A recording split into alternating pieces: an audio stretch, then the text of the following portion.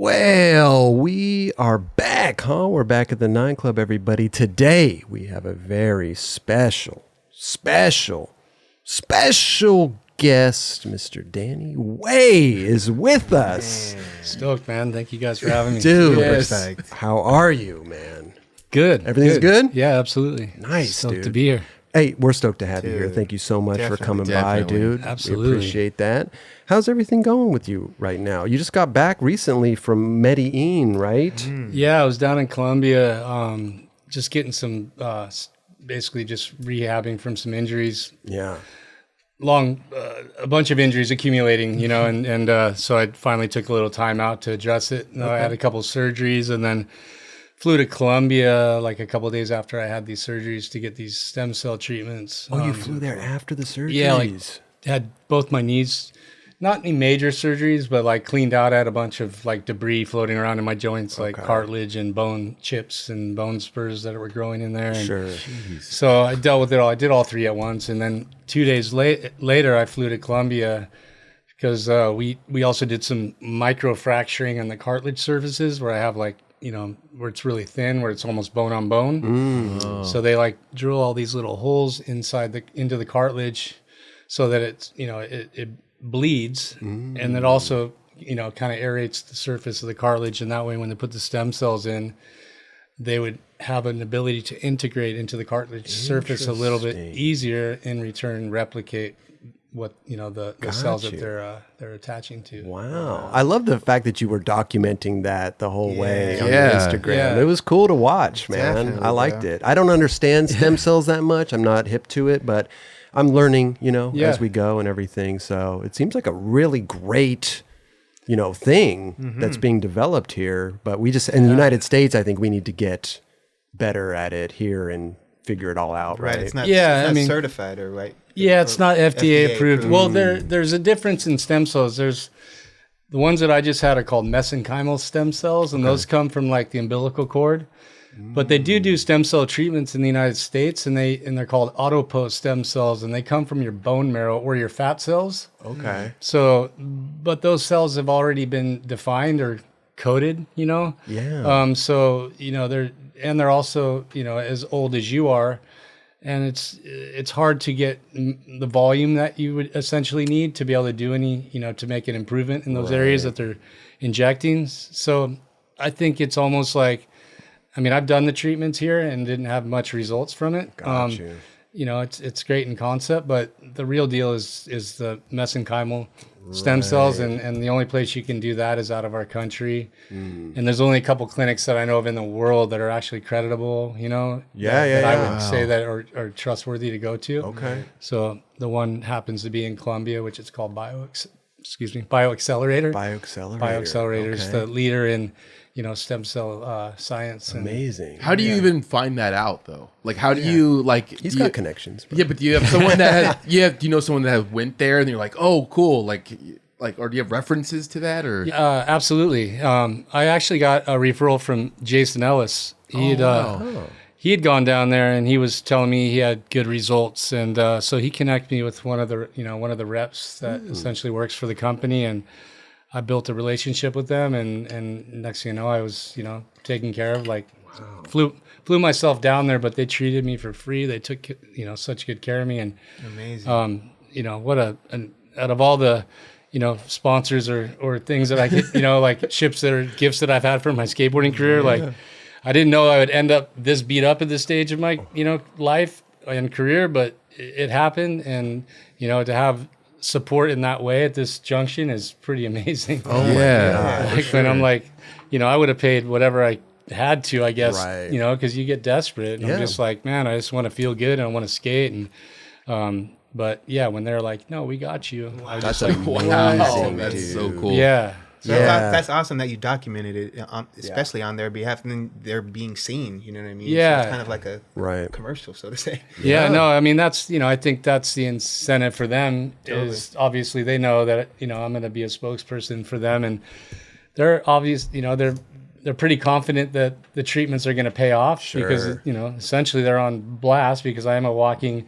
testimonial for this. So, and I told them, if you guys want me to be, if you want me to represent this in that way, like I got to be honest if it's working or not. And they're like, totally. Go ahead. We want you to be completely honest because we know it's going to work. And you're going to definitely feel great and it's going to work. And wow. So I'm only like 6 weeks into it. How do you feel now? Good? They told me it would be about 3 months before I started to really notice. But I'm also coming off the surgeries I just had. So I'm kind of, I don't know what's going on in there other than I am getting better. I was on crutches up until maybe like a little over a week ago, maybe 2 weeks now. So I really don't know where I'm at as far as what the stem cells are going to do. Yeah, you're healing in two different. Yeah, absolutely. I get you. It takes some time. Wow. But I am healing quick, considering. That's good. Yeah. So I'm optimistic that I'm pretty confident based on, the science behind it, and it really, it all makes sense. Yeah. So I would have a hard time believing that it would not have any effect. So speaking of being a testimonial, like you've been through crazy injuries and still skated on, with the Great Wall of China, you broke your foot. Like we'll get into all that for sure. Surfing, breaking your neck. Like, good God. It's insane. It's been a rough road, bro. But like you said, though, as a skater, like all we want to do is skate, right? And you just want to like whatever it takes, to get back to it. Yeah. We've all been there as skaters. Yeah, skateboarding is definitely an abusive, hobby. Yeah. Well, definitely has the consequences are real, and it's like, especially when you skate like you. You get to a point of no return too. It's like at this point I'm like, well, what's another blown out knee gonna matter? God, which I just found out when I was in Colombia that I do have another blown ACL in one of my knees. So I'm like, when did that happen? I don't even remember when it happened. Oh my goodness. So I got to figure that out. That's on my to-do list right now. This is a random I never asked this. It's like, how many bones have you broken and how many surgeries have you had? Do you even know? I think it's 28 procedures now from the orthopedic surgeries, but the bone breaking thing, like I've had, a handful of broken bones, but it's more like, it's more torn ligaments and cartilage destruction or degeneration. That's like, the things that you can't really, repair completely. Yeah. Right. Like bones will heal pretty much, there's a good chance that if you break your bone, it's going to heal and you're not going to have any problems moving forward. But when you rip soft tissue, it just never heals the same. It's like, tissue's like fabric. And once you tear it, you can sew it back together, but it's never going to, have, be how it was. It's never going to, have the flexibility and the movement that it had before. And then cartilage, you just, it's like, the analogy would be like you get one set of bushings in your trucks your whole life, Oh my, could you imagine? So like that's it, it's like, and they're not making any more bushings. So you got to take care of those bushings.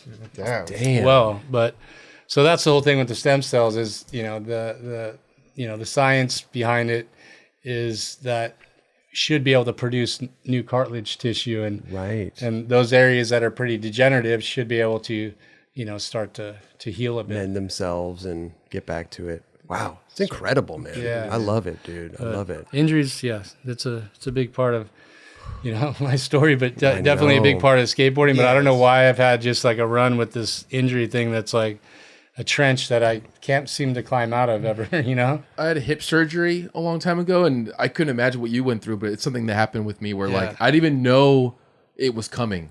One day it started to hurt, and I was like, what the hell? And like, did that what happened at the end, what these surgeries that came for you, where you're just like not feeling right at a certain point, or something happened that kind of triggered you like, dude, I got to get surgeries? Like the first like real surgery I had was, I had broke my elbow and I had surgery on that, and that never healed correctly. I can't even straighten this arm. But that was minor because you don't walk on it. It's a different kind of injury because it'll heal, but you're not like standing on it with your body weight every day. But was the first injury I had that kind of like started this whole, domino effect of surgeries was I tweaked my knee and blew out my ACL. And then that, I went through the rehab. I had the surgery, went through the rehab, did like, almost 12 months of rehab before I started really pushing it. And then like within like a month back in on, back back in skating every day, I just ran out of something, and it wasn't even that big of a deal, but just the way I planted my foot, I had like a little bit of a knee tweak, but it just tore the ligament back in half, and I had to start all like back from scratch again. And, you know, at that point I was like, wow, I just had, 12 months out, and my muscle in my leg, my quad muscle had atrophied so much that, it was like, I can't just go back in and have another surgery right now because the atrophy is so bad. Right. I need to rebuild the muscle. And, then I started looking into alternative strategies of like what I could do other than doing like, human tissue, ACL, strategies, which led me to, calling Matt Hoffman and asking him what he would do. And then he started telling me about these synthetic ligaments that he had been using. Wow. That can get you back into the game like in a couple months, and that you don't have to spend 9 to 12 months in rehab. Sure. And so I started looking at alternatives, procedures like that, and next thing you know, I'm in Europe getting these synthetic ligaments put in my knee, and then one thing led to another, and then I fell shortly after that and blew out my shoulder and had to have surgery on my shoulder, and then next I mean, it's just like I don't know, it's like it was at like I want to say like 30 years old is when it started all happening. It's like a domino effect. Like, boom, this happened, I'm better. Boom, another thing happened. And from that point on, it's been like, it's definitely been a rough path, but there is a flip side to it. It's taught me a lot about, health and wellness, and I've got a default education in medical stuff, and like orthopedics and it's not that I really wanted to go through it this way to get educated in that sense, but I'm trying to take the good in it, and I'm trying to learn something from it and apply it to other things, and definitely have had a lot of people come to me over the years with like, hey man, I don't know what to do, I blew out my knee, or and I have a lot of good information to share with people at this point, and I'm happy that I'm in a position to do that. And there's a lot of things that I've had to acquire the knowledge through the hard way, through a pretty treacherous path that I feel I'm grateful that I can actually share that knowledge with other people and say, don't do this and don't do that, and if you do this, you might have this the repercussion, or if you don't ask these questions, when you go see your doctor, he might do this. And so there's a lot of people I've helped in that way, and it's I feel it's a good position. I feel like I like to give back in that way. So knowledge is wealth. Is that what they're saying? Health is wealth, right? Yeah, health is wealth. I mean, that's knowledge is wealth also. Yeah, knowledge is wealth too. Knowledge is wealth also. Absolutely. But sharing the knowledge is key. What I mean? It's like... Well, even it comes down to even the smallest part is like what to ask your doctor. A lot of people get in there and they just kind of let the doctor go, and then they don't ask the right questions, and all of a sudden they're having surgery when they may not even need surgery, or they can go this route or that route, and all it is just talking to the doctor, and figuring it out. Absolutely. And like you say, like you go to your doctor, if you're not experienced in the situation that you're dealing with, there's a lot of key questions that you could ask, and that could have been the defining moment in getting a totally different result. 100%. And there's, if it's just like an ACL surgery, like where are you getting the tissue from? Like what is your surgery technique? Right. It's almost like an interview. Like you're interviewing the doctor. And a lot of people just don't have the experience or the understanding until they actually go through it. Right. And a lot of people just trust in their doctor, and that's what it is. If they have a good result, they'll never even question it, and never even need to know these things. But there's a lot of people that don't get the results they're looking for, and then they start asking questions later, and that's when you're like, well, if you would have known this, you could have maybe asked these right questions, you would be having a different, be in a different situation. But anyways, that's, the upside to what I've gone through is that I do have good information to share with people, and I'm happy to do it. Right. Right. Yeah, man. I even say like, just don't lie to your doctor either.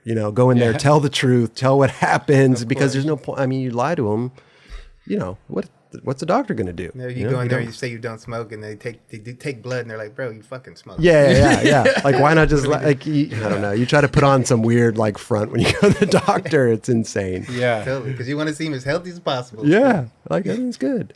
But man, I'm sure we'll get into more of the injury stuff because you have been through a lot, and the helicopter, and I mean the career. We could spend 10 hours here, which I hope we do. Which I hope we do. Yes, I'm down to do it. Okay. Thank you. The injury stuff is boring, you know what I mean? It's like, unfortunately, it is a major piece of my career puzzle, but,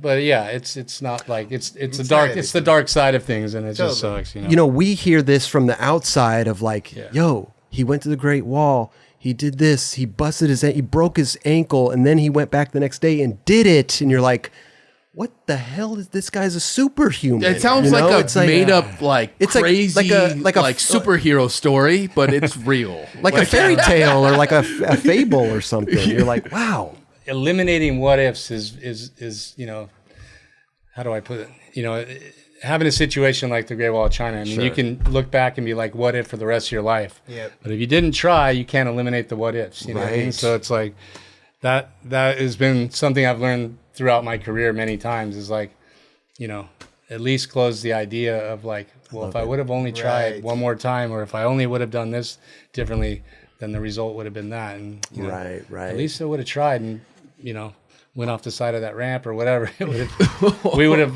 at least I would have to look back and go, okay, gosh, well, if I only would have tried it one more time, what would have happened? God, well, you did it. Yes. Yeah, you did it, bro. Do you want to talk about that now or later? Well, I don't know, dude. We're gonna go back and forth. Listen, here. I'm sure the timeline will like end up back there, because it is fascinating, to like us skaters who, we go through an ankle injury or we go through this, but I've never heard of anybody breaking their foot and still going through. It's crazy. Put yourself in that predicament though, and being in my shoes, like, okay, like, you spent several years trying to put this together. Yeah. You've got all this money vested in it. I've basically gone around everybody and got them to spend money on this thing, and and I have one opportunity to do this, and it's like never gonna get this chance again. Yeah, true. And I'm sitting there like, well, what am I gonna do? Just go home and not try?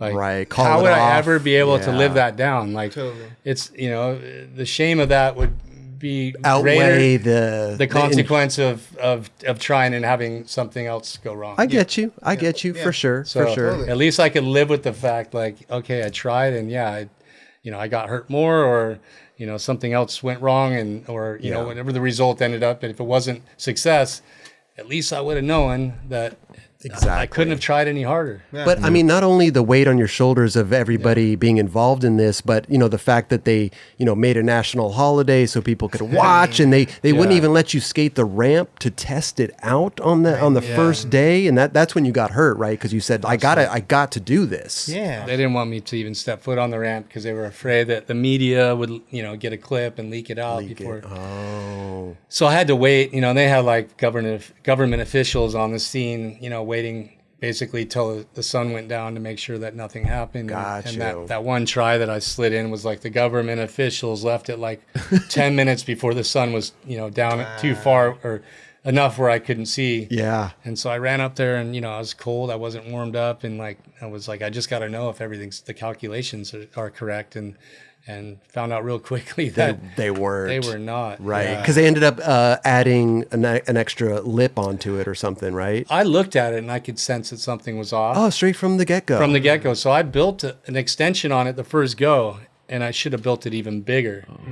So it wasn't enough. And but I could visually tell that the dimensions were screwed up. Okay. Yeah. Wow. Just the way that the trajectory was going, and then the length of the gap, obviously. Just how proportionate it was from stepping back from the other side of the valley there. I was looking at it and just going, it just looks like there's not enough rolling. Right. And then they also built the deck, like the landing ramp and the deck, like with a square angle, like an edge, that sharp. Oh, interesting. Yeah. Instead of like a hump. Yeah, which, I could have got a little bit of forgiveness coming up short. I knew right away that was a problem, because I was like, if I come up short, I'm done. Like, there's no getting out of that. It's, and I literally came up like a foot short. I was like that close, and I'm like, do I dive over this thing? Should I go head first? Because I might be able to like Superman it. Yeah, like, And you only have like a millisecond to make these decisions in that situation. And you're like, if I don't make it over and I'm going head first, I'm going to really get broke off. Yeah. You know? And that, I mean, so instinctively, I, decided to go feet first. Okay. But man, just like 1 foot further and I would have cleared the edge of that. But that square edge changed everything, and like that was another one of the things that was on my drawings and everything. It was supposed to be a rounded lip, because I would have been able to get away with it if it was rounded. I would have been able to squeak in. Yeah. So what exactly happened? Your foot hit the edge of it, or it's an angle like that. Sure. I just came up like a foot short. Okay. Landed on my right ankle, and then tumbled into it. Oh man. You're going like close to like probably 45, 48 miles an hour on that. Oh my god! And you just like the rag dog. Yeah. So, but what did you break exactly? Yeah, exactly. What did you break? I broke the end of my. I had like an avulsion fracture on the inside of my ankle, on my tibia. Okay. And then the end of my fibula back here on the edge. So it broke in 2 places. Yeah, ripped the tendon off the bone. Wow. So it was pretty trash. Like I would have never tried to do anything on that injury like that. I mean, it took a special like situation like that to get me like in the mindset where I'm like, no matter what, I gotta do this. Like, there's not really anything else I can do but do it. Yeah. So I mean, I assume the minute that happened, you're laying there being like, holy, like I'm sure there was so many emotions going through your body. Like, wow, this is a disaster. Like the worst thing, basically. Yeah, worst possible scenario. I was very familiar with the distance of that gap, like and I made the gap a little bigger for that jump because I wanted it to be like a record-sized jump. Okay, but it wasn't anything that I was like, it would have been that foreign to. Right. The issue with the design is what really screwed it up. Like there was an issue with the government had like appointed their workers, like they had to have like their crew working with my crew. Got you. Just, for cultural reasons. Right. There was a language barrier though, because our guys didn't speak Chinese and those guys didn't speak English, and they're working in metric and we're working in standard. A lot of so there was variables. Tons of variables, and a lot of things got lost in translation. Wow. And but the jump that was, it was something that I was pretty comfortable with. Sure. But in that circumstance, just, I mean, it didn't work out the way it was supposed to, but normally I would have been able to, do that. So I went into it with a pretty, like, I got this mentality, and I was planning on like sessioning the thing. Like I wanted to, film a couple of cool tricks over the wall. Like that was my vision when I was going over there. It wasn't like I'm going to get hurt and it's just going to be a survival mode situation. Yeah. I was like, man, I'm going to be able to do like, if I can session this thing for an hour, I can probably get like 10 cool tricks over and have like a little video segment, that I'd filmed over that thing. And that was what I was really hoping for. Yeah. So once the ankle injury happened, I was just like, man, I just got to get this done, and turned into a full survival mode situation. Right. How did you even think you could recover, or not recover, but how did you think you could even do that? Yeah, where you're gonna have to wrap that thing. Yeah, like border zone shot. Like, what did you? When did you make the decision of like, okay, I can, if I do whatever I need to do for the ankle, I could pull this? Was it that day or the next day or? I mean, immediately, my mentality was like, let's go to the hospital and see what's going on, and like, let's figure out what we can do to like get through this. So I had a friend with me that was an American doctor. And we went to the hospital, and there was like an American trained doctor there, so she knew how to speak English, and basically gave us access to all of the supplies in the surgery or in the emergency room there. Okay. And so we went and got all kinds of things, just like lidocaine and some basically all the wraps and things I would need. Gotcha. I had a lot of stuff with me already. Sure. I came, with the idea what happens if I get hurt. So I had some stuff, but for the most part, what I really relied on was the lidocaine. The numbness. We numbed the it. thing up. Yeah, we numbed it up, which was, you can't feel your foot. No, that. Wait a minute, back foot or front foot? Back foot. Oh. So that became a problem because definitely needed the lidocaine to be able to endure the pain. Right. But it did leach into the bottom of my foot. So, at first I was like, okay, this is going to work. And then the more the time went on, I started feeling my foot getting numb. Oh God. And then I started having problems with knowing where my foot was on the tail of the board. Oh my god! Like I was like sitting up there, like about to drop in, like having to like make sure it's in the right spot. Oh my gosh, Yeah. dude! I'm just thinking like I get my tooth done and I can't drink water properly. Like imagine trying to skate. No, like Deadfoot. Like Yeah. Drop in on this huge ramp. Yeah. Yeah, it was an interesting feeling to have like a numb. It felt like I had like a club. Like, I don't know if you if you surf in the wintertime, you might know this feeling, but yeah, when your feet get numb out there, it's like your feet almost feel like they're like foreign objects attached to you. Dude. So that was, a bit of a challenge, but I had to wrap, I numbed it with lidocaine and then I wrapped it and did all the bracing and all that stuff. And once I, shot it, like once I jumped over it the first time and I had to walk up those stairs to drop in, it was like, 10 stories to get up to the top of that thing. So doing that, and then just like once my adrenaline started pumping and like my blood started flowing, it's like, I could kind of like, see that I could get through this. Like I started to go, okay, I got this. Like, it was just that first drop in though. I was like, who knows what's going to happen right now? And well, that's the thing I was going to ask is how do you even get warmed up for something like that? Like, how do you climb 10 stairs? Get and warmed up just- at 10 flights. I know, but I mean, just that board feeling and like, oh man, it's numb. I mean, listen, like you said, it's something that you're used to doing, but still, there's that now that this numb factor, Yeah, the numb factor was definitely a twist, but and the way that we built that rolling, it was on top of like a little wall that teed off the main part of the wall, and there was 50-foot drops on each side of that thing. We built like a little like barrier wall after the first the first day I didn't have that. So the idea of taking a hard right or left and flying off that wall was in my mind in the beginning, but the next day, I mean, regardless if that would have happened or not, right. It was, I had the wall there, but it was still on my mind, like what happens if I drop in and it gives out? Like, Oh my God. am I going to shoot off this jump and fly to the side, to the right or to the left? Or am I going to come up short and land in the back of the ramp? Like, so all those things are going through my mind. And once I jumped over it and I was like, oh, I cleared it. And I landed in, in the sweet spot where I could land. I was like, okay, I got this. But Damn. definitely, yeah, that was probably the most, challenging scenario I've ever had in any predicament. Did anyone else know, other than like obviously your doctors and stuff? Did the other officials know that you broke your ankle? No, not really. No, I didn't really. Other than just my close friends and family that were there, like nobody really knew what was going on. They just knew I took a hard fall, and Okay, you didn't throw out an Instagram post. there was an Instagram at that time. It was like right before the social media era, which is Throw out a tweet, What What happened? year was that? I'm sorry. 2006 or 5 or 6. I don't know. I forget. You can look it up, but I think it's 2006. I mean, obviously, it probably felt 2005. That was a 5. okay. 2005. All right. It probably felt awesome, but when you landed, what happened? Like, what was going through your body? Like, Oh, you were probably relieved. Like a Well, then I had to stare at this quarter pipe going close to 50 miles an hour. Okay, that's the I next wasn't that challenge. relieved. If you watch the videos of me dealing with that, because the other thing that happened is they built the quarter pipe way too close. The landing ramp of that thing was twice as long as it normally would be. Okay. And then the flat bottom ended up twice as short as it's supposed to be. So you didn't have that time. So I had twice as much landing ramp to catch more, to build up more speed.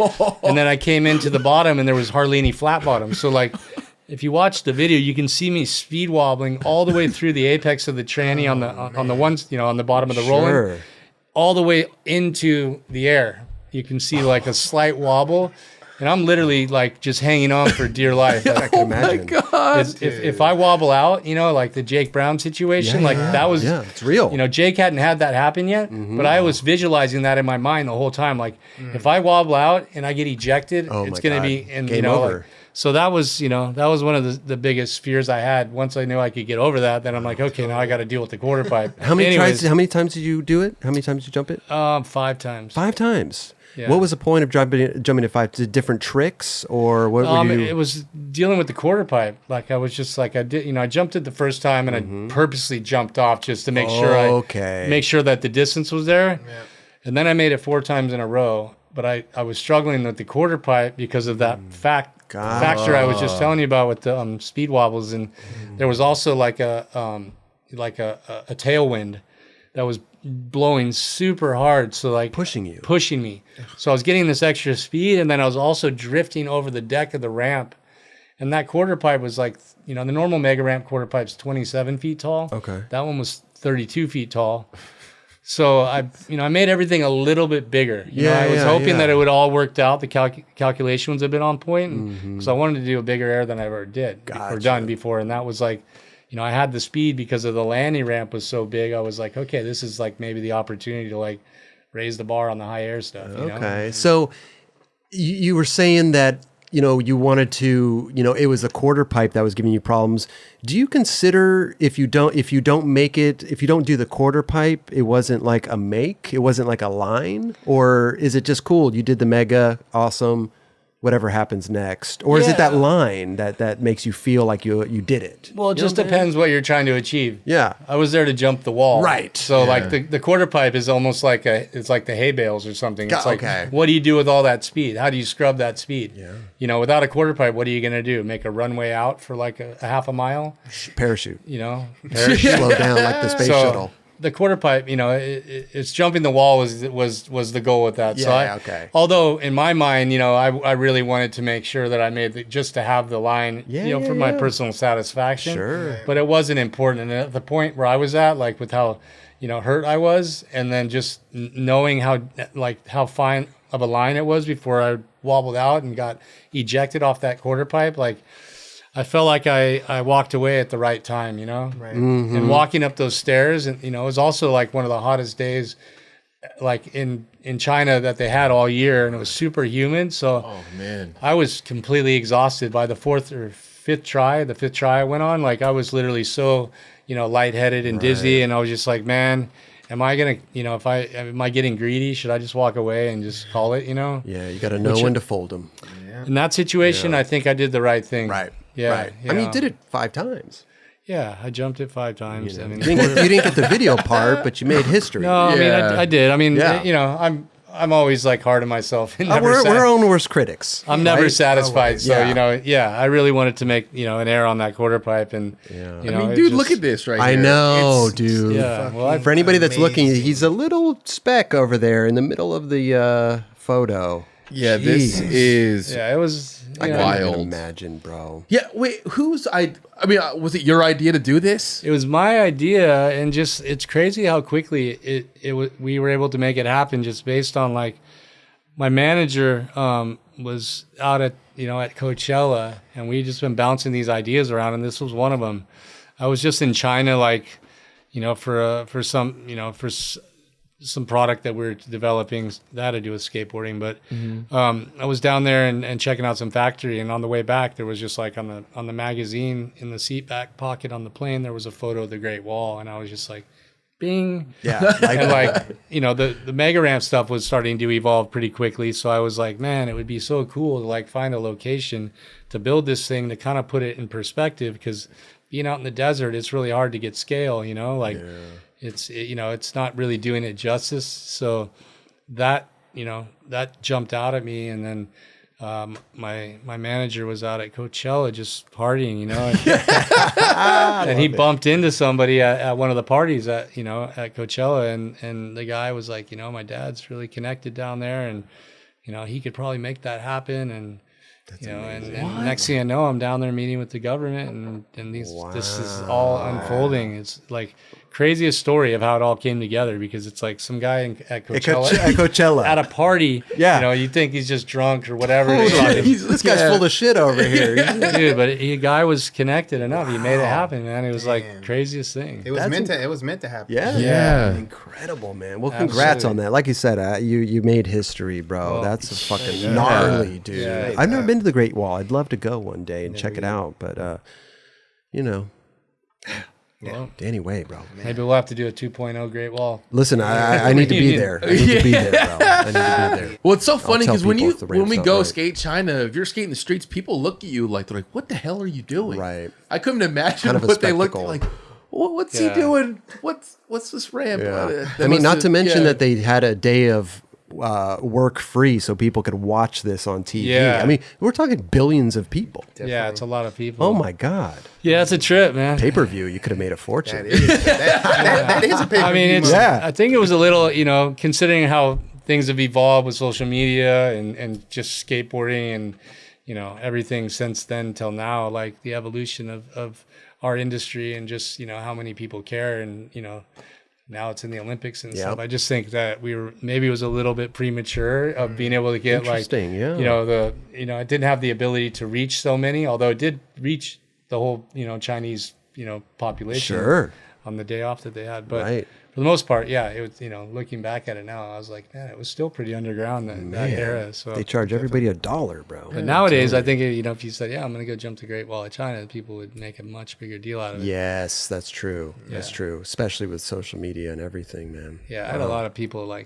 not believing that it was going to even happen. Damn, proved them wrong. That's damn true. Well, let's do this. Let's change directions. Let's take it back to when you started skating and everything. I'm always interested in how somebody discovers skating, or did you see somebody on the road? Was it a family member, a Christmas complete you got? How did this come into your life? Well, when I was a kid, my stepdad, he was a surfer and he always had skateboards around.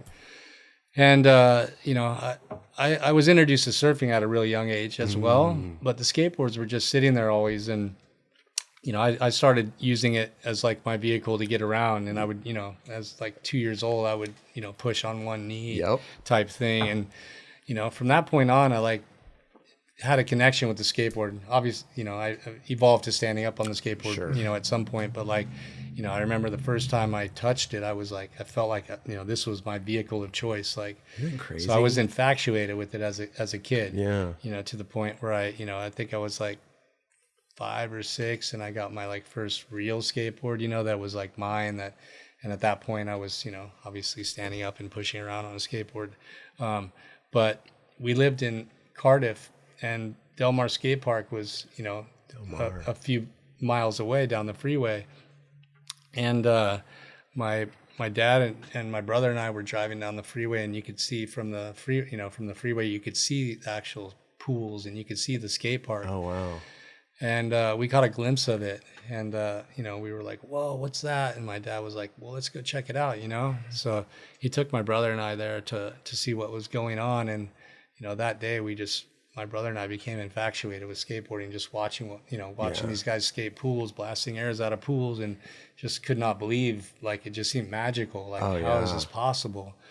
And so that same day, our dad got us memberships and bought us completes and got us, started. Okay. And from that point on, that was the catalyst. That was it. Wow. So do you remember the first setup you had? A Sims board. It was a Ripper 9. Okay. Going trucks.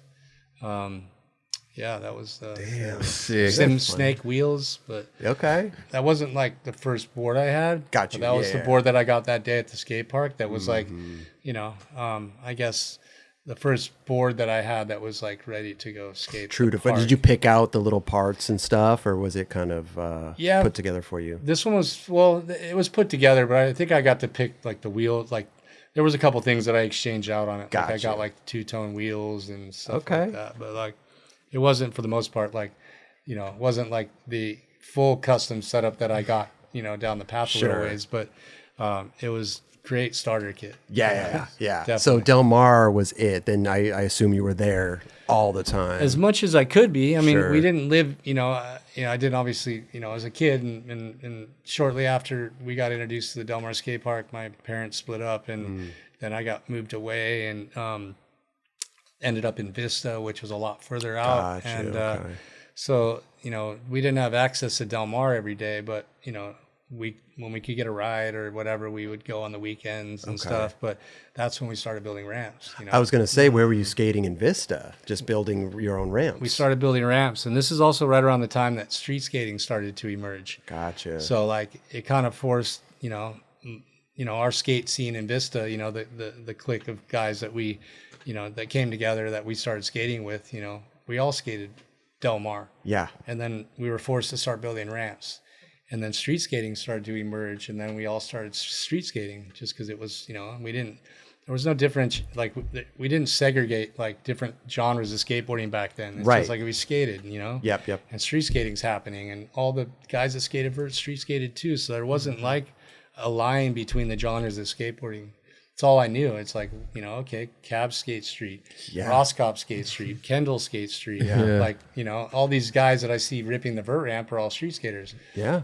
Gone skates vert, it's like there was Hensley skated vert before street. Yeah. So it's like I was, I think, blessed to grow up in that era because of that reason. Like it by default, I was just learning how to skate everything at the same time. Yeah. And it was because Del Mar was also having like insurance issues on the regular. So they were shutting it down. It'd be closed down for a while, then they would open it back up. And not only did we live, a 20, 30-minute drive away, but sometimes it just wasn't open, So we just got, in the rhythm of building our own things to skate, and then street skating when we didn't have a ramp to skate. Were you watching videos back then, or just looking at magazines, or? We were watching the Powell videos. There wasn't have any videos around. Yeah, the Bones Brigade videos, of course. A lot of contest videos. And Vision had a couple of videos as well. Yeah, but for the most part, it was the Powell videos. The Powell videos. Yeah, and which you went on to get sponsored by Powell. Yeah, which is like, as a kid being a connoisseur of the Bones Brigade and like skating Del Mar Skate Park and, being the little kid and watching Tony pull up and skate and like being so in awe of the whole Bones Brigade movement, to end up, on the Bones Brigade at one point was like, it was all so surreal, and it happened so quickly from feeling like I was just this little kid that was learning how to skate. And the next thing I know, I'm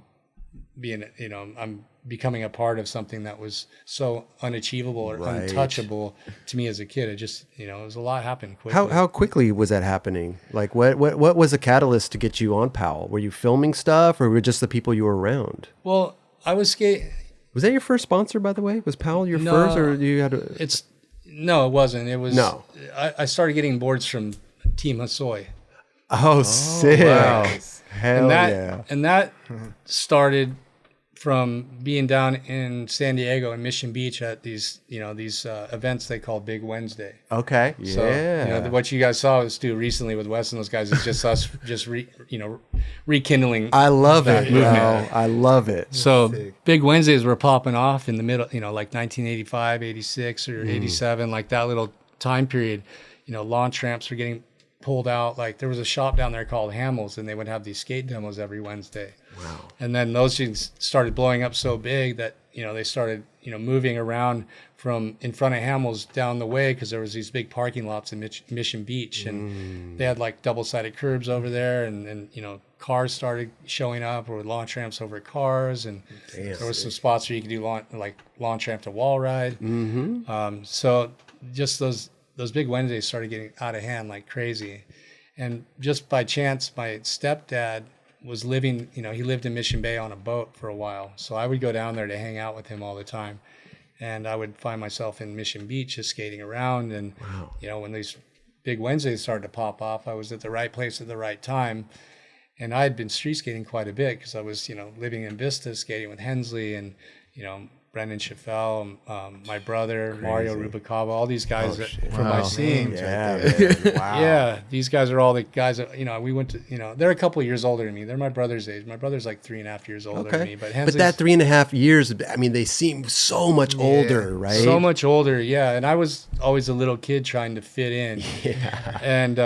And it wasn't so easy because I got picked on and beat up on, and I was always having to prove myself to get validation, and it just never ended. It was always, so a lot of my drive that I had in skateboarding was built on that. Came from that, yeah. And my only sort of retaliation to these guys for tormenting me, and not allowing me to hang out was the only thing I could do was be better than them. Check this shit out, guys. I learned this. Right. So you're gonna not let me come hang out and skate with you guys. Well, then I'm gonna go figure out how I can get good at something you guys can't do yet. Wow.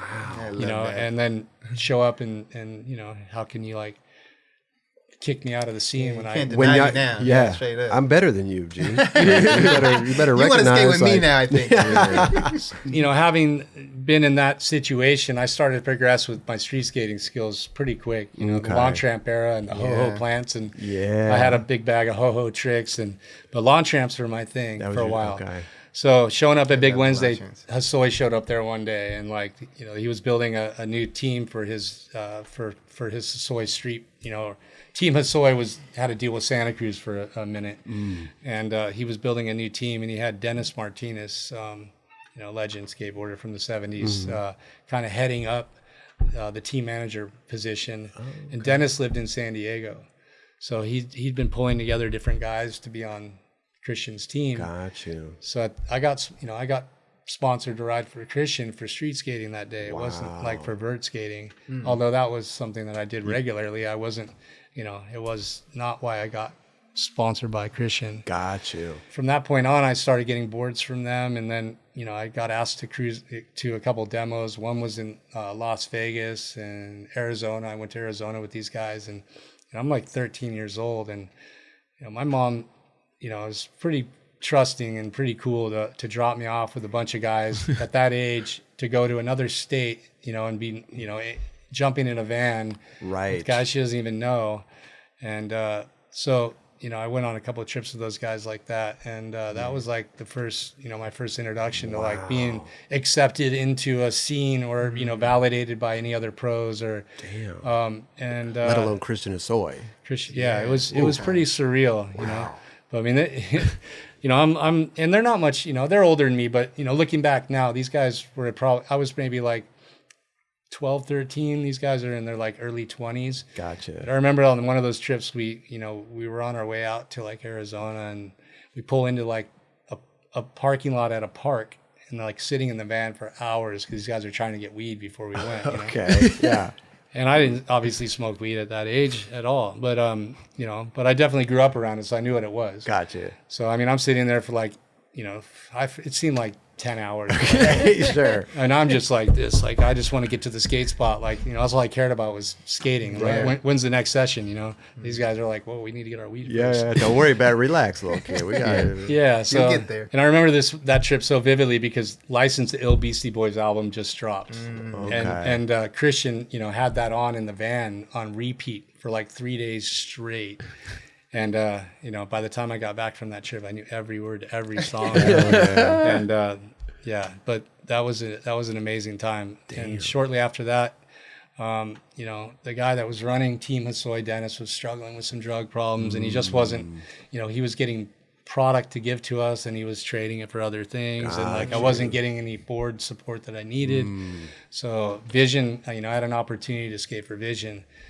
There was a demo in Vista, skate demo, like a half pipe demo with this lady named Gail Webb. Okay. Gail Webb's like legendary, like, you know, she's like probably in her 60s now, but she used to skate like, you know, back in the day in the 70s. She knows all the, you know, old OG, you know, legend pros. She used to be on like Team Pepsi with like Tony Alva and shit like that. Wow. Right. So she comes from that era, but she, you know, she built a ramp and she did all these demos, and she tries to, you know, just support like young kids trying to get into skateboarding, and like she's amazing, this woman. So there was this demo at the local skate shop in Vista, and I showed up there, you know, and asked if I could skate the ramp, and she's like, no, you know, liability reasons, whatever. And I'm like, you know, all right. And then eventually she let me jump on the ramp, and then later that day, you know, like Tony showed up in a limo with Kevin Staub and Lester and Adrian DeMaine and Ross Kopp, and you know, like all the top pros just showed up at this demo, and this was like my golden moment. You know? You're like, here we go, boys. Yeah, so like this was, you know, and Gail Webb worked with Vision. She's like, they sponsored her demos and stuff. So, you know, I was definitely getting on the radar with some of these people, but like this demo was like the catalyst, like where I got to really prove myself with the top pros, being on the ramp at the same time. Wow. Because I'd go to Del Mar and there'd be heated sessions, and these guys would just snake me all the time or whatever. But this was like the one day that I got an opportunity to like just give it everything I had. And so, you know, Gail after that demo was like, hey, I think I can hook you up with Vision, you know, and Vision was blowing and was huge at that time. Vision Streetwear, and they made shoes and clothes, and I was just like, okay, well, I love Hosoi. He's my all-time favorite. You know what I mean? But I didn't. Opportunity knocks. I had no money as a kid. Right. Like I was. My boards were just destroyed from board to board. My shoes had holes in them and duct tape all over them, and so I was just like, I need product. I don't know what else to do. So that led me to jumping on Vision. Gotcha. And I started doing more of those demos for Gale Webb, and then I started bringing Matt Hensley with me. And Hensley, shortly after got sponsored by Vision, and we started, skating just amateur contests, skating for Vision and the NSA contests and stuff. Yeah. And, that was going well for a while. And then there was a contest in Las Vegas, and I flew out there. And I was supposed to get a ride back with the Vision team, and they had like a Vision van, and it was like Kelly Rosecrans and Beetle, his brother, and who else was? I think there was Ron Allen was in that van. Wow. Nice. But whatever it was, I went out there, and the Vision. This is like 13 years old at this time. The Vision team manager left me in Las Vegas, and I had like no money, no nothing, and that left me like straight on up. purpose, like just I don't know what happened. The van's gone. I don't think it was on purpose. I mean, it wasn't intentional. Like, we're just gonna leave this kid in Vegas. Yeah. These guys were out I don't know what the deal was. I just think they just forgot. Right. Literally fried from the night before. So I'm like sitting I at know this, that feeling. We've all been there. Huh? I remember because at the hotel, I remember these guys were out like going out and they were getting wasted, and I was just waiting for the contest because that's all I wanted to do was skate. That's all I cared about. So I got left at this contest, and then it was like literally getting dark, and then I'd seen a guy throughout the day that had a long ponytail, was hanging out with Brian Lottie. And he was kind of just, I could see he was like coaching Lottie a bit, and he had a good vibe. He came up to me and he's like, "Man, you look like you're in a tough position. Like, where'd you guys go?" And I'm like, "I don't know. I don't know what they took off. I don't know what I'm gonna do." And it ended up being Mike Ternasky. Oh wow! So he's like, "Man, I'll get you home. Like I'm not gonna leave you hanging here. Like that's crazy. Those guys left you." And so that was, that was the moment where I like really evaluated what was going on with Vision. Okay. That doesn't mean that I jumped right on 8th Street at that moment. Okay. So there's a twist in this story. Okay. Mike told me about the new company they were starting, and he's like, "Hey, we're stoked to have you involved, blah, blah, blah." And, he's like, "But, don't worry about it. I'll fly you home. It's not like a contingency thing. Like, we'll make sure that you get home safely, and we can talk about that later." Okay. Whatever. Was that your first time meeting Mike? Yeah. That's amazing. Yeah, it was. Yeah. Jeez. Yeah. Wow. That he was so giving in a sense of like, I got you, bro. You're going to get home. It was amazing. So, I mean, he saved my, I don't know what would have happened at that point because we didn't have 13-year-old kid out no there? cell phones, and I was Man. broke. Like I didn't have a dime in my pocket. God. So he got me home, and then right around that time, I had been, skating Tony's ramp. Tony's ramp just got finished being built, and I was skating. McGill's had just got built, so I was sessioning those ramps, and Bucky had flown out and was staying at Tony's. So I started skating with Bucky at Tony's while he was hanging out there. Wow. And then conversations, one thing led to another of like the idea, like maybe jumping on Powell. So I have in my mind, I'm like, man, 8th Street, and I was good friends with John Schultes as well. And John skated for 8th Street, and he was a good friend of Mike and Tony Mag. And so and then Hensley's hanging out at skate camp at Visalia Skate Camp or Santa Clara Skate Camp. And Mike is like one of the directors of the skate camp. Well, Hensley and I were both on Vision. He's getting, he's solicited to skate for 8th Street at the skate camp. We're not together. Gotcha. And I'm ending up at Tony's house, and I'm getting like, some like hints of maybe ride for Powell from Bucky. And so like, Hensley and I were trying to do, we were trying to stay on the same teams, but he decided to leave Vision to jump on 8th Street because he was connecting with Mike so hard, which was a great move for Hensley. Yeah. So I was a little bit like, wait a second, who are these guys? And like, I knew Tony Mag was involved, but I was like, it's a startup company, man. Like maybe Powell's the right move. And, growing up in the era that I did and seeing the Bones Brigade, like the Animal Chin video, Future Primitive, legendary. Like it was just the idea. It was surreal to skate for Powell. Dream come true. I decided to explore that. So next thing I know, I'm on a train up to Santa Barbara with Bucky. and we decided, I was going to go up there and meet Todd Hastings, the team manager, and get some boards and just check out what was going on, and ended up on a film trip with Steve Saez. Mike Vallely shows up, and then we're in a VW bus. I think that's what Steve Saez had back then, and driving out into the mountains and behind Santa Barbara, out towards Bakersfield. There's a ramp out there, and I think the ramp is called Venicopa, the area, but that's it's the segment that I had in public domain with Bucky. So one thing led to another really quick. I was on this train going up to get some boards at Powell with Bucky. Next thing you know, I'm in a van heading out to a film shoot with Stacy Peralta. Oh my God. So like it was unraveling so quick, and I was just in awe.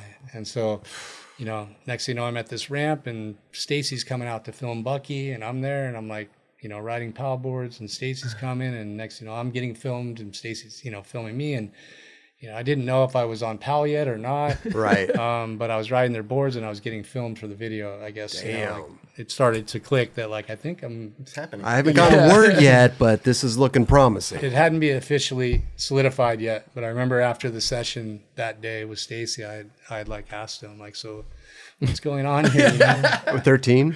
At 13. That's some balls, right? Yeah, dude, I was so scared to even mention it, but I didn't know. I was like, I just didn't know which direction it was headed. It seemed like it was heading that direction. Right.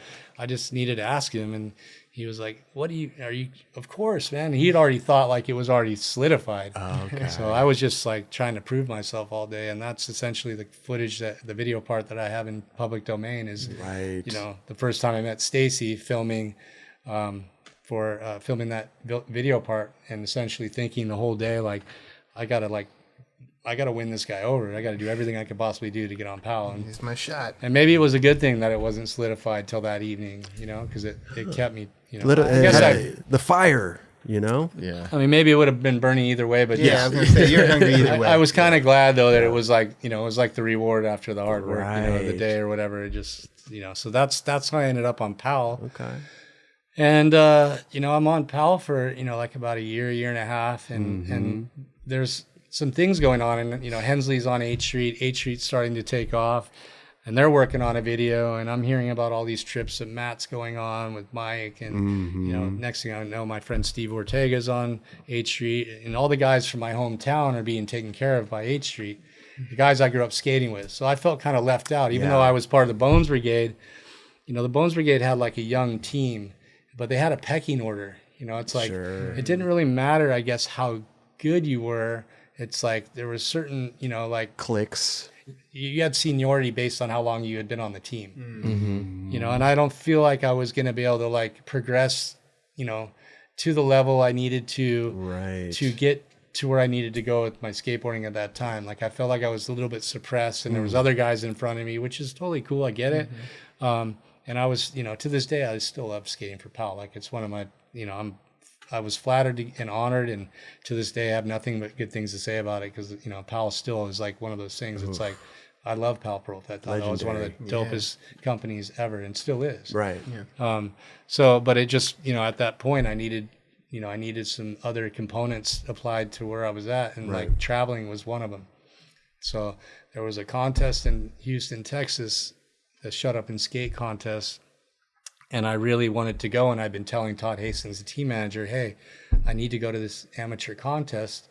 It's for a vert contest. It was a very important contest for me to go to. Got you. And I know at that age, the other amateur, especially amateurs, Bucky was from the East Coast, Maryland or whatever, and he's a year and a half older than me. But at that age, we know, I know where all the other the other kids are around the planet that are my age that are skating well. Right.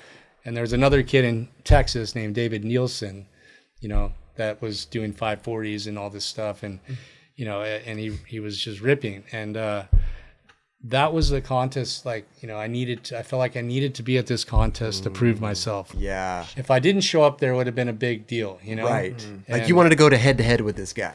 Not like, you know, I was friends with him, so it wasn't like that, Yeah. you know, but Got just you. like, Got you know, I mean, back then contests mattered. Yeah. So like People turn pro with the contests, you know? you would have like rankings and contests were like how you turn pro back then. It wasn't like, oh, you film a video part, you turn pro. Right. That's not how it worked. Right. So like typically, you know, with the NSA, you know, the amateur series that they did, they would have the regional events, and then the guys that won the regional events would go to the semi-regional events and then to the finals. And the guys that won the finals would turn pro. And it doesn't, you know, it's all based on that, you know, back then. Sure. So I had a little bit of a bad year with the NSA. Like I didn't make it into the final. I was like an alternate. Okay. And I knew that like that was going to sabotage my ability to keep going. And so this Houston contest was a big deal because it was like it didn't take any qualifying to go to this contest. And I knew the right guys were going to be there that I needed to compete against. So, you know, I called Hastings a couple of times, like, yeah, we're going to fly you out there. And then the week of, I called him like, hey, what's up with the plane ticket? Like, I need to get out there. And, you know, he's like, well, we've decided to boycott it. We're not going to go. And I was like, boycott it? What the fuck does that mean? Like, I was too young to even understand the politics like that. So it didn't make sense to me. And, you know, then I'm talking to Hensley because obviously we're skating and hanging out all the time. And he's like, dude, we're flying out on Wednesday to Houston and blah, blah, blah. And I'm just like, my buddies are getting on the flight. I'm not going. Like, this is devastating. Right. So, you know, I tried everything I could to get Hastings to buy me a ticket to the point where I finally got desperate enough that I called Mike Ternasky and I'm like, hey, I need a favor. Wow. And he already bought me a plane ticket once with no contingency, you know? So he's like, I told him my scenario and he's like, okay, I'll help you get out there, but you're going to end up riding H Street board in the contest. Oh, okay. And I'm like, you know, at that level of desperation, I'm thinking, is he really going to make me do this? Like, yeah. And maybe I can find a way to pay him back before all that happens. And Okay. so, you know, I just like, okay, whatever, just book me the flight. And then next thing you know, I'm on a plane to Texas with him and Tony Mag. Wow. And I show up there, and sure enough, like they literally pick me up from the airport, or we get picked up from the airport and taken to the hotel that was right near the skate park. And right away, like literally right away, they took me into the hotel room. We're like, all right, call Todd Hastings and tell him he quit. And you're what, 15 and a half, 16? No, I was 14. This is 14. Wow. Okay. Yeah. I love that all of this is happening in the span of like a year and a half. No, Like, but see, at that age, it seems like an eternity. It does forever. 100%. Yeah, at that age, like a year is like, 10 years at this totally. age. For sure. And then FOMO of missing out on a contest, dude. You're just like, especially that contest at Dude. that time. Yeah. For vert skating and amateur, like, the position I was in, like I couldn't not show up Right. at this contest. It just wasn't an option. Yeah. And so, I went and I got put on the spot when I got there. I had to call Todd Hastings, and then he's just like, what, you're in Texas? How'd you get there? And I told him the story, and then I told him what the deal was, and he was like, what do you mean? They're telling you got to quit? And I'm like, I kind of already agreed to quit. I'm here. I have to quit. Right. And literally he made me, say it repetitively to him. Like, I had to say, like, I quit the Bones Brigade. He made me say it word for word, like 5 times in a row. And I'm like, dude, it was the hardest thing to say the first time, but having to say it 5 times. And it just, it got to the point where I was just like, man, I just, I mean, I'm sorry, but it is what it is. Like, I made a deal with these guys, and then he started saying, well, let me pay for the ticket. And I'm like, I can't go back on what I said. So anyways, that was the end of the Powell deal. That was it. Wow. Now you started this contest on H Street. Started this contest on an H Street board, and it was my last amateur contest, and I won the contest, and then I turned pro like a month later. Wow, dude. Listen, if everything worked out with Powell, right, and Powell sent you out there, do you think that would have happened if you won the contest? Do you think Powell would have turned you pro right away? Maybe. Yeah. Maybe. But back then they weren't like, I just think that they were. I mean, I don't, it's hard to say, but based on like the pattern of things that I saw prior to that, I would think that they would have probably turned some other guys pro first. Got you. Right. Like I think they liked having like a young farm team that wasn't pro. Got you. Because I mean, they had Guy, they had Chet Thomas, they had like Rudy, Rudy Johnson, but they had like a young team, right? But and they had Ray Barbie as well. But I don't think that they were that advantageous to turn us pro, except just keep have a young team that they could. The Bones Brigade was still like the top shit too at the time. So it was like those boards are still flying off the shelves. Yeah. But didn't you feel relieved to ride with your friends though at the same time? It would definitely. It was like because I had so much FOMO all the time. Yeah. No, like it was bad. Your buddies, like fuck yeah. And we see it all. We see it happen bad. today. Everybody, people switch teams because their buddies are on a team. It happens. It happens. That's real shit. Yeah, I mean, because Mike was so like he was so good. He was so good with everybody. Like he was just like so fun to be around. He was always in the mix. The Powell stuff. I was on an island of my own. And I had it was unfortunate, but I had some and it wasn't anything that I want to point the finger at Tony or say it was anything that I did. But I think people kind of like wedged us against each other. So I didn't feel like I was really getting like pulled under Tony's wing, like I felt like might have happened if I jumped on Powell. I had a lot of I was a huge Tony fan and like just in awe of any time he was present. Like I was it's just like, and I think just the way that people framed me coming up, like, oh, this young kid, like he's the next Tony Hawk, and like I think Tony started to feel like a weird vibe, Okay.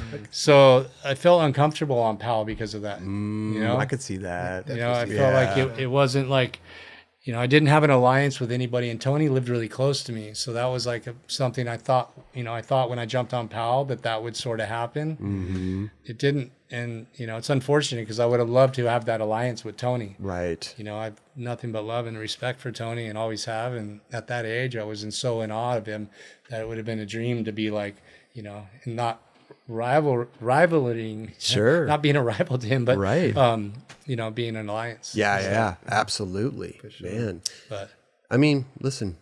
Cab told a relatable story that he felt jealous of Tony Hawk when Tony was getting all the accolades and stuff like that. And Cab got emotional. He's like, I feel so bad for thinking that way about my friend, Yeah. It is what it is. But that, I think that everything happened for a reason, and the timing of like, getting the opportunity to be in public domain and then a few months later being able to be in the first H video, Shackle Me Not, like getting that exposure too, and then being able to turn pro and have like all those dominoes connect it, like fall at once, like amazing. It was a very risky thing to do, right? Especially making those big decisions at such a young age, like.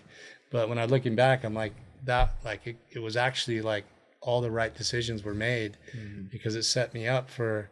Being involved in a new brand, and there was like a changing of guard at that point. Like World Industries was born, the Rocco era started to happen. Mike Ternasky kind of revolutionized, like took like all this, the Powell approach was so glamorous, and the videos were they were produced like motion picture films, and like Mike comes along and they're like, making videos on high 8 cameras and like super VHS recorders with like, lenses taped on with stickers and shit like that. Like so low budget, but it was not about the quality of the videos. It was about the skating and like, so there was like this, the changing of guard happened once once Shackle Me Not came out, it changed everything. Definitely. And like people started to look at, Powell, I think, in a different light. And these underground skater owned, kind of like companies that were, doing it like more grassroots were starting to become more appealing and popular with the skate community. So I was blessed to transition to H Street at the right time because, if you look at the next few years after that and what was going on with Powell, look, the young farm team all jumped ship, like Guy and Rudy, and these guys jumped on Paulo. They jumped on Blind. And, Bucky hung out on Powell, but, things got a little bit rocky over there. Sure. And then the World Industries, Rocco's, George Powell war, like So, anyways, I wouldn't have wanted to be caught on that side of the fence. Right. It's so funny to look back and like, oh, I made all the decisions when I made all the right decisions when I was 14. Like, you know what I mean? Like at 14 years old, like, I don't know if you're supposed to be making decisions like that. You're supposed to be enjoying yourself, playing outside, having fun, you know? Yeah. It's a trip. It seems like you were just kind of skating and letting it carve the way where you went, right? You weren't like, I want to do this, then that. You just... I mean, I lived it, you know, at that age, I was just wanting to skate every day. And every day, like, you know, I wasn't looking that far ahead. Yeah. It was like a lot of it was in the moment. And, you know, but I did know that, you know, I needed to progress and I needed certain things to do that. And I knew that, you know, like, you know, the decisions I made to quit one team to join another, like, I knew that I needed to make those choices at that time or I was going to be, you know, stuck. Kind of left or behind stagnant. or something. So, yeah. You know, I didn't want to be the guy that was jumping ship all the time. Right. But I felt like, you know, I mean, I've been very loyal to like, you know, I love being on the same, I like having the same sponsors my whole career. That was my whole goal, was aligning with the right things so I could just ride that out. Right. And unfortunately, those decisions I made, you know, I had to jump ship a bit, but it was ultimately to get the stage set for, you know, having these alliances with brands that I was going to be with for the rest of my career. Absolutely. Because, I mean, we're still like, it's still going quickly, right? You did H Street, Shackle Me Not, Hocus Pocus, and then not too long after Plan B. Blind. Oh, he's blind for a short stint. Yeah. Blind. So there's a twist in the story from that too. Okay. So, you know, 8th Street starts to blow up and Mike and Tony are obviously like, you know, doing really well. And they have, you know, they start to have some different perspectives on how things should be ran and you know, just things that behind the scenes that were going on with the brand. And, you know, I was starting to get overwhelmed with the amount of, you know, guys that were all of a sudden on 8th Street. Like, I liked being on a small team. It's a big team. That was the whole... It's a big team. Yeah, and it's like, I didn't know when it was going to stop. When I jumped on 8th Street, it was just my friends and I, and, you know, it was a very quaint thing, and it felt really... That's what I always wanted to be on, like a tight little program like that. So, you know, as 8th Street started to succeed, then all of a sudden they started working out these deals with the shops. And so the shops were able to put on like one of their local team riders. And I'm looking at this team list all the time at the 8th Street office, and it just keeps growing. And I'm showing up at these demos in different towns, and kids coming up going, "Oh, dude, I skate for 8th Street too." And I skate, and I don't even know who these guys are. Who are you? Yeah, you know, and no disrespect to anybody skating, but I just felt like, you know, the reason why I jumped on 8th Street was because I wanted it to be more like intimate that way. Right. So I started having a little bit of issues with that, making it known, and it didn't seem to change anything. So I started complaining a lot to Mike, and then he started to feel the same way about it. And, you know, he and Tony started to not see eye to eye on some things. But this is what I understand. Sure. Mike's telling me this stuff.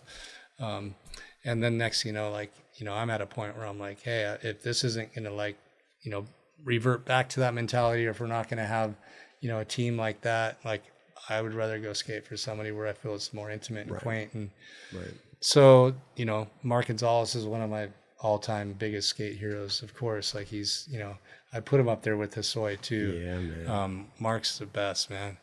So if there was one other company that I could see myself wanting to skate for, I loved what Rocco was doing. I loved the products. That was a big part of it for me, was the products. Yeah. Rocco made the best stuff. Definitely. Right. 8th Street had great teams and great video. Rocco did too, but he also had the best product. You know, and the boards were all like always had the best wood. Yeah. You know, just down to the accessories. He just did such a great job on everything. That was really appealing to me, being such a skate nerd at that age. I just wanted the best boards. I wanted the best, all the products, you know, I wanted to have the best stuff. So, you know, I started telling Mike I might want to go do something else. And then he's like, well, maybe we'll do something together soon. Like, let's figure something out. And I'm like, well, you know, if that's going to take a while, like, I don't know, I'm going to go do something else until you figure this out. Right. So he called Rocco and was like, hey, why don't you put Danny on blind? And then I'm going to try and get in a position where we can maybe do something together in the future. So that was like a bit of a strategic play. Mike was like, stay close. Right. Rocco and I are starting to build this relationship, and I think we're going to be able to do something down the path. Okay. And if you don't go too far, that would be probably the best idea, you know, or best strategy. Right. Yeah. So, jumping on blind was like one of the, and Jason was a big hero of mine as well. Especially at that time. Oh, Dude, but blind was just so dope, man. What year are we talking now? What is this? 1991. 91. That Blind Video Days came out in 91, Yeah. right? So 1990, 1991. Okay. They did that video fairly fast too. They did? Yeah. Okay. And that video I'm bummed I wasn't in too, because imagine. yeah. I mean, so here's You're in the background. yeah. Well, You're dude, it's crazy how many little moves that were made to set the stage for Plan B. Okay. So I jump on blind, and then, so this is starting to come together behind the scenes. And by no means, like, I was so honored to be on blind, and I love Mark and Jason so much. Right. Like at that point, I didn't even want to quit, or like I didn't want to do anything new. I was very content. Sure. Writing for blind, but there was a strategy, that was part of a strategy that we'd all planned, created to be able to potentially do something down the path. Yep. So Mike and Rocco are still like working on this idea, like this new brand together. And then I become kind of like the recruiter for team riders. Oh, for blind. For Plan B. Oh, for Plan B. So I leave blind to jump back on H Street for like a summer tour. Wait a minute, this is planned. This is you go back on 8th Street, gonna go recruit some guys for this new company. Yeah. Okay. I like I'm it. like 15 I like years, it. what is 15 years old or 16 years old? Ready with the task I at hand. love it. Yeah, so I mean, like, Covert operation here. yeah, which I feel really bad about because Mag was there. Mag was such a good friend to me. He took good care of me, and like I was so young and didn't realize, like Mag was getting the short end of the stick on this, and like I've, looking back now, and I've had this convo with Mag many times. Like, dude, I'm so sorry. Like, I was kind of a pawn in a situation, and I was just like so wooed by the idea of potentially being a partner in this project, and like having something to do with creating it. Like, it's like I was just like it was my dream to me to have my own brand essentially. So I, went on tour with the H Street guys in Europe all summer, and then I was like, basically recruiting the guys we needed from H Street, and some other guys like Rick Howard was one of the guys that on that trip that I started hanging out with quite a bit. But it wasn't, I guess it wasn't like that vindictive. It just like it kind of, it all started to unfold. Like Mike said, if you skate for H Street for a little while, like it'll give me the ability to get everything together, like an office and everything. At that time, like it would be good because I want you to get close to some of the guys on the team because we're gonna need, a few of these guys to do this. Okay. And I was already kind of close to these guys, but he wanted me to like be on tour with them and like in their ears, like, hey, yeah, okay. Yeah. Now, were you actually like recruiting them, or were you going back to Mike and being like, okay, there's this guy and this guy, we should go after him, or how was that working? We had a couple guys that were already like go-tos, like Mike Carroll. Yeah. Oh, yeah. Sheffy was on that list. Hensley was an automatic go-to. And then, then there was Rick Howard, and Sal was on that list. Yes. Costin was on that list. Oh, my God. So what happened is like we formulated the original team of Plan B. There's like 5 of us. Okay. I think Rick, Chef, Mike, Hensley, and myself. I think those original guys. Okay. And then once we got that crew together, because I literally came off that trip from Europe. Dave Andrek, like he worked for H Street, and Dave Andrek, was also helping Mike set up Plan B essentially while I was in Europe. And Dave picked me up from the airport to take me straight to the new office from the H Street tour. Okay. So that we could meet and figure out, okay, well, who's going to be on the team? And then, it's just crazy how it all unfolded. Wow. And then, we got the group together, and on that trip, I had been planting the seeds with with certain guys, and they were all about it, So we got everyone together, and then it was like, okay, we got us, and here's the list of other guys we could get. Like, what do you guys think? Wow. And it's funny because it's like Costin was on that list, and like, Rick and Mike didn't know him very well yet. Okay. So they were kind of like, Costin, like, That's amazing. Yeah. Wow. I love Got that. questioned in the beginning. Yeah. Yep. I mean, it's funny, it's just, obviously Costin's amazing. And, I was all for Costin and Sal, Right. but Sal was like, Mike also wanted to be conscious of not like destroying 8th Street in the process. So it was like, okay, well, let's get these guys, and then we'll bring Sal on in a little, like, let's let a little time go by, and then we'll bring Sal in. Mm-hmm. Yeah, it's crazy that Costin was on that first list. Damn. And, I wonder if Costin knew. You never asked him, right? I never got to personally ask him. Or even tell him about what was going on. It was like we put the, hey, we got 5 of us. There's like a spot. We have a couple more spots open, and like, we had Costin right there, and Rick and Mike just didn't know him yet. You got you. So I think what they, seeing him at the contest, and Costin was always, funny, like doing his dork runs. Yeah. So I think that they thought, they didn't know him, but I think they were a little bit like, they questioned, a little weary. Who's this guy? Okay. Who's this guy? You know, right? Yeah. So they were a little weird, leery of his behavior, I think, but then that quickly changed after, obviously, when they were forming Girl. Yeah. We got Costin. We want Costin. Yeah, man. So, I mean, that would have been amazing if Costin would have been on Plan B off the jump. But did you ever tell him this down the line? I don't know if I've ever had this conversation with Really? him. No. I'm sure he might have heard something about it. Yeah, maybe even from Rick and Mike. Yeah. Things at that time really did. The secrets weren't. They weren't kept secrets. Small. Eventually got out. Small industry. Yeah. Yeah. I mean, Costin was like, you could tell at that time he was the guy. He was the best special modern street skater in the game at that moment. Right. Yeah. But it was real clicky in that era. Absolutely. Yeah. Well, maybe he's So hearing true. it right now. Sorry, Costin, but He's like, what? I know I could have been on Blade. I think it worked out fine. Yeah, I think everything's all good. Yeah. And as far as amateurs go, Jim Greco was originally on the list too. Wow. What? Yeah. Who else was on this list? That's This is crazy. fascinating. Janita was, friends with, what was it, Jeremy Ray? But that isn't essentially what got Shanita on in the beginning. Okay. But Shanita and Greco were the two AMs. Oh my and, God. for whatever reason, I don't know. What happened is Mike passed away. Yeah, because sorry, let me go back. I got screwed up on that. The AM team wasn't formed in the beginning. Like, it wasn't formed overnight. We had our eyes set on Duffy. Okay. So that was another one. Like, Rick and Mike and these guys were like, who's this Duffy guy? And like, they heard stories about him. And Mike T was like, dude, you guys, Duffy's going to be on Plan B. And they're like, well, we don't know him. And, we got to meet this guy. And like, they were editing out everybody pretty hard. Okay. So Mike's like, all right, I'm going to fly him down. And I'm going to, basically take him to the skate spot. You guys can watch him skate.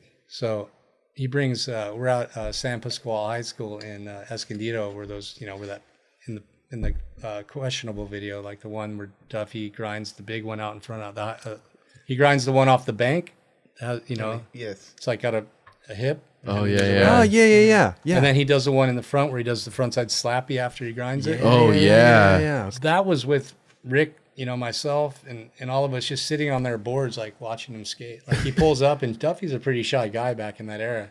And Mike picks him up at the airport, brings him to the session, and we're all like just hanging out. Like, all right, let's see it. Let's see this guy. Let's see what you got, buddy. So Duffy filmed all those tricks in front of us, like right then and there, skating by himself. Did he know this was like This was his like tryout? Yeah, absolutely. Did you guys really talk to him at that point, or you just like all just gonna He was watch? pretty quiet, but Yeah. no, I mean, I of course I said what's up. Yeah, of course. But those guys were definitely like, it was. That's what It they took did. Duffy having bro, really. It took Duffy having to do what he did to like get those guys to be. Mike was just like, you guys can't say no to this guy. There's no way. Like, how do you deny that? Totally. Because I mean, he grinded those rails like first try. Like, he just. I mean, it might have been 2 tries or something, but like, insane. How did you guys nobody was even- grinding rails of that caliber. Oh back my then. God. No, I mean, the not Plan B that. video to me was that was my Bible, It was straight up like crazy. How did you guys even hear about Pat Duffy at that point? He skated for 8th Street already. Okay. Yeah, he was an AM on 8th Street. So he was Okay. another one of the guys, but he wasn't pro yet. So it wasn't like we were going to steal him for the pro team yet. Like, he had a little bit more proving to do, I guess, which was good because he dropped the questionable video part and he turned pro immediately. Yeah. He became one of the biggest skateboarders in the world overnight. But Mike was just like, dude, there's this guy, Pat Duffy. You guys don't know who he is, but you're going to know soon. will. And he was very confident. And I remember, like, everyone was a little bit like, oh, yeah, whatever. But he proved himself. Yeah. Absolutely. They got out of that real quick. I would. So, I would hear stories about Mike Ternasky, and I thought it was really rad that it seemed like he got a lot of you skaters just to do a lot of like stuff you didn't think you could do almost. He was able to get inside your head. Yeah. And, he had a gift for doing that. Like, making you discover something inside yourself you didn't know existed. So he could get people to like overcome their mental, whatever roadblocks. Like he had a gift to do that. And so that was his strength with us. Like he could, not many people, could overcome certain, some of our personalities that way, but like Mike had an ability to like get under your skin and get into your soul and like pull it out of you. And, for everybody too. For everybody. Just like I think that was one of those things that he had something special. Do you have any like specific story maybe about that he did? Like, do you remember a certain time? Like maybe a trick that you did where you're like, I don't think I can do this. All of the like mega ramp stuff, I'm gonna. This wasn't something that happened while he was alive, but all of those seeds were planted from him. Right. Oh, wow. Like a lot of that was like, we're going to build, and his whole thing was like, as soon as we have money, like we're going to obviously build this company and we're going to make money and it's going to happen. But like doing the high air thing, like Tony Mag at one point was the guy that had the world record for the highest air. Yeah. And, that was a thing back then. So I remember Mike, telling me like, you got what it takes to be the guy that can go the biggest or whatever. And like, he started planting those seeds in me at a young age. Like, we're going to build this crazy ramp and we're going to do this. And, he planted those seeds and essentially got me fired up on trying to figure that out with early on, like before any of it happened. Right. But, that's amazing. But there's many moments, man, where I was like skating and just would be like, oh, I can't do it. And I'm done, like, or, at a contest and had a run and like fell and just being like, I'm going to leave. I don't even care. Because I hated contests and I still do. And I look for any reason to get out of one, And I was just not my thing. I got, I had good results when I cared. And, there's just a point where I just didn't care anymore. I was just like, it doesn't serve me. And I didn't ever skateboard to be better than other people. It was my own thing. Like I had it became like the venue where I settled my internal conflicts, there you go. myself, you know? So competing against other people never felt healthy. It just felt like it always made me, so he would always be there to like, refocus me in those situations where I would start to doubt myself. And I love that. Yeah. But there's many contests that I've been at where I was just like, I'm out of here. Oh, really? I'm over it, and my confidence was just shot. Okay. So, that was something that he was good at, and he found the ability to do that in so many people. And that's amazing. And I think that's what pushed all of us, and it almost pushed like, Mike and Rick, I think it like rubbed them the wrong way at a certain point. Really? He was always trying to push so hard, and those guys were just wanting to like do their own thing. And Mike would call them out on it. Like, like, hey, if you guys want to be pro skateboarders and make money, you got to skate contests. That's just part of it. You think you shouldn't take the money if you're not doing the work, Okay. And so, those guys did skate contests and did well. Yeah. Mike would rip in contests, some at times, but I know he was unhappy doing it, and he was doing it for reasons that didn't serve himself. Right. So I think they started to resent Mike for pushing him in that direction. But it's funny because the second girl started up, they were at all the contests. Yeah. Because Mike was telling him he planted those seeds. He planted the seeds. Because Mike was telling him this is how you run a business too. Like, we if you want to be a pro skateboarder and you want to make the money, we have to make money as a company, and these are the things you need to do. And those guys would be like, yeah, whatever. Right. Later on, they show up with all the girl shirts at the contest. At the Back to the City contest. Yeah, man. This guy was wearing one of them too. No doubt. And I had to do the same thing you did. Right before the contest, call up fucking Rodney Mullen and be like, Rodney. Wasn't there a whole room of you? Yeah, there was 3 or 4 of us like quitting at the same time. It's so crazy like how that came about. Like, why did it have to be at the contest right before? You know what I mean? Like, to make a present. It's the same, but like, I guess we didn't, kind of the same thing. Like, we launched Plan B at Back to the City contest. Like, we all showed up there wearing the Plan B logos like 2 years prior. Yeah, in 91 probably? Yeah. And then we started in 93. Wow. Yeah. 91. So it was like the same thing. Same shit. Yeah. It's so bizarre, dude. So insane. And, I was supposed to, be a part of Girl as well. Yeah. Like those guys were trying to solicit me. And I got to a point where I'm like, dude, I went through so much to do this with Mike. And I'm like, I don't think I can bounce. Like, I just didn't have it in me. I was like, dude, we went through a lot to get to this point. And I was so bummed that these guys wanted to quit. But they were telling me everything as it was unfolding. Like, I knew it was happening. Yeah. Okay. Yeah. Right. It wasn't like behind my back. Yeah. But, it got kind of crazy though, like where they started to be, there was a disrespect that started to happen, towards Mike and Rocco. And I started, that rubbed me the wrong way just because I was like, man, Mike had your guys' backs. Like, whatever you guys think that he's ripping you guys off and making all this money that he wasn't making, as they learned later on that these guys weren't making billions of dollars behind their backs. Yeah. It just wasn't like that. Rocco might have had a Porsche, but it wasn't like he was caking as hard as they thought he was. Got you. So, that was a misunderstanding or a misperception. But, those guys definitely. But Rocco always played that role, not to cut you off. He always played that role like he was that dude. Yeah. And he would be at the premieres and he would have fucking $100 in his back hand and be like, which hand is it? You know what I mean? Like, it's like, bro, those are, that shit stood out because, I wanted to partake and I'd have DL behind him and be like, DL, tell me which one it is. and DL would be like, that one, and I fucking pick it and it was just like, 100%. Right. Dude, I loved his flossing with the money though. Like, it was like no other. He'd be just handing you $100 bills, and we're kids. Like, dude, are you kidding me? Like, but I think that rubbed them the wrong way because they were just like, wait, hold up. Like, how's he got all this money? Yeah, he's taking the money from the company. But I think that they were so young at the time. Like they thought they were getting ripped off, but that probably wasn't the case. They read it wrong. But Steve Rocco could make you think that by how he was just being himself. Yeah. You know what I'm saying? The reality is knowing Rocco and knowing the truth behind it all, he just was such a generous dude. He was just sharing money with everybody always. Like, he was. Like, it wasn't he was like just that day. Like he always. Well, you hear stories about like, oh, just take my credit card and go buy whatever. Take my card, just whatever. He Powell wasn't paying anybody. He was like, paying Guy and paying, he would start paying everybody immediately. Like, Guy wanted him, I think he bought Guy a motorcycle when he got on Blind or something. Wow. There was a lot of shopping sprees, bro. Like I was like tripping. They'd be like, go to like Gap. It's just, go get what you want. Like, what the fuck? Like at that time, I was like, dude, what the fuck is going on? Right? I was like 14, kids and like 14 years old. Totally.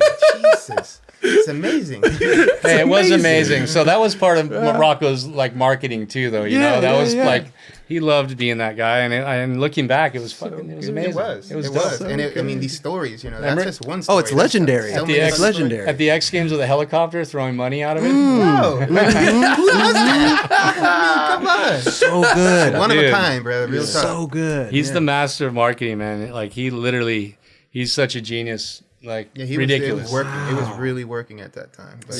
But So you didn't go with the girl. I didn't go with the girl. Yeah. Well, you had something already going on. You had it brewing. There's a lot that went into it, like you said, and it broke my heart that we were separated because Plan B was really special when we launched it. Like it was, it had like it was a game changer for skateboarding, and I felt like it was very blessed to be a part of that because I really felt like Questionable was like the first, like, even to this day, like the video format has been emulated and it's still relevant. Like that, that was Mike, had a learning curve through the H3 videos of learning how to make videos. Yeah. And like, by the time he got to Questionable, like not only was like the progression in skateboarding at a certain point where we grabbed all the guys at that time that were kind of moving the needle for the progression and put them on one program, the Questionable video was like the first video that really tied all the fundamentals of modern skateboarding together in one video. Wow. Like, it poured the slab. Like, the tricks that were in that video are still relevant today. Oh my God, 100%. And that's like, and Vert's, like from that point on, like from that era, from that video, like even the way, I had been street skating, quite a bit in that era, that it like that movement at that time kind of rewrote like how I, looked at everything I skated from that point on. You were skating street like fucking gnarly at that time. Yeah. But like it rewired how I looked at skating vert. For even to this day, I don't look at vert like I used to before that. Like that first video kind of set the stage of how skateboarding was going to be for me for the rest of my life. And a lot of people out there too. So that was a very special movement, and so it was a heartbreaking moment when I knew those guys were leaving. Right. And, but I did, whatever I could or we could to salvage Plan B at that time. And that same day that everyone quit, that same day we were able to recruit Jeremy Ray and Ronnie Bertino in. Oh, wow. Literally at the same contest. Wow. Like, we lost 3 guys and we were able to get 2 back in the same day. Right. No way. So like, that was like, Plan B had like, was blessed, had a second chance essentially at that moment. Man. But it wasn't the OG original formula that we launched. And to this day, like, I will always be kind of bummed that, There's a reason to be bummed, but there's also a reason to be super proud because that team and that video, like, it shaped my skating, like a lot of people it's a special grew time up on in that, skating, dude. and really shaped them.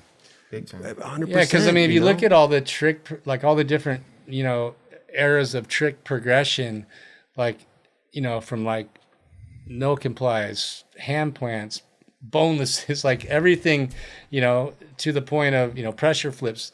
It got to a point like that first questionable video, I think, was a refinement of everything, and it kind of filtered out the stuff that wasn't going to be cool or wasn't going to like withstand the test of time. And from that point on, like even to this day, if you watch one of those videos, the tricks might have progressed in scale and maybe doing down bigger things and over things, and maybe guys are way more consistent at some things, but for the most part, it's all stuff that's still relevant. When did the questionable video come out? What year? 1991? Is it 91? Yeah. I mean, Blind Video Days came out in 91, and then it's questionable. I mean, I think it was like holiday 91. It was like right before 92 started. But the leap, it's 91.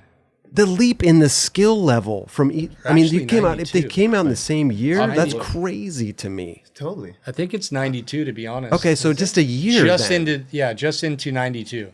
But the leap in the ability and the skateboarding that those 2 videos is like night and day. Absolutely. It's fucking bananas. Dude, then wait, virtual reality came out like 92. shortly after. Yeah, it wasn't. Yeah. It was 93. Yeah, Dude, what's the questionable came out in 92, so Okay, so 92. Early 92, right? Like Right. like spring, early spring. And then VR came out at 90 into 93. Virtual reality. That seems like such a short period of time. Short period of time to Yeah. come out with another phenomenal Banger. Mike was just like, He was on it, huh? which I love because it's like, it's nice to have that, but having that like motivator that's always around, but making it easy for you to achieve it too. He would always lay it all out. So it was like, team van, pull up, like, whatever we needed, like whatever tools, whatever we needed to achieve, what we needed to achieve, he always made sure that was all covered. virtual reality came out in June of 93. June of 93. What was it like psycho. filming for it? Did you see or hear about what the other guys were doing at that time, or was it all kind of kept a secret? Or No, we all skated together. Like that's another thing that was very special about Plan B when it first launched. Is like we were a real tight crew. Like we did everything together. And Mike was like the ringleader of that. He had his house and he had all the guys always staying there, and it was like and he had the video editing facility in his house. So everybody knew what was going on with everybody. Like we all and it kind of perpetuated everyone to skate harder because. You would see somebody get a clip, and you're like, "Oh shit, I better get a clip myself." Yeah. Like Drove each other. Now you're seeing Absolutely. everybody's bin of fucking footage, and you're Always. just like, "Damn, dude, I need to get some shit." Yeah. And that would motivate you. 'Cause I Totally. remember going in the video like editing room. I think this is at the World Park, and I would just get so I would like, "Sock, let me see the footage. Totally. please, dude." And then sure enough, that's what was motivating. I think for all of us. Absolutely. Yeah, that was, a big part of Mike's way of getting everybody inspired. But, I remember Mike Carroll and Jake Rosenberg had a couple fights in there, and, because Rosenberg started working on, virtual reality or whatever, and with Mike, and those guys got into it a few times, but Carroll would like grab his transfer tapes. He didn't want nobody to see wanted that. he would fucking leave, like, I'm quitting and I'm taking all my shit. Oh, no. Amazing. Yeah, like, and he'd walk around the block with his fucking tapes. Come back and Come back and be like, all right, fuck you guys. That's Super so funny, funny, dude. It's Oh my amazing. God. Yeah. But Damn, dude. that was the days, man. Wow. So, yeah, Jake put up with a lot of shit because he was, he was Mike's, like, right-hand man, and, he was filming a lot and filming with us, but, like, Yeah, he Jake got people's bad days taken out of him.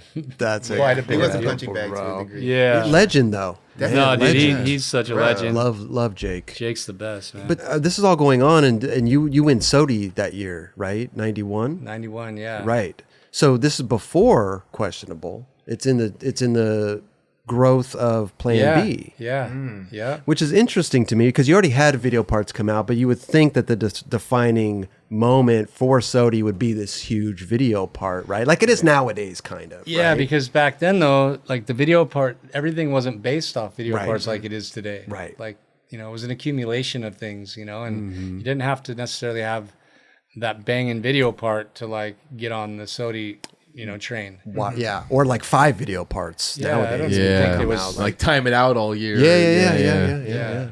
They just called you up. They just said, "Hey, you come up to San Francisco. We got to." And that you were the second one who won. Yeah. Tony was first. They're right behind you, huh, Chris? The Oh, there they are. Thank you for these, bro. I've always won. I've tried to make a run several times, but it never worked out. But dude, that's amazing though. Yeah. Second one, and you were saying before you didn't even know what it was almost. You were like, what is this? I didn't really understand the magnitude of it, or I didn't know what it was going to become. Okay. But like, Right. you know, when I get a call from Jake and Fausto, and they're like, "Hey, you need to come up," you know, and we're doing this event, and the mini ramp, you know, why don't you skate the mini ramp, and we're gonna have a party, and you know, essentially you won this award. I'm like, what does all this mean?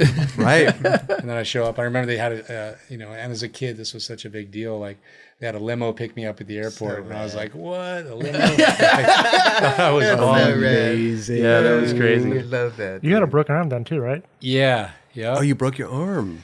Yeah, I broke my arm snowboarding, so I had it in a sling. So like, But that didn't stop him because he still sets that ramp. You know. Yeah, there was there's footage of you skating the mini ramp. Questionable, yeah. Questionable. Yeah. Okay. Yeah. Yeah, that's it. Oh, interesting.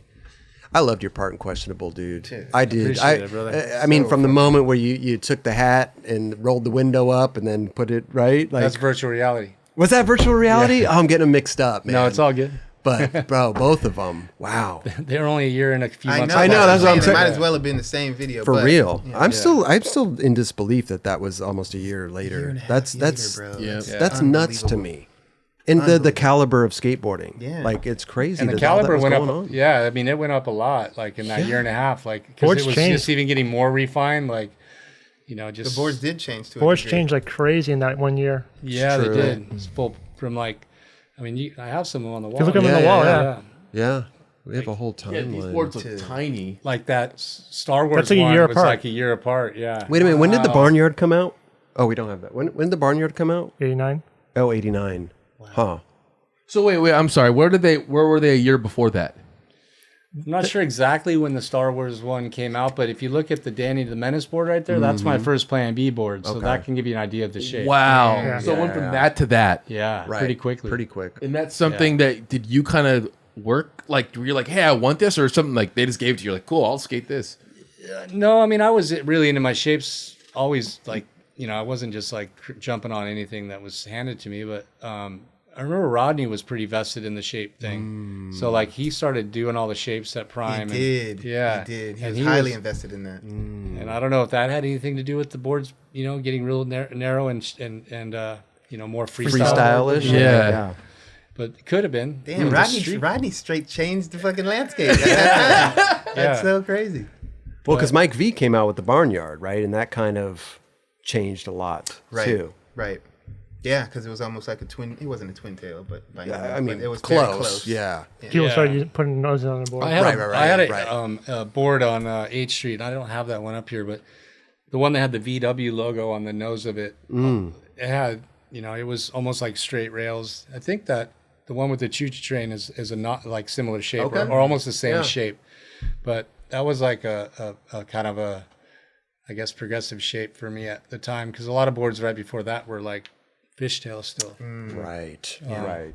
But that was like my first board that, you know, was kind of more straight Changed rail. the, yeah. Interesting. I remember I showed up the summer I was skating that board in Europe on that same trip where I came back and started skating for Plan B. So that board would be almost identical to that shape. Oh, The Danny the Menace one. Menace. Okay. Yeah. But like Solomon was skating that board, and like Jeremy Klein was skating my board. Wow. And like I know that board was kind of it had a little bit of influence on where shapes were headed at that time. sure. But shortly after, they just started getting narrower and narrower and narrower, I think and Solomon then more Agag's- symmetrical. Solomon Agag's Rocket Queen board on Rio might have been similar to that, Yeah. if I'm not mistaken. 'Cause I think it was around the same time.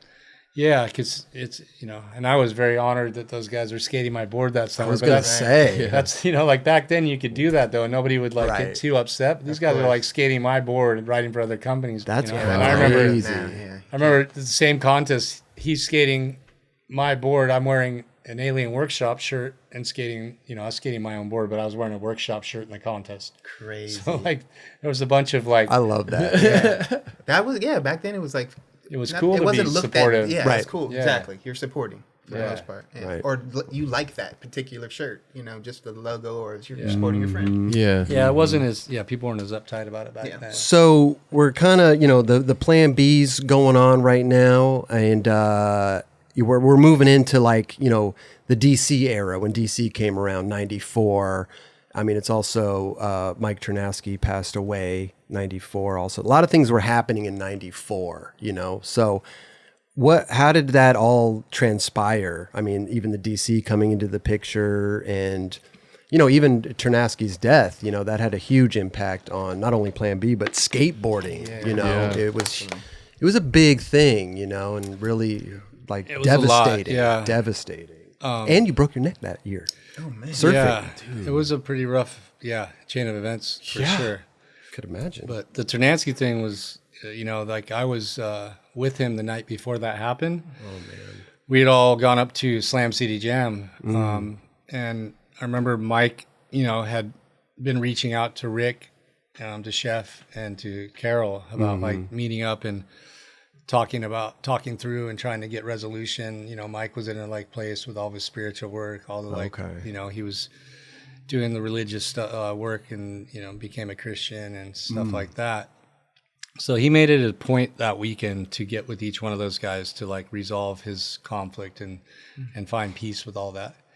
Which he, singled them out one by one and went and met up with them and did exactly that. Wow. To the point where, I remember we, on the flight home from Vancouver, Mike was telling me on the flight, he was just like, man, this is like, this is one of the most peaceful times in my life that I've, where I'm at right now. He's like, this is a very special moment. Like I've not felt this, light, or, I haven't had all this, this kind of weight lifted off my back. Crazy. My whole life. Like this is the moment, like, because I guess he'd done a lot of stuff and, with his, spiritual work, that he was coming to terms with a lot of different things that he had baggage with, and, and resolving his conflicts with those guys was a big part of it. So he was like really, really hyped on that flight home. Wow. Like, dude, this is like such an amazing moment for me right now, and then it's crazy that, the next morning, we were all supposed to meet up. Like I flew in with Mike. I got a ride home. He went home, and Jeremy Ray was, on that flight with us, and he went, in Pachinita, I think, stayed the night at Mike's house. We were all supposed to meet up at the Plan B office that morning and go over like board graphics. Oh, okay. And, Mike got up, and those guys were just waking up, and Mike took off to go to the office. And, literally not even a block away from his house, like right pulling out of the, his condo complex. He came to the light right there and went to make a left, and some lady like ran the red light at 60 miles an hour and just killed him on impact. No. So that was a heavy moment that morning, getting a phone call, and Jeremy, and these guys were at his house, and it was just really gnarly thing to wake up to. And so, that was, that was the beginning of a new, I guess, era for not just Plan B, but just for all of us, because so much of us relied on Mike's existence. Right. He was the guy that laid out, the agendas for us, and kind of, took care of all the heavy lifting, all the stuff on the back end of the business stuff. Sure. Like we weren't acquainted with any of that stuff. Right. We were just Skating. focused on skating. Yeah. Wow. And that's what he had set it up for us to do. Yeah. So that was crazy. And his wife was left in a position where she basically had to take over Plan B. Mm-hmm. And it wasn't necessarily what she wanted to do, but she had no other choice.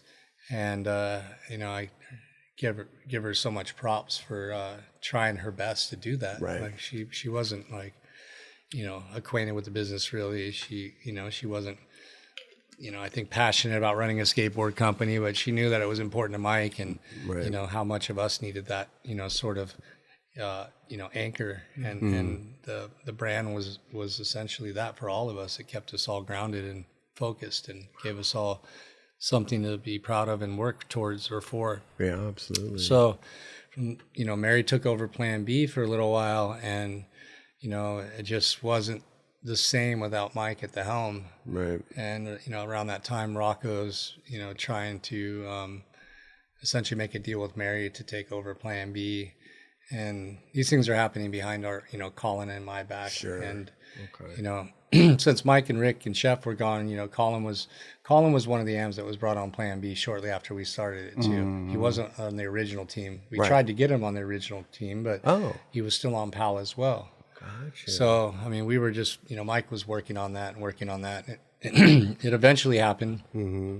And we were the guys, I think, that were in line to essentially relieve Mary of managing the brand. Got you. And, at that age, I think we thought, maybe similar at that point, kind of like to what Mike and Rick were thinking, because Steve was working a deal out with Mary behind our back.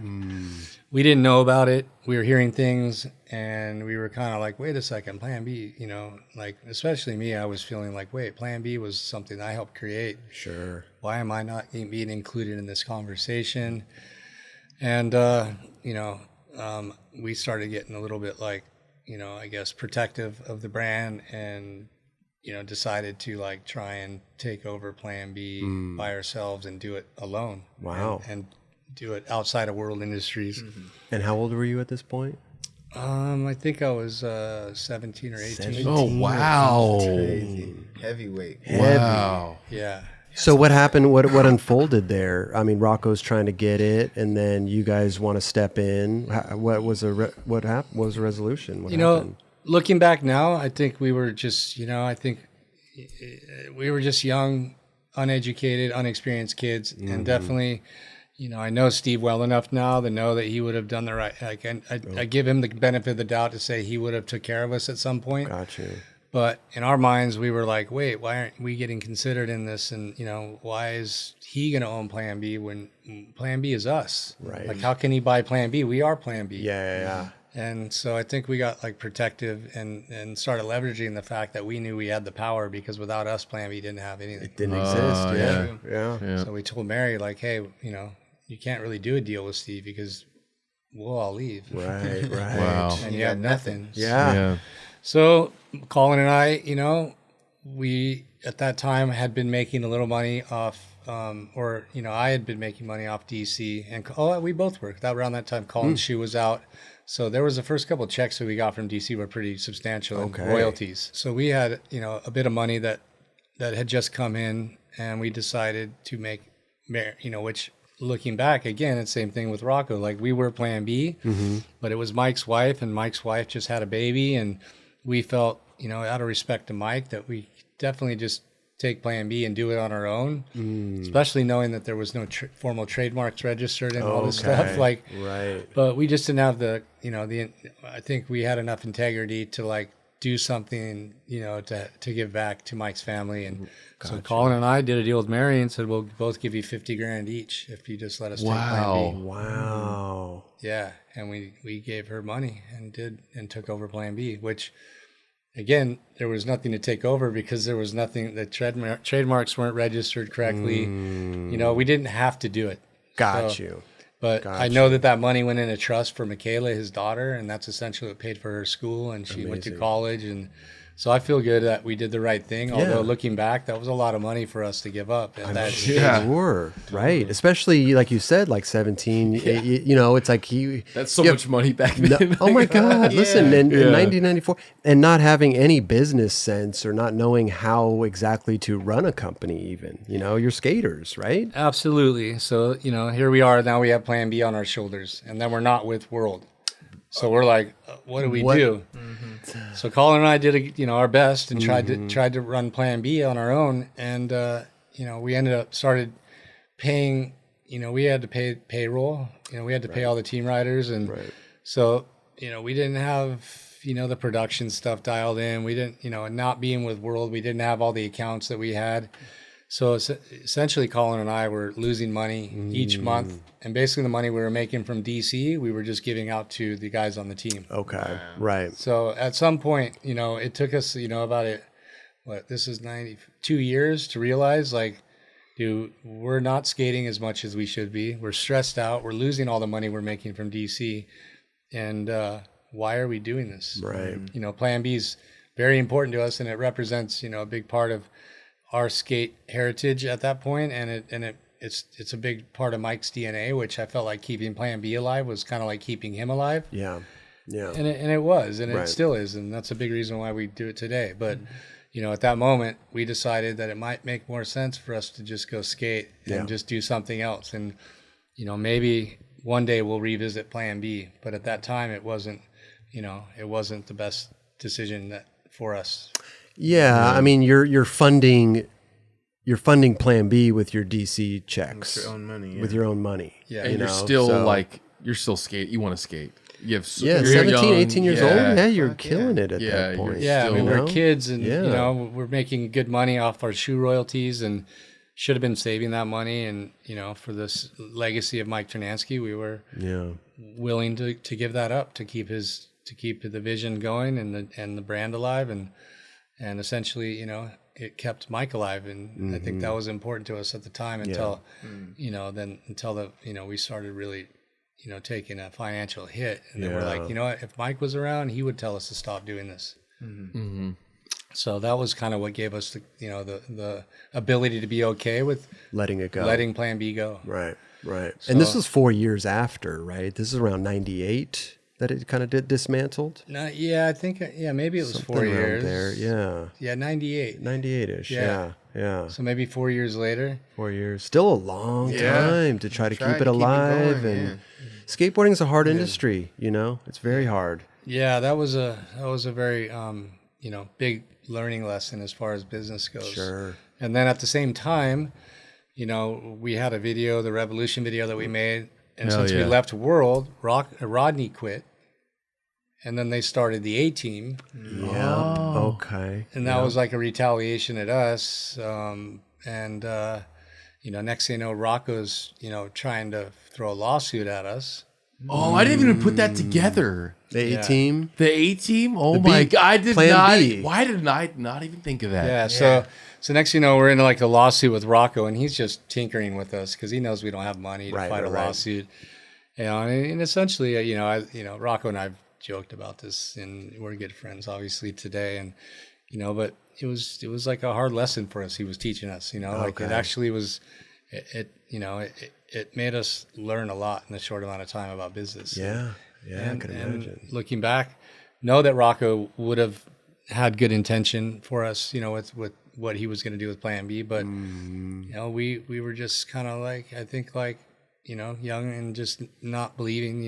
It was just, I don't think we had the faith, and based on everything we saw happening in skateboarding, how many deals where guys were just jumping ship, burning each other left and right. Skateboarding was like the Wild West in that time period, for sure. So you couldn't really trust anybody, right? So we didn't want to bank on the idea of like, well, maybe Rocco will take care of us someday. We were like, we want to make sure that we're cut into this now, or we're going to do our own thing. But what kind of lawsuit is he throwing at you at that time? Like that? Yeah, like that later. Yeah. I guess it could be anything, because anything you're going to have a rebuttal and have a lawyer. You have a lawyer, yeah. So it's messing with your money a little bit. It was really benign. We just had to, spend money, and that was like his main thing. It was like, whatever. It was really over nothing, but him trying to intimidate us to make sure that we didn't do anything to sabotage anything that he had going on, or just to know that, like, unless you guys want to spend a lot of money, don't fuck with me.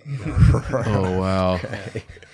Damn. So, I think, at our distribution company that we had come up with at that time was called Armageddon, and like that means the end of the world, So like there's like these little, undertones in there that were like kind of jabbing. And I think this was like Rocco was already fed up with the whole thing with Girl. Like he was just like, nobody's going to fuck with me anymore, dude. I'm going in on these guys and just making sure they know better. Yeah, almost making an example of you or something. Which, it was just more or less, we got into a meeting room and basically, he just wanted us to, walk away without, doing anything verbally or, anything to sabotage, his brands.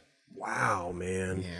So. And at this whole time too, it's like DC starting. Did DC start at the same time that you broke your neck surfing? Was this all this was all in the same year, right? Yeah. The surfing accident, that happened, 94, something like that. Summer 94. Summer 94. That was in Hawaii, right? No, it was in California. It was in California? Yeah. And what exactly happened? Did you hit your head on the sand, or yeah, what? It was just a small day, and I forgot that it was so shallow, and I dove in and like just dove right into the sand. Wow. Yeah, so I ended up in like, I had a bruised brainstem and a hematoma on my spinal cord. I had like problems with I had some paralysis with my movement, my upper body. I had a lot of neurological problems for a while. I'm sure. Vertigo, and I'd get up. I couldn't stand up for very long. And, I was a mess. And nobody could seem to understand how to help me get on a path of resolution or healing. Okay. Because it was, broken neck is a term, it's easy to understand it that way, but I didn't physically break any bones. Got you. What I did is I tore the ligaments that hold your skull onto your atlas vertebrae, your top vertebrae, your C1. Wow. Okay. So the vertebrae, that's where all the nerves to your whole body go through that one, through the first vertebrae, through that tunnel. Yeah. And they start branching out as you go, each stage down. Got you. So all of the nerves that fed the rest of my body were all affected because I bruised the area that feeds, that before any nerves had branched out. Like I had a hematoma on my spinal cord in the occiput area, which is like, that's the area. Like if you break your neck or if you have an injury there, that's the one that would kill you real quickly. Oh, jeez. Yeah. So that hematoma is basically blocking everything, the nerves signals. from. Yeah. So that, and a lot of Western doctors couldn't understand that. They were like, oh, there's no broken bones. So we don't really know what to tell you as far as like what to do about it. I mean, that's devastating. So, I basically, went into a really dark place, man. I was like, bedridden for almost a year. I was just like in the darkness in my bedroom, just like couldn't stand up. So I had to lay on the floor. Like, oh my gosh, dude. I whittled away into like just a frame of bones. I could barely move my upper body. I could barely, I could move my legs and wiggle my toes and all that stuff. But I had numbness everywhere. Enough stuff going on that I was so scared to stand up because I thought that any little slight movement was going to kill me or paralyze me. Okay. Wow. So, to go from that, and to get to a point where I'm actually skating again was like unbelievable. Like I couldn't even believe that it's still to this day. Like I can't believe I got, and it never resolved completely. Like I have a lot of problems still to this day from that. Okay. And the journey I had to go through to get the right guidance to understand the injury to help me get out of that was pretty, extensive and, very, depressing and to a point of like, giving up hope on everything. So yeah, I met a guy named Paul Chek after, probably met like 20 people, different orthopedic surgeons, neurosurgeons, tons of chiropractors, tons of healers. There's like anybody and everybody I could, so-and-so, he's great. He could he's helped my buddy out, whatever. Everybody has absolutely their guy that did something amazing for somebody they know. So in desperation, I was going to anybody and everybody and not getting anywhere. So it got pretty dark. And then I found out about this guy, Paul Chek. And, I was at my wit's end and pretty much over everything, ready to just call it a day. Wow. And I just was like, well, what do I have to lose at this point? And I met this guy, and right away he was like, I know exactly what's wrong with you. Like, I understand this injury completely. I've had a patient that had a similar injury, so I know what to do to help you. It's almost music to your ears, right? Because you said the doctors don't know anything, they can't help you, and here you are, just like finally somebody's there that says that they they know what's up. But that road, you almost thinking like, are you really going to be able to help me? That's true too. Absolutely, because I lost faith in like any of these other people that supposedly had, the ability to help me, or the referrals to these other healers, doctors, chiropractors, neuromuscular therapists, whatever it was. I just lost faith in it all. I was like, dude, I don't know. I just think that I did something to myself that's it's not gonna. You can't heal this. Right. So that path was pretty dark, and then I started to work with this guy Paul Chek, and Paul, right the first day I saw him, gave me hope, which I didn't want to believe in, but I started to listen to the things he was telling me, and I could sense his energy. He was so confident, and just understand like the way he talked to me, and the confidence he had in helping me. I could feel it, it was not like any of the other people that I had met. I could tell everyone else wanted to tell you something good, but they were scratching their head going, this is an interesting situation. And some people didn't even want to get involved in it. They're like, this is like a little bit outside my league. So, I can't even take this on. Could you imagine?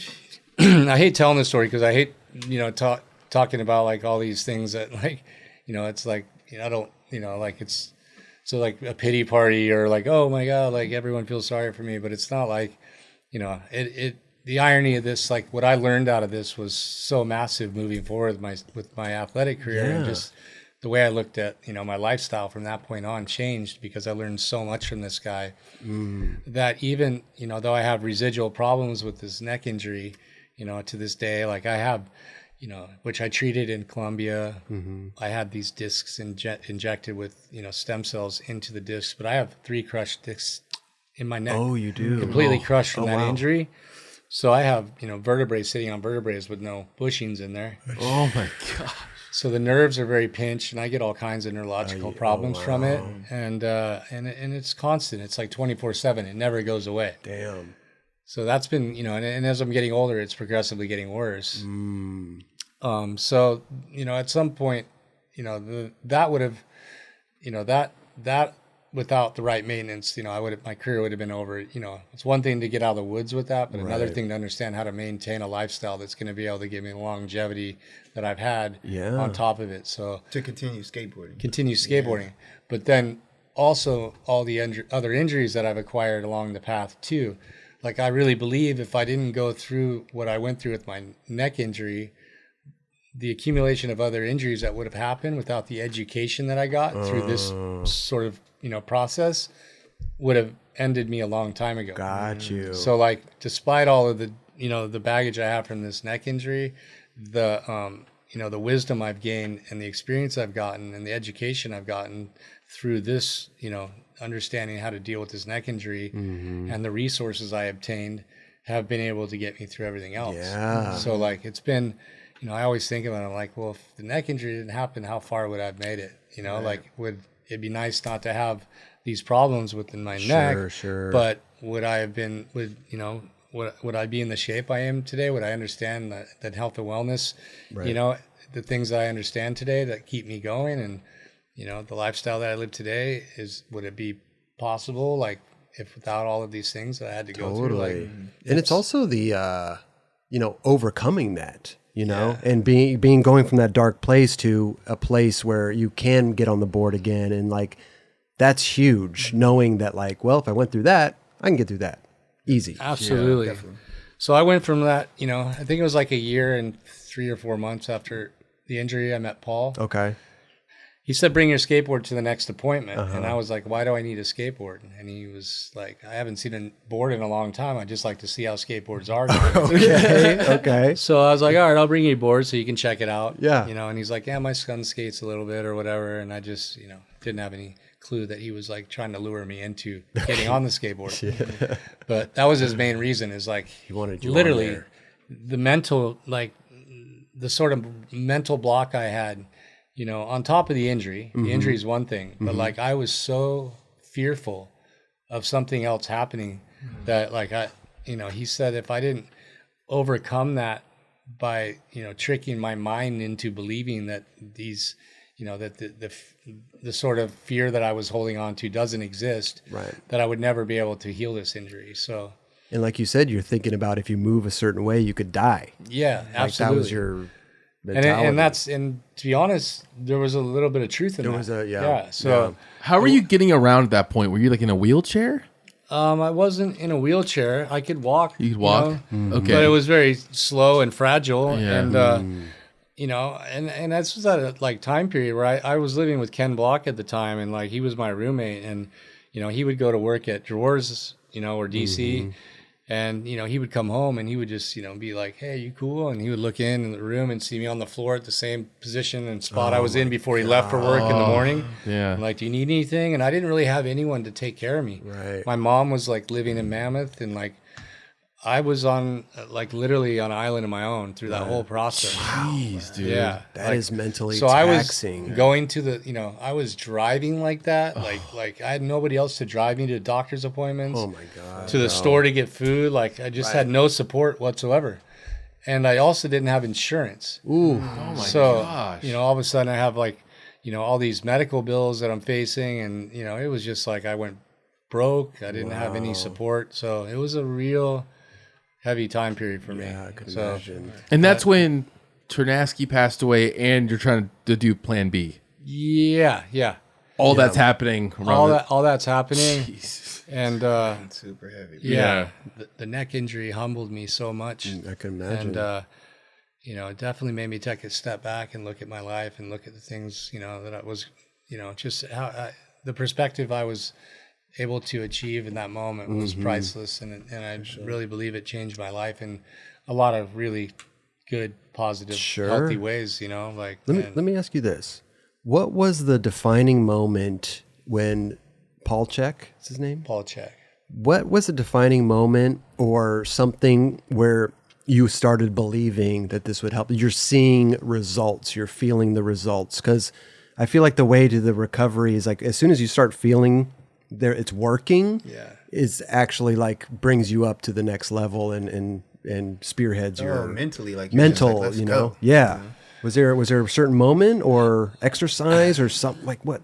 The programs he got me on and the treatment I was getting, because he's also really good friends with this, you know, this Atlas alignment or Atlas specialist that has an alignment technique that's non-manipulative.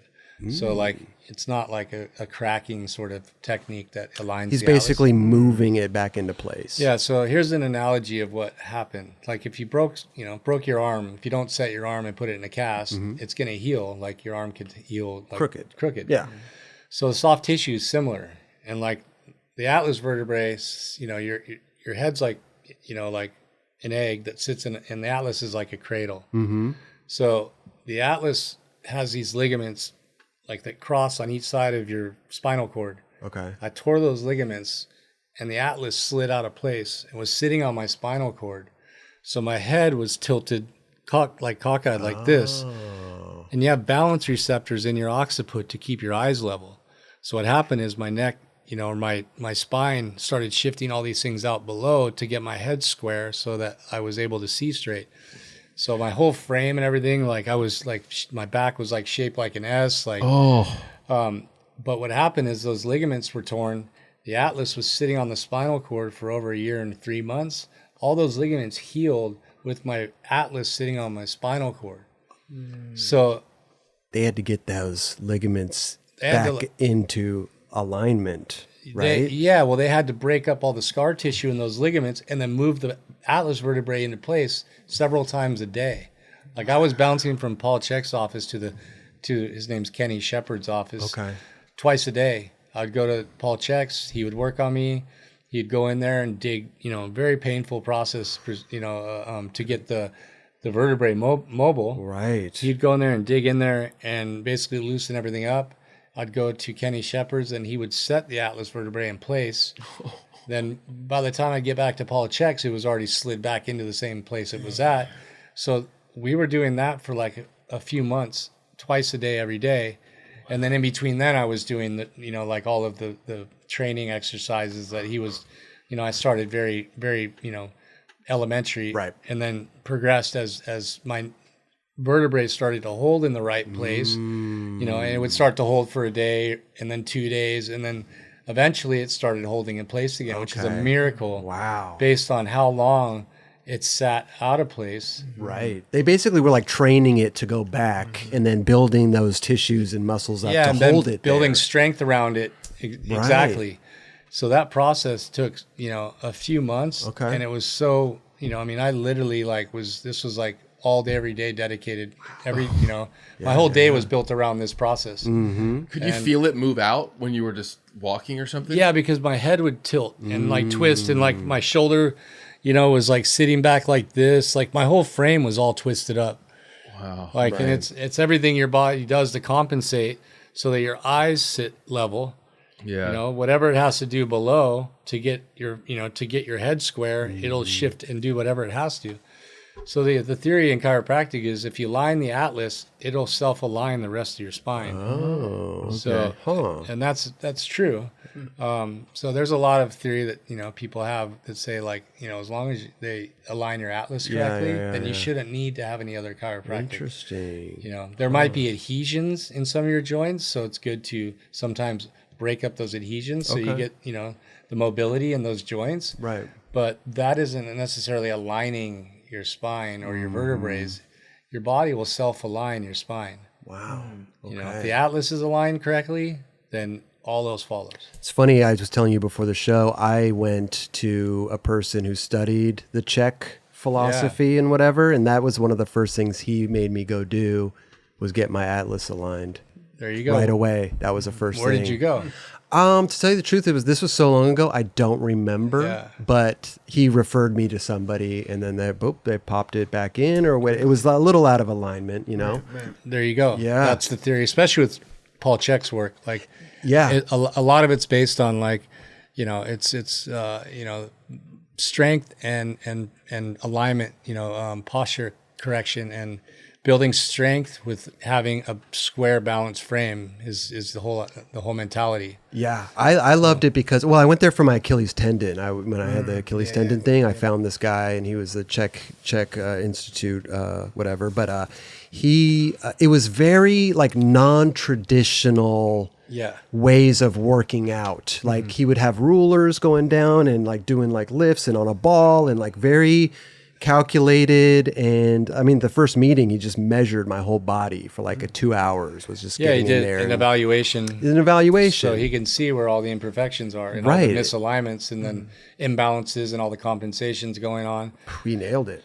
I mean, I just stopped going to him because I couldn't afford it anymore. Yeah, so, I mean, but you know, but I learned what I learned, and it was great. Definitely, you know? and like my whole process, like, you know, I did so much work with Paul over the years that I sometimes work with somebody because it just, you know, kind of shines light on some of the things that I maybe forgot or bring. And that work is always evolving. So the guys that do it, you know, there's new exercises I learn here and there, and for the most part, you know, I've got to a point where I could train myself. Yep. And, you know, I would only really seek, you know, consult when I had an injury that was, you know, something that I thought maybe it might be a good idea to get some advice on how I should go about resolving it. Absolutely. You know, so these injuries sometimes, you know, can be complex, but for the most part, just standard, you know, maintaining and doing maintenance work. I don't really need, you know, to pay somebody to do that at this point. Sure. And I could probably, you know, if you guys wanted to come to my place, I could train you guys. Hell yeah. That would be awesome. I'm just saying, like, I'm at a level where I know from my experience, you know, I don't want to, I'm not trying to be a trainer, but I've definitely, you know, got to a place where I think, you know, I could help somebody get into shape. Totally. Sure. And I feel you on that, because when I was going through my Achilles tendon, it was like a year's worth of physical therapy and this. And by the end, I had like, you know, muscle stems, big old machines. I had balls. I had all the toys. I had everything. I mean, I was basically like, a certified, uncertified physical therapist at that point. I mean, I knew everything. If you spend your whole life doing this, it's like, I just had those 3 surgeries, and like at the my orthopedic surgeon, the one that I've worked with for the last 25 years, just retired. So I'm working with another one that's, he's also really renowned. He's a highly respected and world renowned. Is it Dr. Prebite? Prebite's my guy. Yeah, I got surgery from him too, actually. But there's another doctor named Tal David, and he's like, he works on a lot of the NFL players. Oh, wow. Pro ball players and stuff. But Tal, I just had surgery with him, and he's good friends with Prebite, and Prebite he just operated on Prebite as well. So it's a little ecosystem of guys that are all friends and stuff.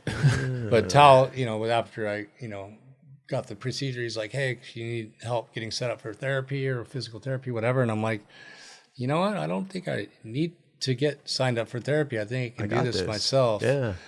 There's some things I probably could have had some help with, like deep, just it's hard to massage your own knees and stuff, but like digging into the scar tissue is a pain in the ass, and it'd be nice to have somebody help me do that. Totally. Some massage work on muscles, but for the most part, I've done a good job on my own, and I think I basically got enough education these days where you know what to do. Yeah, I mean, but not I wouldn't recommend it for everybody if you've not if you haven't gone through it. I mean, definitely get advice and get the guidance. And that's the thing is I preach is like after any injury, physical therapy is like the key to getting back to where you want to be. Yes.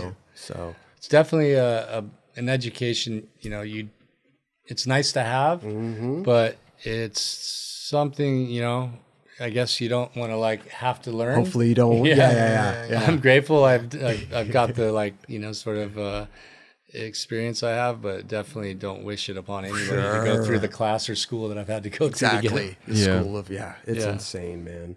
So at all this time now, when this happened when you were like on DC, right? Did anything transpire with DC? Because sometimes when you get injured, as a skater, there's there's the what ifs are going to happen. Like, what are my sponsors going to say, or this or that? Was there anything there that was kind of like, oh, maybe, or, I don't know. Yeah. Right. I think it got to the point where people were really thinking it was a wrap. You were down. Me. You were down. Oh, wow. Like, seriously, that's, the general consensus was I kind of went, people didn't see me for a year. Right.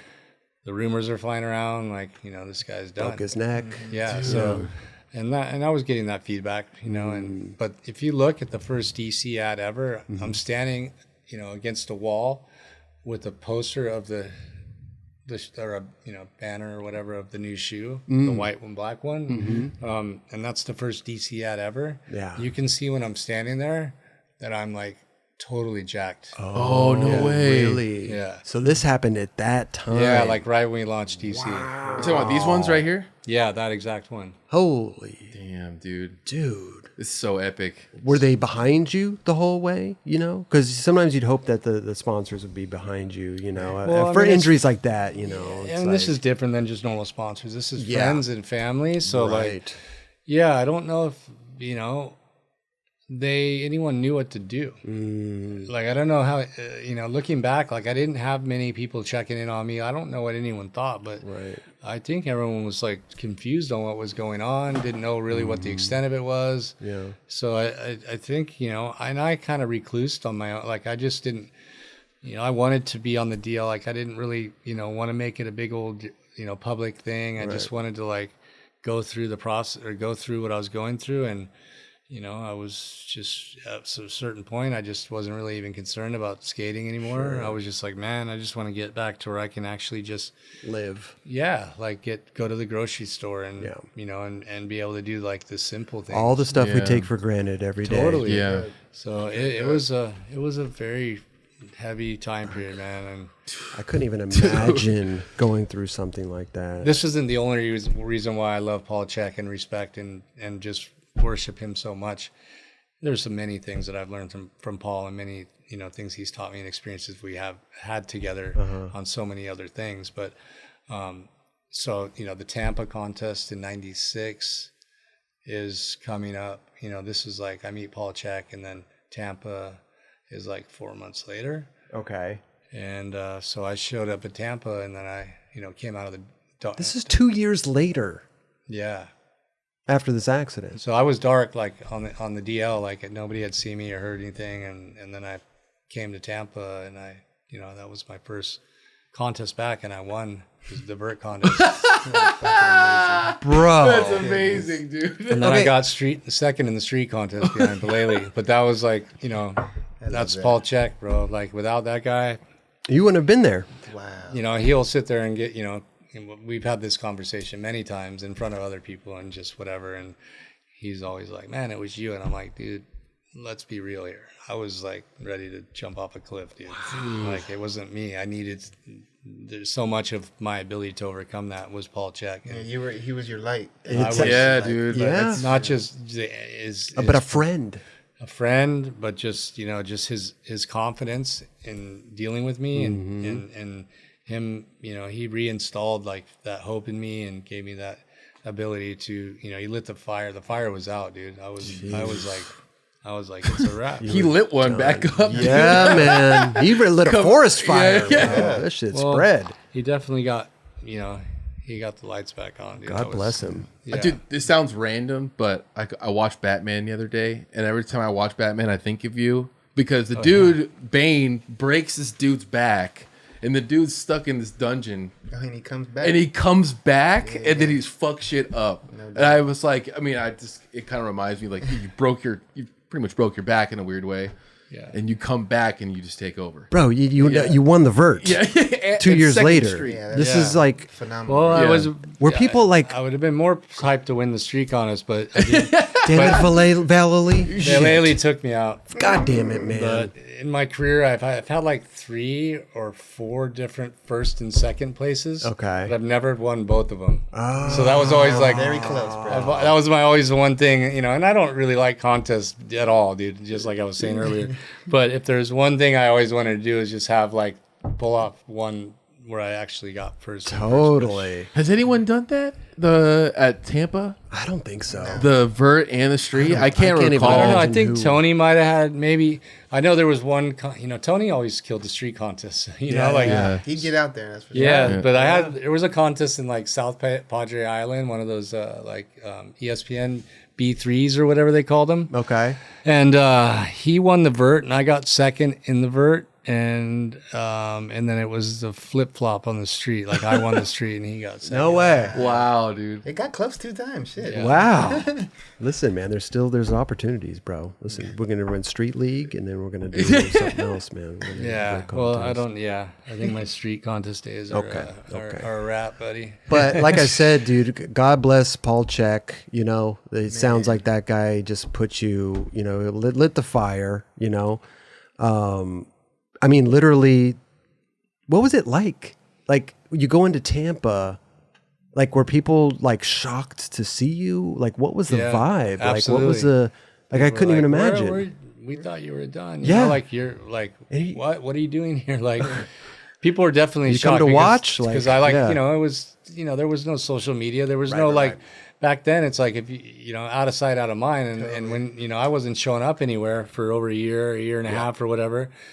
And I think people just assumed it was a done deal, right? And there's no way to check in on anybody. It's like can't post an Instagram like I'm working out, I'm coming back. And it's not like everyone had cell phones back then, and it's just the lack of communication ability was like totally different than it is nowadays. But what a dramatic change, right? Like, I guess the way you would hear home phone to like fucking numerous ways to get a hold of somebody. It's like the news section in Trans World or like Thrasher. Yeah, like how the Grapevine 411. Yeah, 411 and just word of mouth. Yeah, I mean, skateboarding travels fast, man. It'll go from Tampa out here to the West Coast pretty quick. Totally. ASR trade shows, stuff like that. Yeah, sorry. Yeah. So you fucking win the. Oh my god, man, that place must be crazy. That was a pretty crazy chain of like from one side of the spectrum to the other. What a story. Yeah, Paul Chek, man. I don't know, like how Where's he? I will never take any of the credit for my ability to make it out of the woods on that. Like Paul Chek, that's all I can say. Is he located in SD?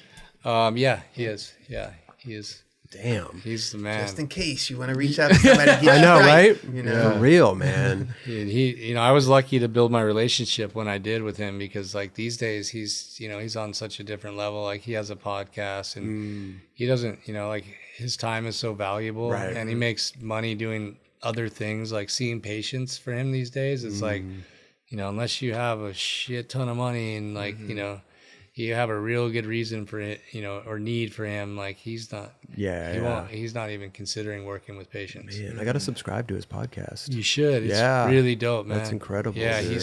That's awesome. You do all that. You win Tampa, and then like you're jumping out of helicopters. But wait. Next year. It's the start of DC. Oh yeah, we gotta talk about the start of DC, because this is one of the first skate shoe or skater owned brands coming up. There was a clothing company called 8 Ball Clothing. That's what started off the whole thing. Okay. So 8 Ball Clothing was Ken Block on his own. My brother was, trying to figure out, do you guys know the history, like any bit about my brother's past? Like why my brother used to skate just like I did. He was on the path of being a pro skateboarder someday. Like we were, very competitive, and we rivaled pretty hard. And so growing up, it was like, that was my weapon to back to my brother, because dude, it was not easy growing up with with him as an older brother, and the friends that he had, and there was just no boundaries on torturing me. So how many years older? 3.5. 3.5. Okay. So the skateboarding became my thing, and my brother, when he was 16, he had a brain injury that left him half paralyzed. Oh wow! And he got a hematoma on his brain. Jeez. And from that point on, he was in a coma for several months, and then when he came out of the coma, he had paralysis. And my brother's just in high school. He's 16, and we were both kind of getting better and better at skateboarding at that time and learning quickly. Right.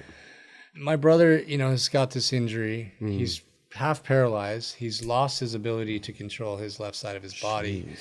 And that's not coming back. It's slowly getting better, but it's not coming back to the point where he can continue to skate like he was. Gotcha. And I'm progressing quite quickly. I'm getting sponsored. I'm on this team, and I'm going from a Soy division to Powell. Like these are all things that are happening right around this time period, or right before. It's right before everything started to come together.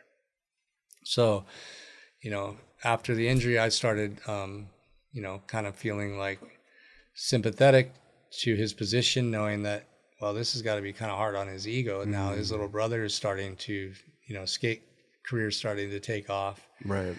And he's stuck in this trench essentially with this injury. And, I started to look at ways to like align with my brother, because I wanted nothing more I love my brother to death. Despite his hard, how hard he was on me, I still loved him to death and wanted nothing more but his validation. Yeah. That's all I wanted, was my brother to see me and respect me and know that I wanted nothing more but for him to succeed, and instead I was always just like the burden, Right. So even though I had a lot of resentment towards him, I started to do whatever I could to make him feel like he was a part of my skateboarding, your journey, because we were on the same path, and I knew how much that his dream was shattered. So I did, at that point I started to, even though I had resentment, started to look at the bigger picture, and was like, and instinctually I couldn't control that I wanted, my brother to feel some of the glory of success, or like, some of the, like he was a part of, what was going on. So, he started to realize that, this wasn't going to change for him, that his skateboarding career is not going to happen. So he looked in, he started designing clothes and doing stuff like that, little just small projects. Okay. And then we heard through a friend of ours that there was another guy named Ken Block that was trying to start a clothing company called 8 Ball Clothing. And one of our mutual friends introduced my brother to Ken, and then introduced Ken to myself and to me as well. And then next thing I know, my brother and Ken are discussing potentially working together. And then I'm becoming the guy that's going to rep this stuff. Okay. Wow. You know, I tried to do everything I could to include my brother in my skate career, and I wanted him to be a part of it. Yeah. So that was like, you know, at first, like the whole 8-ball thing with Ken, I was like, you know, just do something with Ken and I'll be the guy that reps this stuff. And like, I wasn't thinking like how crucial my involvement would be in putting these guys on the map in skate culture. Cause you know, my blood, sweat and tears is what got people's interested in these projects. Sure. It wasn't, No doubt. you know, Ken wasn't going to be able to pull off a clothing company and skateboarding without having somebody Credibility. Like, Yeah, no, totally. So, you know, I didn't think about it at that age, but I'm like, you know, maybe, you know, my brother is going to include me in this on a business level at some point. Okay. Even down to when Ken initially, like, you know, was like, yeah, okay, I'll do this with your brother. But he wanted to own the majority of it. And I told Ken, unless you guys are equal partners, unless my brother's equal, because I knew my brother, I was like, my brother will cut me in or take care of me. I got you. Then I'm not doing this. Right. So I endorsed, you know, I got my brother in the position with Ken. Yeah. You know, and Ken had the 8-ball thing already going.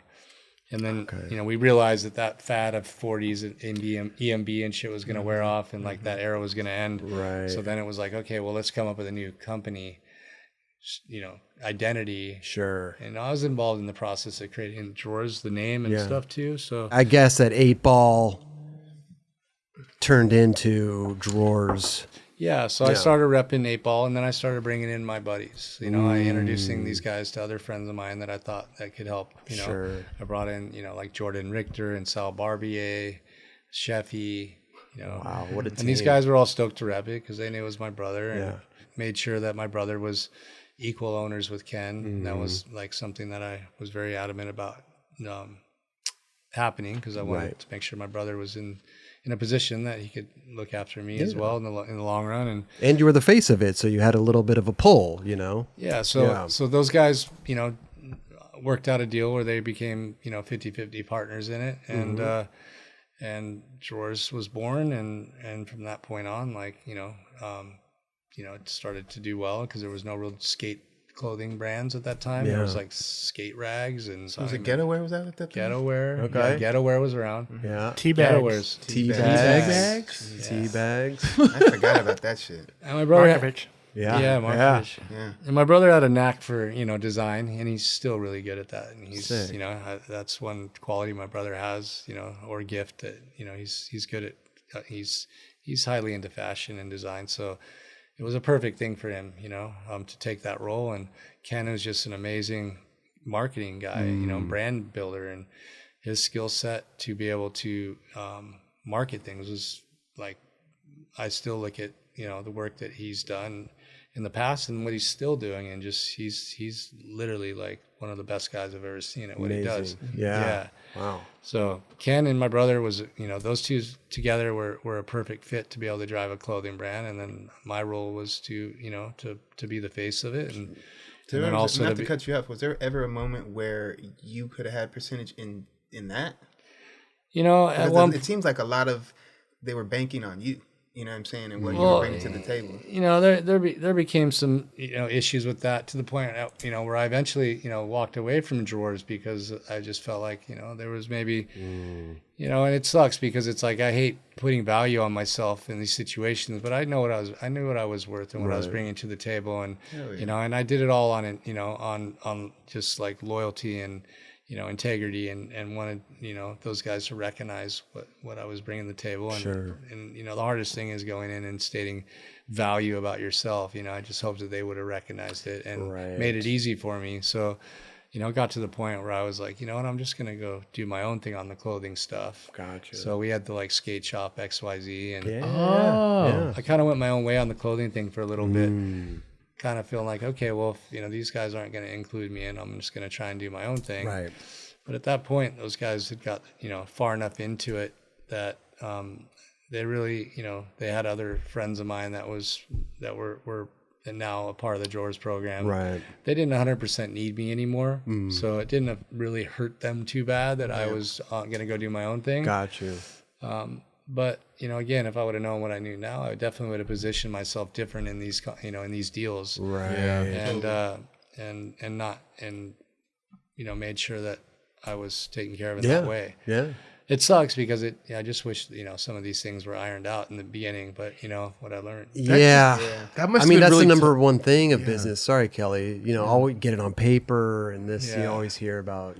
You're also just kids. That's true. And you're with it's family that's involved, so that must be a really hard conversation with that. I put my blood, sweat, and tears into I was so loyal to these guys and wanting nothing more but to my brother to succeed and be a part of the skateboarding industry with me in some way, that I just had faith that that part of it would be worked out and that I wouldn't have to say anything. I just felt like it was the obvious, so that didn't happen. And that was the first little thing where I was kind of bummed out and started to do my own and wanted to do my own thing based on knowing that I had the ability to pull certain things together to be able to succeed. Absolutely. Doing it myself, which at that point probably wasn't the best idea, because I ultimately liked being with my brother in Canada, and I liked being a part of Jaws. Yeah.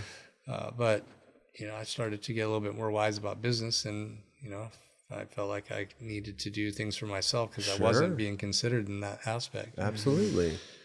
XYZ was born. Yeah, XYZ was born, which it never really took off to any big level, but we did well with it at the skate shop. Like the apparel that we made at our shop, and at that level, it was great. And but I had a few of those shirts for sure. Yeah. Do you have the tattoo on your wrist?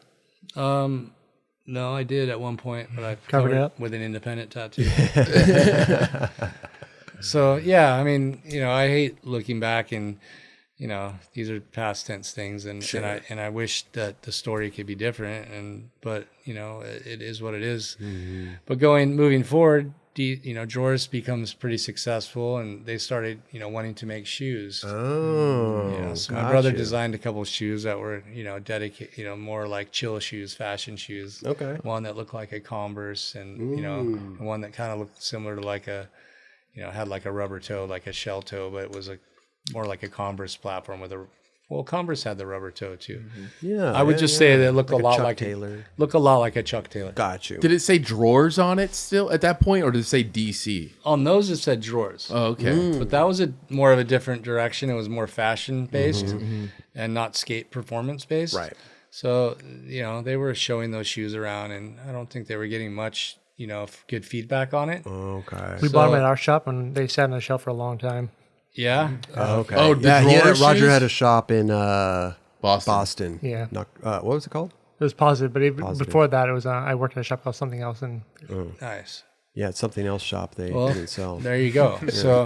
So we circled back, and Colin and I were skating for Airwalk, and Airwalk was realizing that they should do pro model shoes. Like Sal Barbier's shoe came out. Oh yeah. Etnies was doing well with Sal's shoe, and Cab shoe obviously was doing well, and Airwalk started to realize they couldn't just pay guys $300 a month anymore. Right. I mean, that's what I was making was $300 a month, and and those companies were making so much damn money, knowing the shoe business, like knowing what really was going on, and how much they got away with, and how much money they were able to keep and not pay anybody. Wow. It's insane. I'm sure. Yeah. So holy shit. They were very popular at one point, bro. Yeah. A lot, dude. Tons of skaters were wearing those. Oh my or God. just the public. The too. Airwalk Yeah. ones, Yeah. the Airwalk ones was like the moment where they were just killing it. I mean, they had many moments where they were doing well, but that was like the pinnacle where, like, in the early 90s, everybody was wearing those ones. Yep. And then they were like, okay, well, we're going to give some guys some pro model shoes. Ah. So, yeah, we decided that, maybe doing the shoe project was a good idea. Okay. Considering, that Airwalk was kind of in a place where they were getting away with, not paying anybody. And Vans was, I think, kind of doing the same thing, except for, maybe Cab was getting paid some money for his shoes. But for the most part, these shoe companies, when I skated for Vans, I made $150 a month. Airwalk was $300 a month. And then when we started we brought, the idea of doing DC to the table, it was like, let's reinvent how this whole shoe game is done. Like, Let's take care of the skaters. yeah. So we based it on like a board royalty mentality. Which was like, so I think it was like 5% royalty, which is similar, like a couple bucks a shoe. Sure. The idea of doing the shoe company became pretty attractive to us, and I think Colin and I were pretty sure that we were partners in this. And being young and not really, knowing how to negotiate business and stuff, I think we just both had faith that, we all sat around the coffee table together. We decided to call it DC Shoes, which was an abbreviation for Drawers Clothing, essentially. Okay. I thought it was Danny and Colin. Yeah, that's what I thought. I think everybody thought that at one point. Yeah, we realized, pretty quickly that was a narrative that was sticking. Right. So I think, and the fact that we, left Airwalk to take this risk to be a part of DC and start this thing with my brother and Ken, I think we were under the perception that we were partners in it. Right. And, and DC took off and we basically went from like making $300 a month to, the first couple of shoe royalty checks were like 30 or 40 grand or something. Oh my gosh. So big difference. Massive. So, wait, did you invest money into it going into it? We didn't take royalties for the first, several runs. I don't know. Oh, okay. Like we allowed those guys to reinvest the money back in production. So essentially, we were investors because we were okay with them reinvesting the royalty money. Got you. Did you have a shoe on Airwalk or no? No. No, you were about to have one. Yeah, I left to do this. Okay. We kind of touched on it a little before the show, but I know Etnies had started around that same time. You had talked to Pierre at one point to help start the Soltech. Not Soltech, but you want to do it on your own, but you found factories through Soltech, or how did that work? Yeah, like we didn't, essentially have the resources to build shoes at the very moment. So we we went and talked to Pierre, and Pierre was willing to help us get, the production figured out and to produce the first run. And I think Pierre probably thought we were going to continue to produce shoes with them. And in the meantime, we were sourcing production and figured out another factory that could produce them for less. And so, that was short-lived, that arrangement, but it was very awesome that Pierre stepped up and tried to help us get DC off the ground. He essentially did. Super rad. Yeah. Which is amazing, Yeah. So, Etnies was a part of the inception of DC getting out into the market. Skaters helping out skaters. Skaters supporting skaters. Skaters supporting skaters. Hands on right there, bro. Man. So what happened though, shortly, after is like it set a standard. Now all the other shoe companies were under fire to be able to treat their riders that way. 100%. So now there was a baseline. This is how you guys do shoe deals. So DC essentially got all these other guys paid correctly. Yeah. Because everyone's like, what? These guys are making this, and that became the standard. Yeah. So seems like companies are born from like being slighted from something else, right? It's like, you're not really getting what you deserve over here. We're going to start our own shit and, get skaters what they deserve, But happens a lot. Well, with that happening, I'm sure everyone's trying to knock on your door, be like, yo, I want in on this. I would have been calling you too. I would have been how did you choose your team from there? Like you could choose whoever you wanted pretty much probably, huh? Yeah. We had, at one point we had, even Costum was in there designing a shoe. Oh, wow. So, we got, Rick and Mike in there and Deerdick got a shoe, so. I mean, obviously you were a big part of choosing the team that was coming along with that. Yeah, I had involvement in that. That must have been cool to go back with Rick and Mike though after. I never really had any animosity towards those guys. If anything, I was a little let down on how they treated Mike because I knew how much Mike loved those guys and I knew how much he had their back and, it was kind of sad to see how much it hurt Mike because he felt like, he wasn't, looked at with, that respect and, he just expected those guys to appreciate him a lot more. Right. So, but I didn't hold a grudge very much. I was a little bit like, that sucks, you guys. And those guys showed up at Mike's funeral, which was rad. I called them all and was like, hey guys, this is like, no, you guys, you can't like carry this shit around. Like we got to like show respect. Sounds like he made closure though before he passed as well with those guys too. Which is absolutely. Incredible. Absolutely. Which is incredible. No, it was a fuck amazing. So you guys are there. You Colin, your brother, Ken Block, everybody's there forming this company, right? Yeah.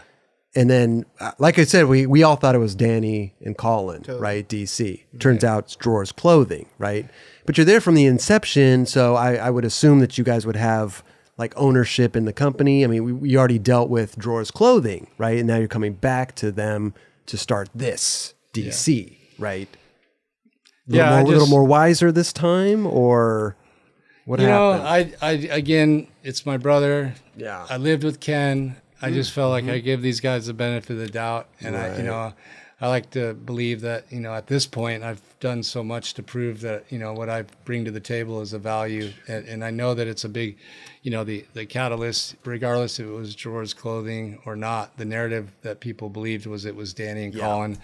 And I know those guys don't like hearing that, because, but, and if you ask my brother, he'll say, no, I meant Drawers Clothing. Yeah. But the reality is the world didn't think that. Yeah. It doesn't matter what they thought it was. It's what people perceived it was. 100%. And I know a big part of, DC's, ability to scale into the market was based on that. And so no doubt. 100%. I just assumed that I was going to be taken care of. And, I guess it didn't, in their minds, they didn't perceive it that way. It was Ken and Damon, and then they ended up giving their accountant a third of the company. So those three guys were all partners in it. Wow. Colin and I, I guess were, left to have to, figure out how to. It's so crazy though, because like without you two, they wouldn't have no shoe company, and that's just the reality of it. Because going back to like how skaters look at people that are kind of trying to come into an industry that is not, you're not skate related really, or you don't have ties to somebody. Meanwhile, that is your brother. But if they tried to do that on their own without you or Colin involved, I don't think DC would be DC today. That's just my way of thinking. You guys brought it to the table, dude. Yeah, I mean, I know how much goes into the back end of orchestrating a business like that, and there's a lot of key people that that were on behind the scenes that are also very crucial in it succeeding. Sure. Those people, essentially, their roles wouldn't even be able to be realized without having the opportunity based on what people perceive DC was 1,000%. And our involvement. And I know where I was at in my skateboarding career at that time. You were on top, man. We launched the company with one shoe, and that was my shoe. I was the first dad, and I did some, shortly after I did some big things that kind of separated DC from the rest of the shoe. You jumped out of a helicopter. Yeah, so I mean, nobody else you're doing winning that. contests and stuff like that. That's true. That's true. It's a bittersweet conversation, obviously, with my brother and Ken. Yeah, I love both those guys, and I eventually ended up with some equity, based on a pretty, what's the word? It was a challenging process to achieve, and I was, made to feel less than in the process several times. Crazy. These type of things happen in this industry. It happen in the world too. Definitely, it happened to Tim Gavin. Same thing. He brought everybody to the table, and then when everything was really like the final countdown on how this is working, he wasn't involved in the beginning. They didn't have no percentage for him. And without Tim Gavin, there wouldn't be a DVS. Bro, that's got to work that out. And they worked it out, but it's like he had to fight for that. I guess what we worked out, it was a fight for me to achieve. Knowing what the accountant got, it was kind of a slap in the face considering. So it's taken me a long time to, look at it and I almost have to accept fault on my behalf, or be mad for the rest of my life. Right. Yeah. So, but you don't want to be that. No, I don't want to be mad at my brother, and I don't want to be mad at Ken, but I definitely want to I've had many confrontations, I guess, with these guys, trying to explain to them how I feel, and them not acknowledging it, or just saying, sorry, but that's, we don't see it the same way. Right. And it's just hard for me to hear that, just, knowing how, like we just said, like there's no point of entry into this game at that era, especially without us being at the helm of that thing, and knowing that it wouldn't have been possible to do DC without us. Yeah. So I mean, I'm very grateful for what DC has done for me, and by no means, like I said, it wasn't about money more than it was about just respect and integrity and all that.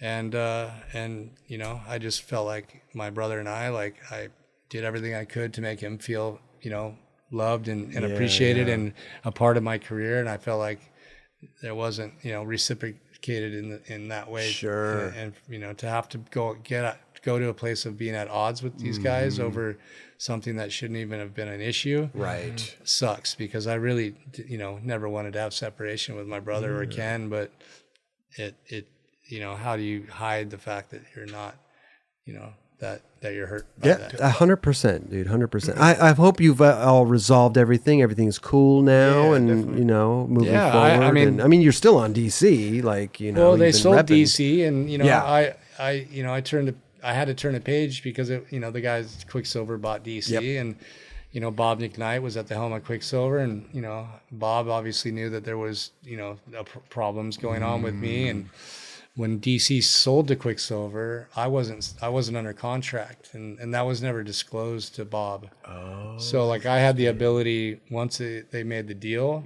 to walk. And Bob was like, dude, you can't leave, because if you leave, I'm gonna, you know, I'm not gonna like let this slide with these guys. Like, they should have disclosed that. But let me have a shot at making a deal for you that's so sweet that you won't want to leave. Right. Wow. That's great. That's it. That's great. And you know what? Bob fucking, dude, he took care of me so well that, I mean, all I can say is DC's been very amazing to has done so much for my family. And so, like, you know, it's like I said, on a monetary level, you know, I'm not all about money and greed and all that. So I'm very grateful for everything I've been giving from skateboarding. It sounds like you're content. You're fine with everything, you know, nowadays of what happened. You've come to terms with it, you know, so to speak. Yeah, I mean, in so many ways, right? There's a lot of these situations that I've had several situations in my life that I just have no control over, and that, you know, like, it is what it is, and it's like, I'm not going to allow certain things that I have no control over to affect me and to mess with my happiness, you know? Yeah. With whatever it is, you know. And I've come across several situations in my life that, you know, I can be mad and carry that and be resentful, and, you know, there's you know, this isn't the only situation I've had in my life where I can carry some things around that I'm pretty resentful at some people about. I mean, life's short, you know. There's no point in carrying you know, all that stuff, you know. You know, in my early 20s, when I had a kid, and like I really, you know, like, my first kid and you know, starting a family, and like, you know, it really, you know, and after this neck injury situation and stuff, like, it really changed, you know, who I am, what I'm about, my wiring. Sure. Like, I have a whole different attitude about life, and like, you know, I literally just want more than anything, you know, I want internal peace. Yeah. And I want the people, you know, I want everyone to feel that way. I want, you know, to not have to carry baggage around, and, you know, to be trying to, you know, be resentful and sabotaging to other people. Like, you know, it's a practice, and it takes a lot of digging deep to come to terms with some things. Totally. You know, and I still have shit that people are, you know, that throw at me that are unsettling, and but there's no, you know, at this point, I just don't, you know, I know where I'm at internally. And I'm comfortable with who I am and where I'm at. Exactly. And I know that I have good intention, and I have fucking nothing but love to share with the planet. And, you know, I'm living a content, peaceful, happy life, because, you know, I can't do anything but control myself. Exactly. I mean, you got a good outlook on it. You know what I mean? You got a good outlook on life. You know, I love it, man. You've been through a lot, dude. I mean, just the neck injury alone would have broken any man that it's crazy, you know, to overcome that. I mean, you're lying on your bedroom floor from morning till, I mean, I just couldn't imagine living through that, you know, but you're a strong dude, bro. You got through it, man. Well, so I mean, it's not like you look for these situations to you know, it's not like a training exercise to get strong, but what are you going to do? You know what I mean? You can allow it to, you know, you can allow these situations to destroy you, or you can, you know, use them as a platform to, you know, get stronger and overcome whatever. Yeah, man. But my upbringing was pretty volatile, you know. I had a lot of, like, so I've had you know, my real dad died when I was like 8 months old. Oh, wow. You know, my mom got remarried. I had a stepdad. he was amazing. He's the guy that got us into skateboarding, you know, and then my mom and him got divorced when I was at a really young age, but he stayed in my life, and it was, you know, such a blessing to have him. And then, you know, on New Year's Day, 2000, he died of like a heart attack when he was coming in from surfing. Man. Oh man. So I've had like, you know, the only father figures I've had in my life have all been taken from me at a young age. So it's like a kind of a trip, you know, to, you know, I don't really have that like one role model that I can like look up to essentially. So, you know, it's been a little bit of a challenge, and I've had, but it's made you who you are, the man today, you know? You know, having kids is definitely, you know, giving me the chance to like, you know, be that person for somebody else. And so it's amazing. How many kids do you have? 3 kids. Oh, awesome. Okay. Wow. How old's oldest? 23. 23. Yeah. Wow. How what's the youngest? 13. Middle? 19. Damn. Okay. Dude, okay. They skated all or anything? Yeah. My oldest Mega son ramp? rips.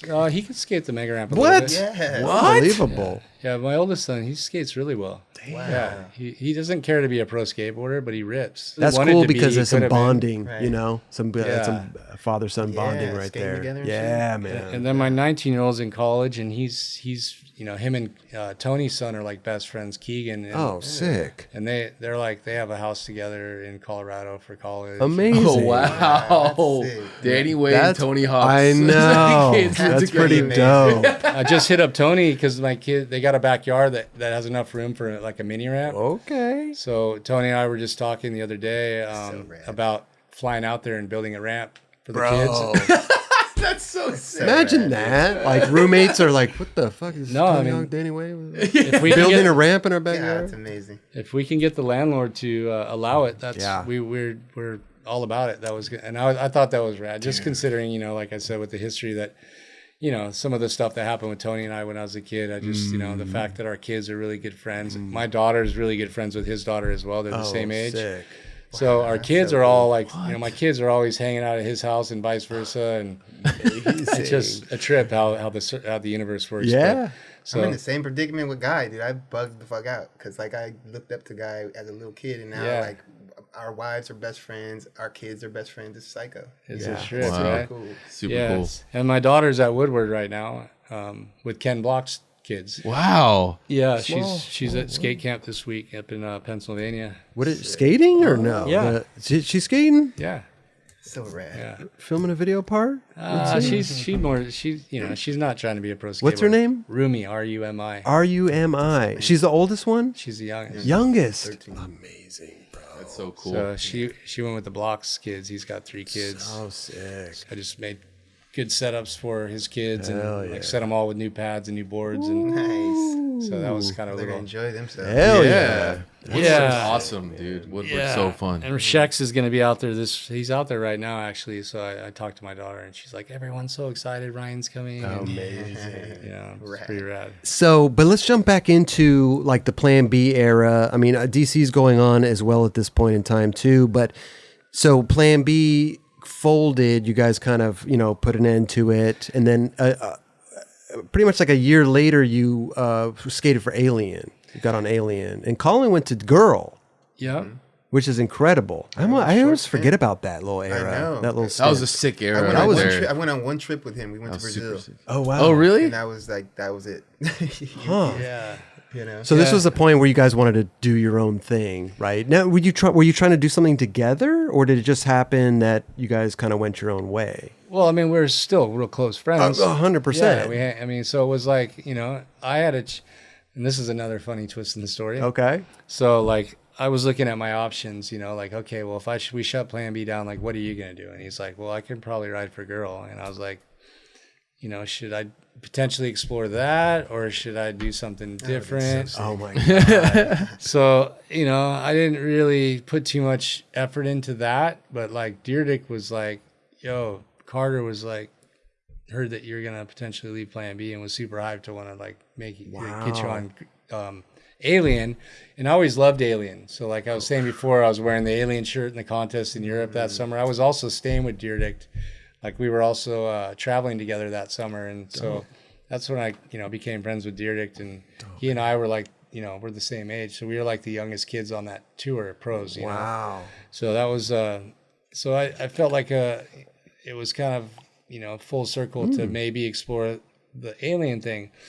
But I also got a call from Tony Hawk to jump on Birdhouse. Here we go. Another okay. T-Hawk story here. Now, why not go that route? What was going on there? I think about it all the time and wonder like what that would have been like. Yeah. I kind of feel like, I mean, don't get me wrong. I love Alien, and I'm very stoked and appreciate the time I had there. I love Chris Carter, and I love everything about Alien. Their boards, their graphics. I just love the whole thing. But like, I always wondered, like, how would that have been, aligned with Tony? Like, how would that relationship look like, and where would we have went together? So there's always that like little idea of mystery that I've, so curious to wish I would have, or wanting to know how that chapter would have been written if I would have done that. So kind of, I don't know if I'm, it's kind of it bums me out a little bit thinking, what would have happened if we would have done that together. Well, that battle for the 900. 900. Huh? Well, but what about like, I mean, you look at it both ways too. Like if you're on Birdhouse, very stable, Tony, you guys hanging out, would you have then?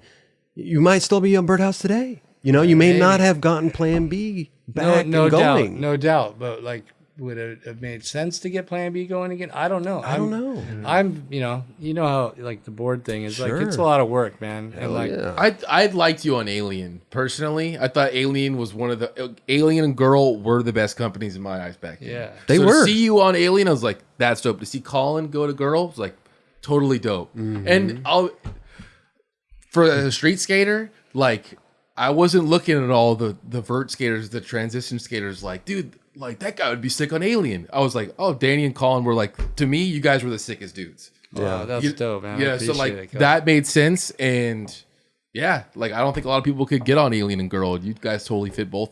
You could have gone either one of those, to be honest. I definitely thought about approaching the Girl, hitting up Rick and Mike, but it just I don't know, like the Alien thing popped up, and I was kind of like, I always had like an attraction to the Alien campaign, and so I don't know, it felt right at that time, and I know there was like a pretty good alliance with DC and Alien as well. Yeah, totally. So it just seemed like the right move, and I didn't know if Plan B was going to happen again, but was it always in the back of your mind? I've always, I mean, it was a fantasy. And like there was no way Colin and I were going to do it unless like, I mean, it's so crazy how it happened, because it wasn't something that we were, we didn't put any effort in. Like it was like the universe made it happen. Really? We started hearing rumors that Plan B was going to be started back up. Like you heard rumors. We were hearing rumors. Okay. That like P-Rod or PJ, like there was rumors floating around about these like Plan B starting back up, and we were hearing certain guys were going to be on the team. And Colin and I are like, is this really happening? And we were just turning our heads to it, like, whatever. It's just skate gossip bullshit. Can I ask you a question really quick? You had mentioned before there was no trademarks, there was no anything when you guys were trying to take it over. Had there been trademarks then bought and all that stuff? Was there anything? So it was kind of an open playing field, right? With that name. Totally. Interesting. Okay. So we didn't ever formalize any of that when we took it over. And like what happened is, I think, so we owed Mary still a little bit of money. Okay. But wasn't much, but we did owe her some money. And when we put it to rest, we just let it be. And what we didn't realize is like, when we were supposed to finalize the payments to her, that she was going to sign the trademarks over. We didn't know, because we never looked into it, that she didn't have any trademarks. Okay. So it's Mike's wife, so of course we're gonna be, show the love and integrity, and like not gonna, take, go back on our word. We agreed on the amount of money, and and we just whatever. We were gonna honor that. Right. So when these rumors started flying around, we were like, this is just no way we're gonna do this. We don't want to get back into this game. Like board market is so challenging, and it's so much babysitting going on, and it's a lot of work. It's a lot of work. So we just, like let nature take its course, and got to the point where we're started getting phone calls from people. Like, I'm getting phone calls, you know, like, hey, like P-Rod wants to talk, and like, you know, PJ wants to talk. And I'm just like, really? Is this really happening? So I reached out to these guys, and they were like, yeah, like I heard you were starting Plan B, you know, and like, they said that to you, or you said that to them? They said it to me, that they heard the rumors that we were starting Plan B up, and they were wanted to talk. Okay. And this is the time when P-Rod was still on Girl, right? Yeah, he was still on Girl. Okay. So it's kind of like, yeah, like these rumors are working both ways. Like, Okay. Weird. they're hearing that we're starting it, so they're interested. We're hearing that they're interested, so we might want to reach out and just see what's up, you know? Okay. So Colin was just like, nah, dude, this is not happening. Like, let's not waste our time. Like, we're too, you know, let's not get back into this again. But I was like, man, there's something to this. Like, you know, it's just too magical that this is happening on its own. I mean, P-Rod and PJ. Dude, when you look at the opportunity, I was like, we can't ignore this. We have to look into it further. Right. And we started to. And you know what? The response from these guys was like, yeah, we would definitely be stoked to talk more and be down. And I'm like, dude, we have to really explore this. So anyways, then I reach out to Mary, and I'm like, hey, you know, we're in a situation where, you know, we might be able to get this company back off the ground. Like, what's up with the trademarks? Okay. And she's like, well, we have them, and, you know, let me talk to her husband's like an attorney, her new husband. And, you know, we'll talk to him and see what's up. And basically we did our own trademark search in the meantime and realized there's no trademarks. It wasn't one thing. That's crazy. So, you know, we get into like somewhat of a negotiation with her, but it's not really her. It's, I think her husband is like posturing for, well, just coaching her on how to deal with this. But we're like, hey, we had a deal. We don't even need to go we really didn't need to even call her and say anything. We could have just done it. You could have done it. Right. Yeah. Right. But and got the trademark on your own. Yeah. And just started the company back up. We didn't need her involvement. Right. Wow. Yeah. So, and then she's like, we'll sign the trademarks over to you once you get the rest of the money to us. And I'm like, you don't even have the trademarks. Wow. So in the meantime, I just started getting all the trademarks. Okay. Yeah. Smart. But, you know, so I trying to pull a fast one, like over the money, but I get it. No, you know, I don't think she's trying to pull a fast one. I think there was somebody else that didn't understand what the real deal was here. Like Plan B again is us. Right. Plan B, the brand, didn't have any value in that position to anybody but us. Yeah. Like, it's not like she could have done anything with Plan B and anyone would have paid a dime for it. Right. You know, without us. Totally.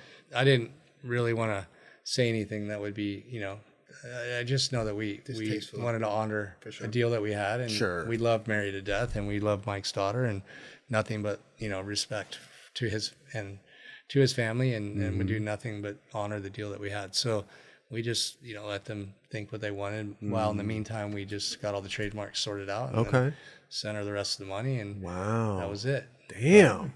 So there was no real negotiation, because it was like, there was nothing to negotiate. Give you the rest of the money. Right.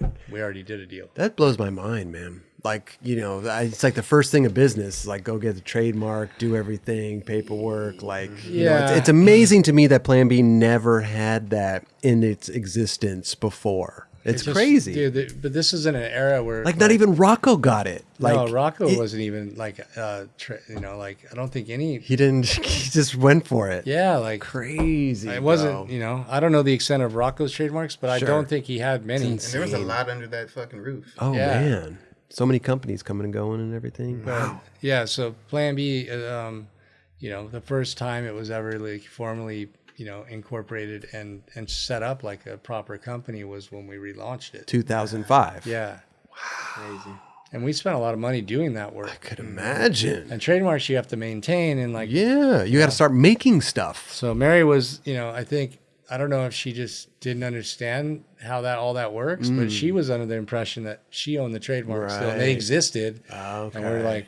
But I never wanted to like challenge her on that. I just sure. The deal is what it was. Here's the rest of the money. We're gonna launch the company, and she eventually was like, "Yeah, that's cool, whatever." But yeah, it took a second because her, you know, her advisor was kind of like, "Oh, well, maybe you can get more. Plan B might be worth more." Like, there's always more. You know, this is beneficial to you and me. Yeah. So it worked out good. You know, we're all everybody's, you know, happy. Happy. I love that. And Mike's legacy is back intact. I love it, bro. I love it. So, when you guys launched that was a big deal. Oh, dude. I was like, that's when magazines were a thing too. And you see the spread, you're like, oh shit, the list. You're like, okay. Bro, it's like P-Rod, PJ, Ryan Gallant. Yeah. Who else am I? I mean, I can't. Was Duffy on? He wasn't on first, right? But that was like my goal, man. Like, and I remember going on a like tour with the Transworld guys. I think it was like a road trip, and Duffy was on that trip, and like he was skating for World, I think. And I was like, man, like I'm just hold tight, but my goal is to get you back on Plan B. And he was just like, all right, fuck yeah, I'm down. And like it meant like I was, I wanted nothing more but to like get the band back together in some degree, like having Duffy, and then Sheffy was another strategic play, like eventually Sheffy's obviously doing great, and like seeing him kind of floating, and I was like, man, I gotta get Sheffy back on Plan B too, and make it, at least have like some OGs. Plan B has, from the original team, the only people we don't have is, I guess Sal, but wasn't the original team. So, other than Mike and Rick, we have, Duffy, Colin, Sheffy, and myself. It's a pretty solid 30 years later to have that many guys from the original cast. Incredible, dude. But, wow. So Sal was helping us in the beginning, though. Amazing. When we relaunched, he was helping. He's a great guy. Yeah, very smart, talented dude. I love Sal. He's the best. When we relaunched, I did a reissue with him, and we were gonna do it. We have a couple more we're working on right now, actually. So yeah, and some Jeremy Ray stuff in the works as well. Awesome. Yeah. Wow. Yeah. So I'm trying to do whatever I can to like bring some of the nostalgic heritage back and heritage. Yeah, it's dope, man. Now's the time. Yeah, people love that stuff. Right and Jeremy had so many, he did all of his own board graphics, and he has some really rad graphics and some stuff that was just really another dope. multi-talented dude, man. Hell yeah. Wow. So that's awesome. So I think it's so funny how they thought you guys were relaunching and you thought they were, it's like, what is going on? That's the funniest thing. I wonder what that rumor. Yeah, I know. Whoever did it, man, like Jason Maxwell.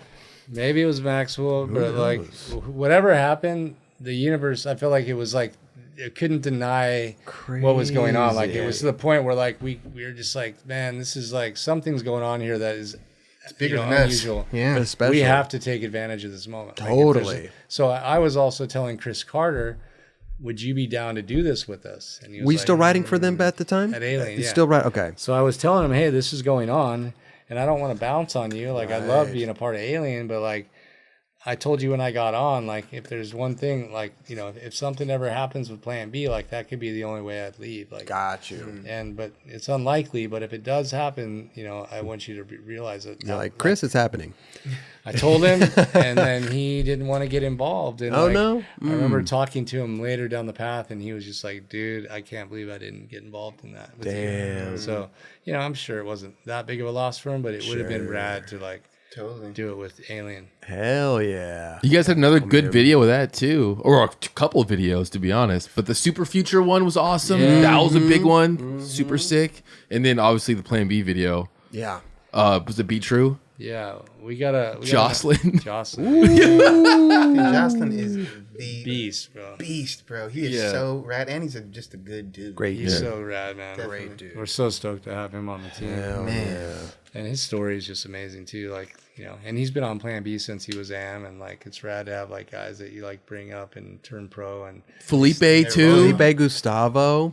He was telling the story how he wanted, but that was his goal. Yeah. Get on Plan B. He really did want that. When he came out here, he was like, I want to get on Plan B. Dude, so loyal. Like we have such an amazing loyal team, man. It's like, I can't, it's just, it's the real deal. It's like our team is like, it's not a facade that these guys are all good friends, and there's just some sort of like loyalty, but like chemistry. What's the word? The chemistry amongst the team is real, man. It's like these guys really have a lot of love for each other. And you can't fake that. No. I love to see you guys skating like out in the weekends sometimes, dude. Yeah. Got to do more of that, bro. We have a video dropping soon. Ooh. Nice. Okay. I did hear that. You got footage in there? street part? What's going on? I don't, because I've been hurt. Dude. Okay, that's true. I would You got to get it. what people don't realize it is like I'm dying to skate street. Like I love, dude. If my body would permit it, it would be all the time. I just don't think people realize how fucking destroyed I am. Okay. Like it's just that. It's nothing more than that. Like, dude, I'm dying to. That's why I'm fucking in Colombia getting experimental treatments and shit. Like I'm doing whatever I can possibly do to get in a position to like. You know, and I'm never gonna be fucking Felipe Gustavo or fucking, I'm never gonna be Chris Jocelyn. Like, right. I'm just like, but you know, it's your Danny way. I would enjoy just having, you know, skating some low impact stuff, but like, come skate the curbs. Yeah, dude, I love curbs. Curbs, bro. Come on, dude. Flat ground even is abusive. Like street skating is just not. It's dude, you're like fighting gravity in a way that is just so.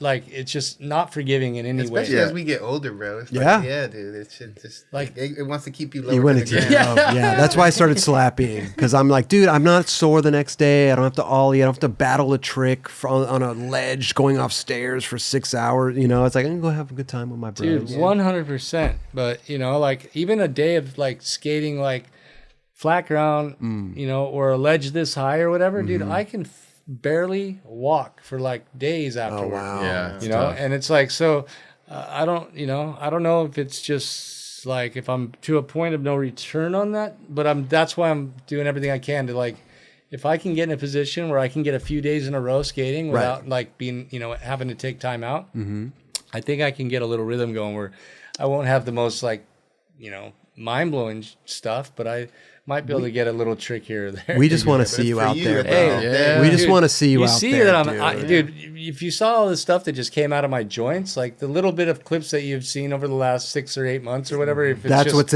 came out of your joints. Dude, that's what I'm operating on. Like, I don't think people realize it's like, it's not like I'm like, I get so many people like, dude, where's the street part? And I'm like, I'm dying to give you something, dude. I'm dying to get one out. Like, I would love more than anything to like have a little, you know, little segment on street, but like I'm doing whatever I can, and I hope that this pays off because I'm shooting for that. Like, and it's not that it's, you know, I'm not so worried about the aftermath. Like I can deal with feeling sore later. Sure. But there's some things that like, it hurts to do. Like, you know, with some of the, I mean, if you look at my post of like the surgeries I had and see some of the things that came out of my joints, like it just hurts to flat ground ollie. Like it hurts. It's so painful that it kind of takes away from my, you know, from the strength I have in my pop. What part of your body hurts? Like if you're going to do an ollie on flat, what's the part that my knee? I have like now, you know, I have no ACL on my left knee, which is, I can operate without that. Okay. But there's some bone on bone, you know, going on in there. So what I just did with the stem cells is supposedly going to help change that a little bit. And then my right ankle is bone on bone too, so I don't really have one strong side now. I see. So what you're saying. So like you know, it's the more of the impact than the lift off. If I would have just stayed on the ramp only, you know, I'd be like getting as much skate time in as Bucky. You know, there you go. Like I would love to have. You know, I don't take any of it back. Sure. But I do envy those guys for not taking the path that I took, because between some of the big mistakes I've made on the mega ramp, and just all of the ankle rolls and all of the like impact that my joints have taken street skating, like I've done a pretty good job to myself, like to the point where I'm like, God, my mind is there. Like I can still, like I have it all my wiring's there, like my energy, my motivation. I'm like foaming out the mouth to skate, but it literally is, I just have like these restrictions, and I'm, you know, so hopefully what I'm doing will, you know, I can overcome some of that. So, yeah. But dude, it's like you know, it's not my motivation. Right. And so it's like,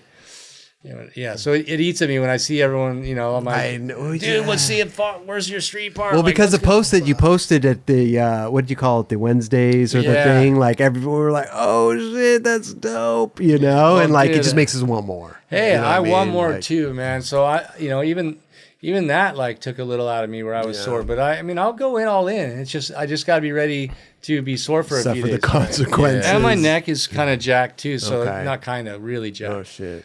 So like a lot of the, like, you know, the street impacts, they're it's like the impact. It's just it's a lot of jarring. I was going to say, so even a mega ramp, right? Like all that stuff is, it's less jarring on your body. Unless you make a major mistake, you slam. Sure. Like street skating is more like continuous, like ruckus on your joints. Abuse.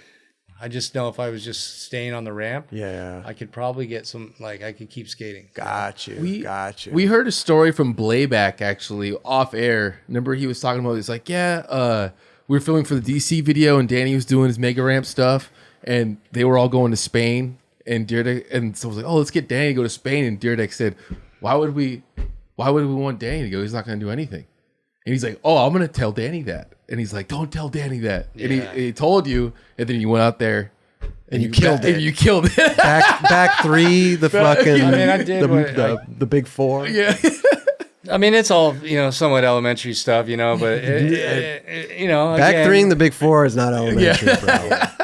I mean, there's some go-to tricks that, that's just one of those tricks that I love that go-to trick. We'll take that. Yeah, 100%, dude. Still relevant today. I have a fantasy of throwing that off some other things, but like I gotta just get to the point where I can skate a few days in a row so I can just get good on my board. And that's the part that I'm having to struggle with. Like I was learning my flat ground tricks recently and dude, I was even from skating flat ground, but that was prior to these surgeries. And then when I saw what was growing inside my joint, I was like, dude, I can't believe I was even skating at all. It's tough, man. Your mind's there. You want to do it, but is the risk worth the reward? I mean, it's fulfilling to me. I know. It's fulfilling to me. I don't like wearing pads. I like skating and having the breeze blowing on me. And I like the casualness of like skating and standing there and, whatever, just enjoying, not being in a bunch of sweaty ass. I mean, you get sweaty street skating, but not sweaty ass pads and baking in a helmet and like. So street skating's so fun. Like it's just so much more casual like that I really like that. And I guess, maybe. Because if I try and keep street skating and destroy myself where I can't skate ramps, then everyone's gonna be like, "Well, dude, if you could only skate ramps, that'd be rad." And I'll be like, "Fuck, I could have only skated ramps, but I decided to fucking street skate, and now I can't do anything." Oh my god! Well, do whatever makes you happy, right? 100%. You know what I mean? It all makes me happy. Yeah, man. We like watching both, dude. Because, and I want to get into some mega ramp shit right now, if you don't mind, bro. Because how do you even start the initial build of the first mega ramp? It's crazy. Like the whole thing is nuts. It's like it was an evolution because the first one I built was just a oversized half pipe. The one in San Diego that I did where I jumped out of the helicopter. Yep. That was, that ramp was 16 and a half feet tall. And the one that I built in China, the quarter pipe was 32. That was almost twice as big. Oh my gosh! And the one I built in 2017 in San Diego, the last big air thing I did, that was 40 feet tall. Damn. Which I kind of screwed up on that. Because each time I do these, like I learn something every time I do it. Sure. And I don't want to just do the same thing over again if I have an opportunity to experiment. Right. Because all these are just big experiments. Yeah. And it's not like I don't get many opportunities to experiment. So I always try to make the best out of each one. And can I do something to improve it? Is there something I don't know yet? If I add, a little bit more of this or do it a little bit more that way or whatever it is, like maybe the result will be that much greater. Right. I've learned some hard lessons doing this too. The last one I built, where I did, the higher record, like I don't know if you guys know what the term elliptical means. Elliptical, like the elliptical machine? No, it's like it's a term for an evolving transition. Ah, okay. So like it starts out bigger at the bottom and gets tighter towards the top. Oh. It's not one continuous curve. Like the Venice Bowl is like elliptical. Yeah. Oh. Take a scenario where I have, we'll just say 40 miles an hour. Yeah. That speed's going to be the same regardless if the lip is at 30 feet high or at 40 feet high. Okay. So if I can figure out how to get in the air sooner, I can start calculating altitudes quicker. Okay. Like, so if there's 10 foot more a ramp, right, then that's 10 foot less of air time with the same amount of speed. You want to keep the same speed, but get in the air quicker. Yes. Right. So by having, an elliptical transition, which was kind of big in the like 80s. Like Paul Schmidt built a couple ramps. I remember when I was like skating amateur vert contests that were elliptical. You could essentially get, a bigger tranny ramp with that's smaller in height. Okay. But it's definitely a different feeling. It takes some getting used to.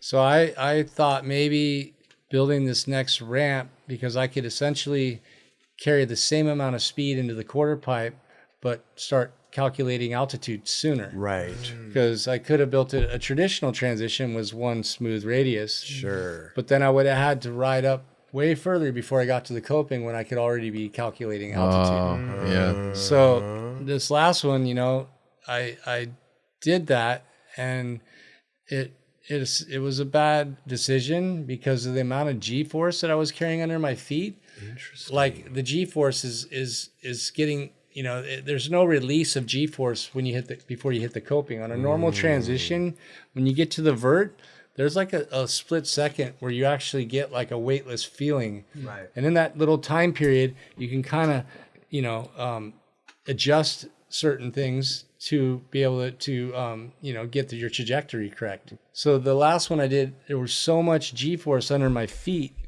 It was like riding a bull off to the coping. It's like that thing just wanted, like to jump out from underneath me.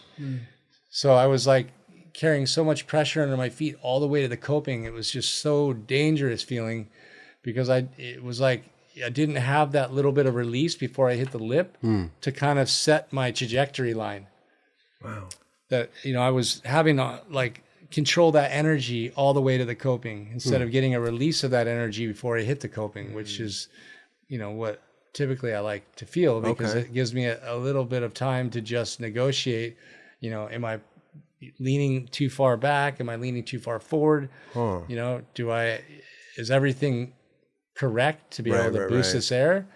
So that was something that I took a risk on, and it was a hard lesson because it was so hard to harness that energy under my feet, and it was so damn scary, man. Just because I was just like all the way to the coping, just pinned with G-force, just so much energy pushing under my feet that wanted to go somewhere. So I kept having these like premonitions of losing control of the energy at the lip and just getting ejected over the deck or ejected out to the flat. And, there was a couple airs I had that day. My goal was to do a 30-foot air. And I had one, I bailed it, which I'm so mad that I jumped off because I probably would have made it. It felt like I was going to hang up.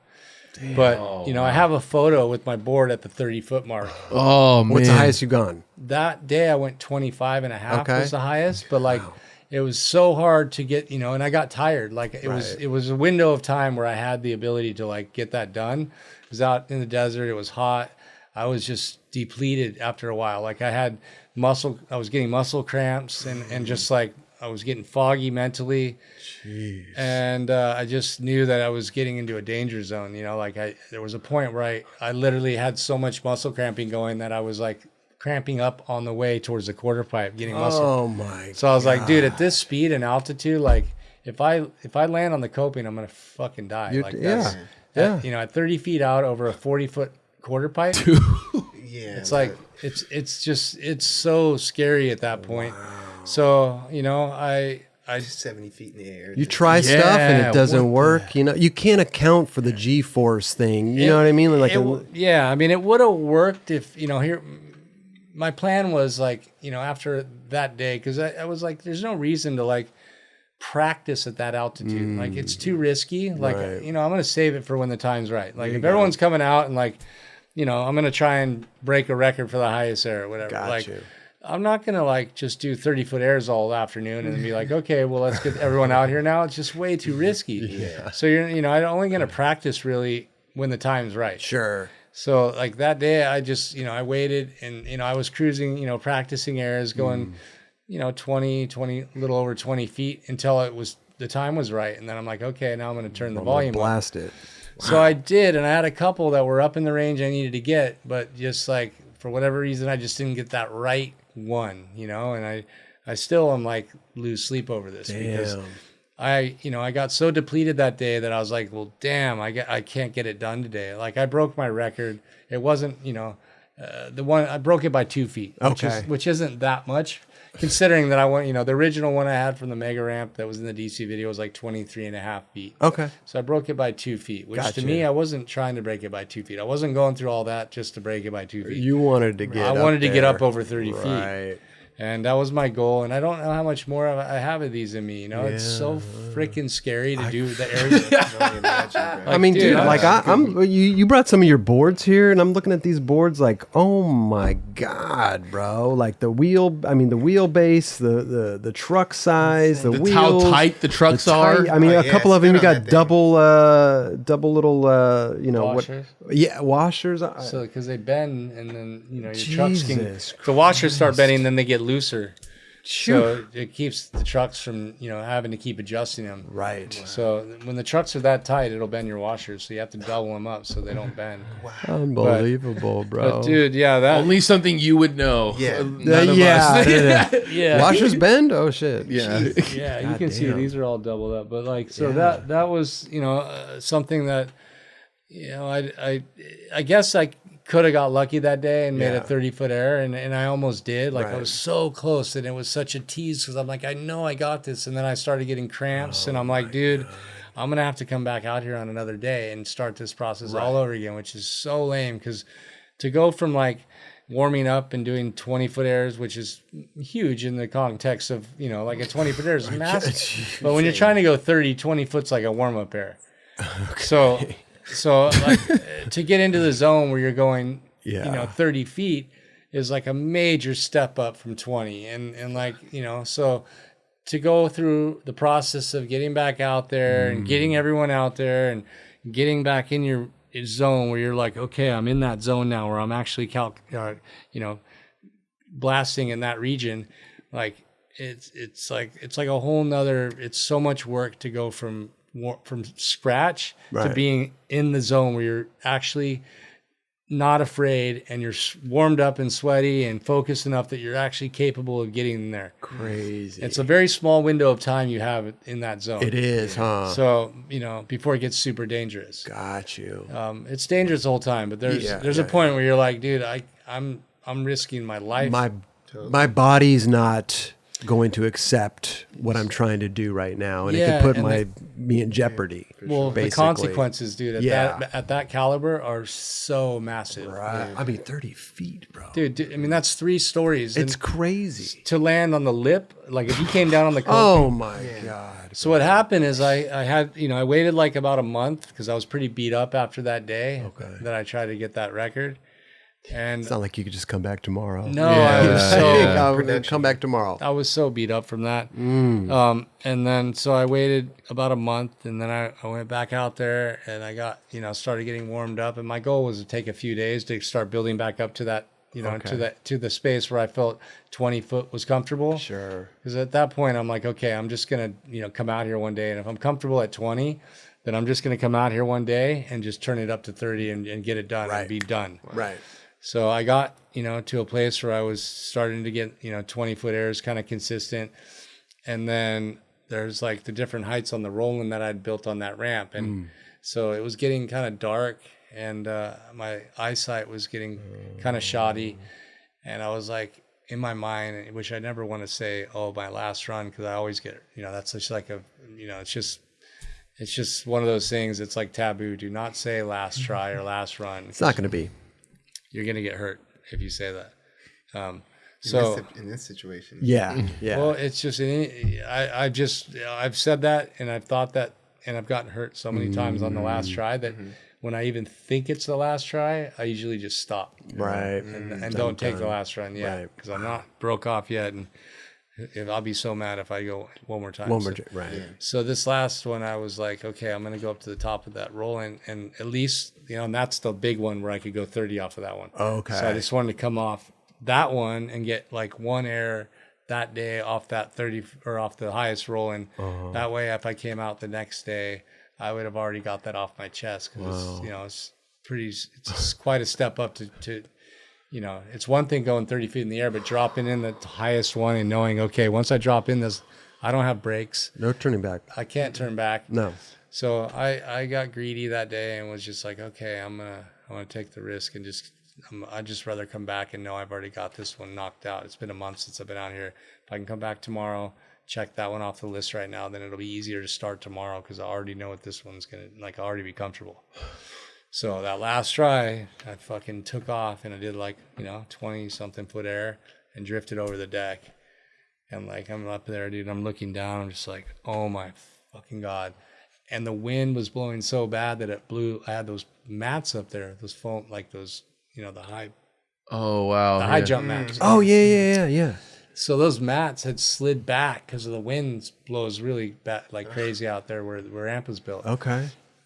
Nobody went up there and adjusted them, and I kind of could tell that they were off, but I just was in my zone. I didn't want to waste any time. It was getting dark and I'm just like, I'm going to go, fuck it. And drifted over the deck. And then I'm up there looking down and I'm like, I'm fucked. And I could see that I'm just a foot off the mat, and I'm like, oh man. So I come down and I land literally standing on my arches on the coping. And right when I landed, I for a split second, I was like, I got this. My biggest fear was landing and exploding and doing a cartwheel off the coping. But I landed and I was able to keep my weight on the deck. But the energy goes somewhere. There was so much energy. This is like a 2-story building to your feet. Sure. And I'm standing on the edge of the cliff. 2-story building to the edge of the cliff. Yeah. So I stomp my feet and I look down at my right ankle. And right when I look down, and it's the one that I blew up in China the same way. It's been fucked on so many things at this point. It's pretty weak. And the last thing it needs is another ankle injury like that. So I land and my ankle just implodes and folds in, and I tore the tendon off the bone, and I had massive injury to that ankle again. So they were going to tear the ramp down shortly after that, and I was so hurt that there's no way I was coming back in a couple months. It would at least took me 6 months to get back out there physically. Whose ramp is it? It's the one I built, or You DC built and Monster built it for that higher record thing, the last one I did. And they invested a lot of money in it, man. It's just those things, it sucks because experimenting at that level, it's dude, of course I want to go do the biggest airs that I can possibly do. And but so much pressure knowing how much it costs and the risk that they're taking, I guess, my physical livelihood is, and well-being is priority. But in the back of my mind, I'm still thinking dude, if I don't come through, how fucking embarrassing is that? I don't care, obviously I don't want to get hurt, but I just carry a lot of internal pressure. It's a lot of the pressure inside myself, knowing that that's on the line. If I fail, I just got these guys to spend so much money and we didn't get the results. It's everything was for naught, It's damn. So sure enough, that ankle implodes and then they tear the ramp down shortly after, and I never got to go back out there. Damn. Dude, it eats at me so much because I know if I had another shot at this, I'd perfect the design. I know I could get a 30-foot air. Sure. I know I can do it. You're gonna do it. You're gonna do it, dude. The clock is ticking. Dude. Hey, you take time to heal. Yeah, man. So you're in your healing process. Yeah. How old are you now? Me? Yeah. 47. I'm 44, bro. I'm right there with you. Bro, I just turned 21, but doing a 40 or doing a 30-foot air at 47, and just the consequences. If I get broke off at that caliber at this age, there's amazing things that I've learned, and there's definitely resources I have to heal. But for the most part,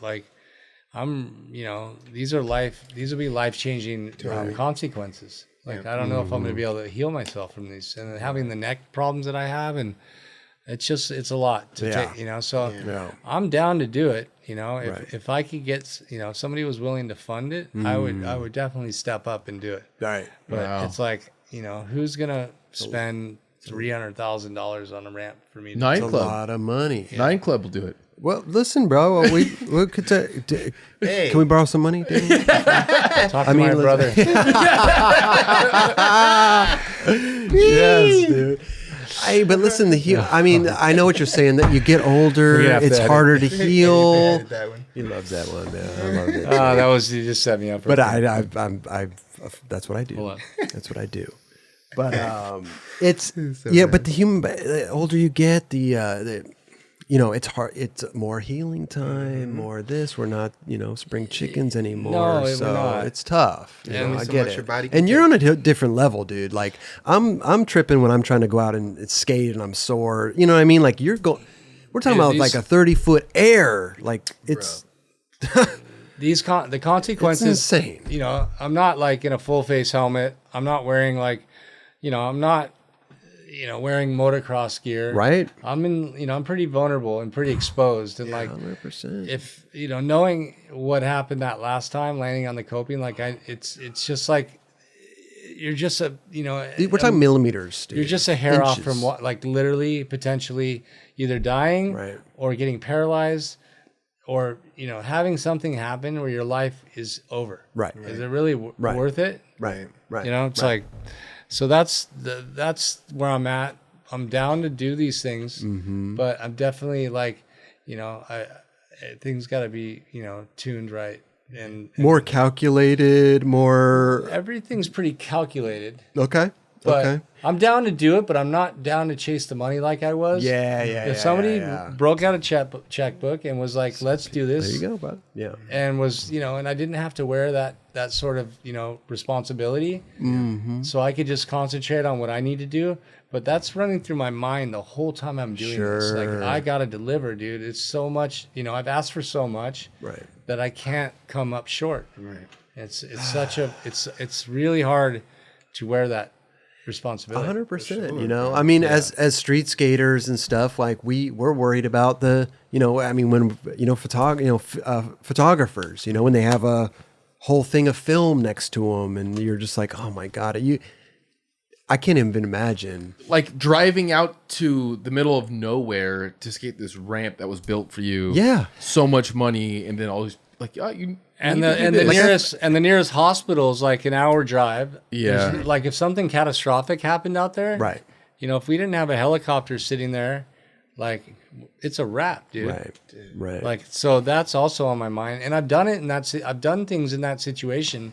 I've done, a handful of these sort of, big air things like with that risk factor on the table. Looming. And dude, I've gotten away with a lot, like it's just, yeah.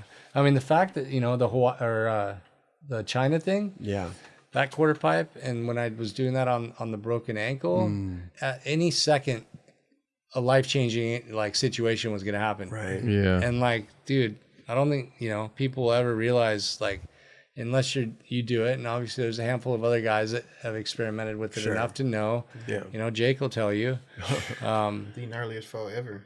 Wow. Yeah. Like it's these sort of, situations are fucking scary, dude. I mean, we as skaters, we know, but we don't know. You know what I mean? Like we haven't done it. Like There's only a handful of people that have done. Yeah, man. And like we know it's gnarly. We know the consequences, but you explaining it right now to us, it's like puts a whole other like, it's like, you can't just come back the next day. It's like there's certain like in the risk factor. It's dude, it's gnarly, dude. It's such another level of like like the amount of fear and then how humbling it is. Like just, dude, I'm, when I've gotten myself into those situations, like most of the time I've done those things, like I put myself in the situation to have to do it because I know once I'm in it, I can't turn back. Yeah. But when I'm setting myself up for it, I'm like, kind of hoping like,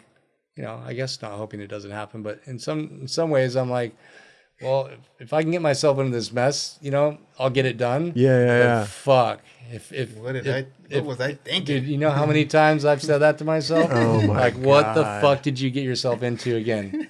Are you seriously in this situation? Happening. Yeah. But dude, I there's nothing else on my skateboard that I've ever experienced, not even close, dude, to hitting the quarter pipe at full throttle, trying to go 25 feet plus.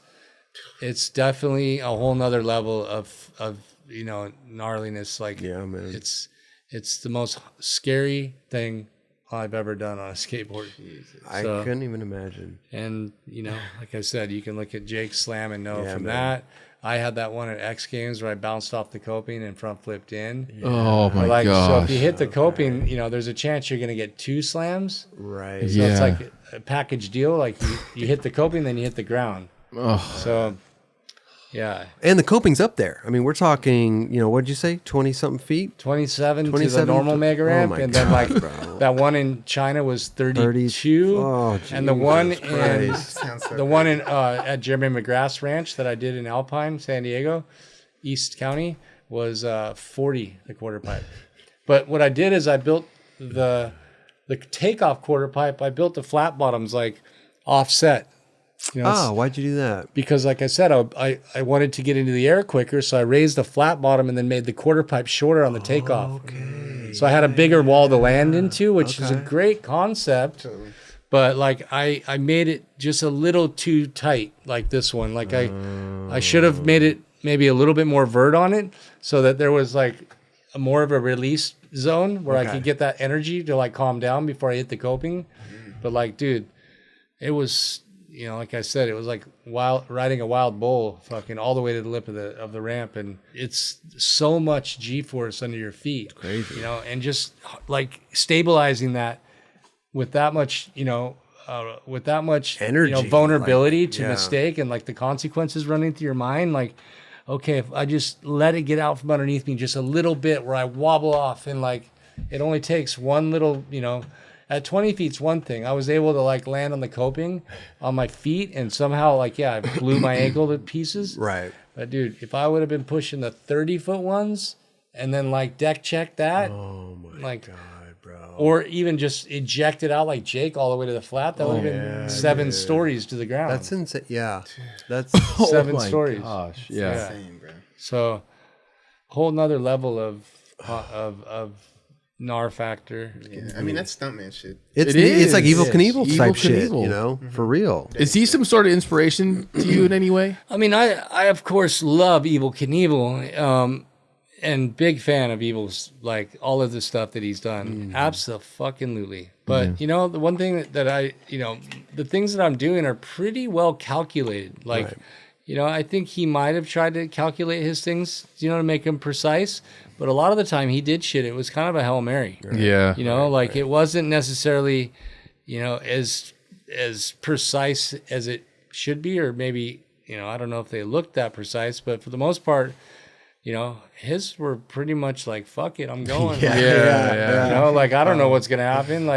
But I'm going into these with a lot of, experience from prior situations. And I'm trying to take all of the information that I've acquired over the years and all the experience that I've had through those situations. And I'm trying to, make a pretty, precise calculation. And so the results are successful and safe. Yeah. Seems like you have a good team around you too, like the ramp builders and everything. Like, really I was going to ask you how, if you build this thing, right? How and something's wrong with it. I mean, it seems like a big undertaking to then change that. If there's like a wall that's off or a dimension, I mean, that's like a whole thing. Yeah, to take apart one of these ramps. Massive project. Right. You're not, once it's established, it's like once it's to a point, once you build it to a certain point, it's nearly impossible to take it apart. It's kind of impossible. Right. Yeah, right. That's what I figured. There's a point of no return on the build. Right. And so gotta get it right the first time. Pretty much. And then I mean, we're talking about a whole different thing, but then going into like the rail stuff, because you wanted to do a rail, and I think what was it? It was another part of the DC Deluxe, the video. DC Deluxe edition. Yeah, right. I mean, that fucking blew minds, dude. Like, here you are, like now, and how do you? Like, you put the rail up there, right? How do you just 50-50 it? You board slide it? Like, what the hell do you do? Yeah, I mean, that's like the test start, it?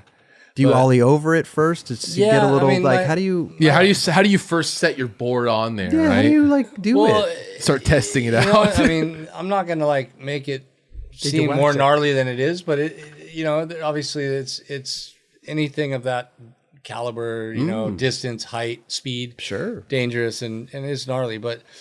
the what I tried to do is essentially build the rail in the trajectory arc so that like it could be very weightless. So like you can get on it and literally it's just like so weightless that you're literally just using it as like a guide through the air to lock onto. So, you know, I just looked at like video of the trajectory line I was jumping and tried to calculate. You know, I had some guys stand on there and just kind of see how high I was getting. Got you.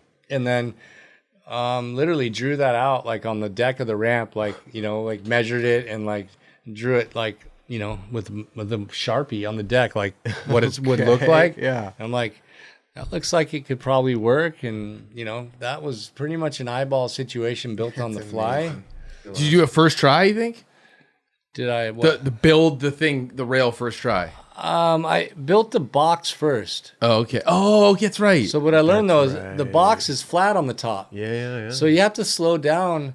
You know, to get on the box, you have to go a lot slower. So, and if you don't essentially do what you're doing, if you make a mistake, then you're landing on the box and you don't have enough speed to get all the way over the thing. So it's kind of like a little bit of a disaster for a second if you make a mistake. Right. So I realized like maybe building the rail, you know, with the trajectory Makes line, sense. arcing it, I would be able to flow through, you know, I'd be able to get on it. And if I had to jump off, I could jump and clear it. Did you have the initial thought to have it be a rainbow rail or did it be a flat rail at first? No, I think rainbow is something. Was always the thought. Okay. Yeah. And what was it that when your board stuck in it? Was that was like a couple tries in to the whole thing, or Yeah, I don't know how many tries in, but it was early on? Yeah, it was pretty early on. Wasn't that kind of scary? I was gonna say, like, I mean, if you look at like that was like shish, you know, like a shish kebab. yeah. Yeah. So you could, you know, I obviously have the idea like what happens if, you know, something goes wrong and my wheel stops spinning or like I hit a rock and like dive into it. Bro. So Yeah. A lot of variables there. You know, getting impaled on that thing definitely crosses your mind. Or your leg or arm hitting that thing. Oh yeah. Whatever. Oh, yeah. What was like the hardest trick for you to do on that rainbow rail? Is there anything that took you a minute? You know, there are some that are easier than others, but Yeah. I would say like, I don't know which one. You know, like maybe Scariest, maybe, like to try. the two. I mean, you know, maybe like 270 lip was kind of like a little bit, you know, just to get the trajectory on that to like line up with the rail correctly, and then, I don't know. I could see that too, because you're going back, you're going blind side towards it. What else? I'm trying to think of what I did on there. You nose blind slide it, Front side. That wasn't anything, because it seems like you got to go up and then down to it. You could, Yeah. like you're not gliding anymore. You're actually locked in. Yeah, I don't. What did I like? Switch. Fuck. What did I do on there? Switch crooks. So. You did so much on that. Yeah, you did a lot. Yeah, I don't remember all the tricks, but I think, you know, that I did that heel flip lip slide. That was kind of a little bit. That was unreal. Front side lip, right? Yeah. But wait a minute. I mean, a heel flip at that. Why a heel flip? Is because you have more. It's more stable. I don't know that like flipping my board front side like heel flips like it's just one flick that I feel comfortable. Okay. I've done it in many circumstances, you know, like it's a go-to flick. I was at the Olympics and I saw Shaun White doing some big frontside heel flips. And I was like, is that a trick that kind of comes natural to transition Heel skaters? flip with like where was Flip he? indie grab? He's heel flip grab of some sort. yeah. Frontside heel flip grab. And I was like, is that Yeah. like common just to kind of flick it like that for transition skaters? I mean, it's a common trick. Heel flip indies, heel flip frontside airs, but like, you know, grabbing is one thing. You know, it's a different flick when you're not grabbing. Yeah, 'Cause okay. you can always flick your board out into no man's land and grab it and throw it back under yourself. Like, Sorry if I sound, because I've never had that No, feeling but- before in any way. I could front heel on flat ground, 100%. but yeah. But yeah, I mean, any of those flips where you're just grabbing, you know, you can essentially just kick it out into the middle of nowhere and grab it and throw it down. Yeah. And if it's high enough, you have enough time to get it back under you. But, you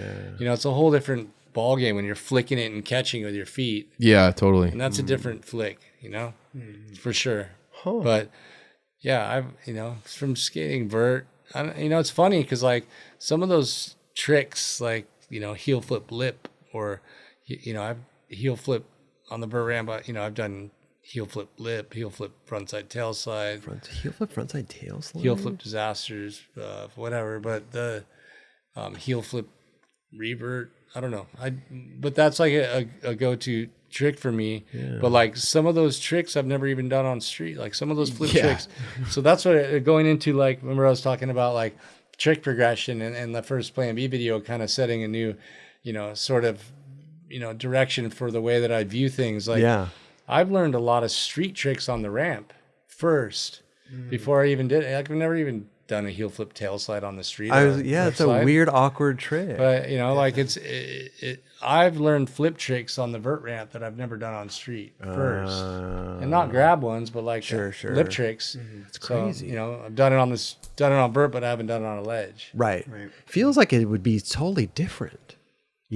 Maybe different, but the same in a weird way. I don't know, because do you find it because it's like you're weightless in a weird way? I don't know. Yeah, it's like a pressure ollie. Like the technique is different, but for me, flipping my board on vert is a lot easier than street. Like I could do a ledge trick, style lip trick on the ramp. Okay. Much easier than I could do it off the flat ground on a ledge. Right. Like just having the ability, like having the speed to get up into it. Yeah. And it not taking much energy to flat ground ollie, and then you have like a split second to flat ground ollie, then flick your board. Then happens a lot quicker. Right. Yeah, and it's like you don't have to concentrate on getting, obviously getting up to the lip takes, but that sort of like, technique is embedded in, years of ramp skating. I'm not really thinking about riding up to the coping being anything other than just like having like, for me, it's like, kind of like cheating, getting able to just put something onto the ledge without having to ollie very hard off the ground. Right. So, it's so interesting, man. It's definitely like, it's for the most part, I guess you have to have a vert background to be able to even try that stuff. But for me, it's much easier than some street tricks on ledges to do them on vert. God damn it, man. Yeah. It's so crazy, dude. I mean, the Mega alone is just, it's insane. It's insane. The shit that you did on that is just incredible, man. And the latest, what was it? What was it, a DC thing? The latest, the quarter pipe. Oh, yeah. It just came out not that long ago, right? Yeah, not that long ago. That's at your house? Is that in Hawaii? Yeah. In Hawaii. Yeah. Okay. Now that's just a quarter pipe, right? This is a roll in with a quarter pipe. Yeah. Okay. Interesting. A massive one with this, like lots of different sizes. That one has a 38, like the middle part where it goes like, I think it goes like 85 degrees, and then it goes up another 10 feet. That goes all the way up to almost I think it's 38 feet tall. But it's not completely vert. And I did that on purpose, like I wanted it like to be able to skate almost like a flat bank. Yeah. Because, I built that ramp without the intention of skating at like a big air ramp. Okay. Like, I like skating vert. Like I like trying to essentially bring the street mentality to the ramp, right? And like the mega ramp, like we're always so fixated on going big. That quarter pipe, they've always been flat walls without any like the dimensions that I would put. If I built a vert ramp, I would, never want to build just a vert ramp with 2 flat walls. Sure. I always build in some obstacles and things and skate it like more like a street style vert ramp, But that had not been done on the Mega yet. Like that Hawaii thing was like where I had the ability to build something fresh, and I wanted to make it more street minded, where I could do like more flip tricks and not be so fixated on blasting high airs. Yeah. But just doing stuff that would be more relatable to the street. Oh, it was so relatable. I mean, it's still massive, huge, definitely. But it's great. You had like levels of coping in the middle of it. Like almost like a love seat or something. Like there is something like that. But just it's almost like building different spots, there's different spots all over the ramp. Like, you can skate it, like, I mean, it's, you don't have to skate one thing or another, but like you can session one obstacle or one spot. Right. And it's just, even though it's not like, the ramp's only so wide, but there's so much to be done on that ramp. Like there's so many options in such a little small space. So it's not small space, but it's, when you look at like, just from one side to the other on the coping, like the possibilities are infinite, and it's just you skating it too. pretty much just because it's, you know, it's out in Hawaii. So it's like Jake Brown's come out before, and Collins obviously skated with me, but like for the most part, it's, you know, and I'm not opposed to having people come skate with me. Yeah, but who's gonna do it though? You know, I mean, God, all the guys that skate vert and Mega Ramp. Well, you know, that's love true. it. That's I true. know Bob would love to come skate. Nowadays, like Clay Kreiner, Clay like Kreiner would bro, rip that Elliot thing. Sloan, Elliot too. Sloan. Yeah, a bunch of guys would rip. Yeah. So I would love to have all those guys out there. I just, my ramp, every time I leave, I come back and it needs like, you know, $30,000 of maintenance work. Jeez, so the amount of money that I've been sinking into that thing to keep it skatable is just, it's overwhelming. Yeah. It's breaking me. So I'm trying to figure out a long-term solution, and I think I'm going to concrete the rest of it. You're gonna the whole thing concrete. Yeah. Crazy. Just because you said the roll-in's concrete, right? The roll-in all the way up to the quarter pipe is concrete. All the way up to the quarter pipe, right? Yeah, absolutely. How do you think that will change? Will that change any way that you skate it? Pop? Anything? Like speed I in think any way? it'll be. I mean, it's always going to be fast. Skate light's fast, but concrete's can always be fast. But I don't think it'll change anything other than it'll just have a different pop, like snap when you take off or stuff. Yeah, cement snap. I don't know. I don't think it's going to change anything other than it's going to look fucking cool. Or landing, like, you know, you slide down it. My grip, like the wheels differently. Yeah, it's going to have like a, you know, concrete and wheels change everything. The skate light can be sometimes slippery and sometimes grippy, but it's going to have a different sound effect. Right. You know, and I almost think it might be, you know, cooler to have that. I like the sound of concrete. Yeah. I mean, never been done. And it's smooth concrete. You know, so you can slide down it. You can slide down it. It's not like Pebble Tech. No, definitely not. No, it should be. I mean, if I can get this done, it's going to be, you know, it'll look like a big DIY mega spot. And I guess it's a stupid question, but I mean, you'd be satisfied having that permanently there to skate because, like I guess you just said, there's infinite possibilities there, so you could always challenge yourself. Absolutely, yeah. And I barely scratch the surface. Like, what people don't realize is, like, not only is it, you know, and it's so hard to keep that thing skatable. When I go over there, you know, some of the times I've been over to go film, it like takes me a couple weeks to even get it skatable. And then it doesn't last for very long because it's just constantly raining. Yeah. And the foliage constantly is growing over it. But getting filmers out there and to, like, dude, each trick, I don't think people realize when they see how much went into getting one trick. Right. You know, just because of the fact I have to get guys out there. They'll come over for a week. Like, it's not like I can skate that thing every day for months on end. Like, guys will come out for a week or 2 weeks, and, like, you know, we might skate it a few days a week before, you know, you get burned out and sore, or it's raining, or you have, like, weather issues. But, like, the amount of, like, you know, time invested in one clip is substantial. Wasn't Bragg? Yeah, Bragg with the bees. The bees, right? Yeah. Took care of a beehive while he was out there. Yeah, definitely. I mean, Hawaii. Yeah, definitely rain, condensation, definitely weather change, weather ridden. So a lot of elements. A lot of elements, man. A lot of elements to keep that thing going. And like I said, like, to have a crew over there ready to film me, and you need more than you need multiple angles, dude. It's just the elements, like the mosquitoes, you know, it seems frustrating. It's a tease because it's like there's so much potential with that thing, and you know, I didn't know all this when I knew what I kind of was getting myself into, but I didn't really know the extent of, like, how much, you know, how much of that would burden the ability to get footage, right? You know, but like the thing is so fun to skate, man. It's like, you know, but at the same time, you're like, you know, you want to, if you're gonna go out there and put the time in, you're like, well, I may as well get some footage on this thing, and but like then, you know, it's just a process, dude. And, totally.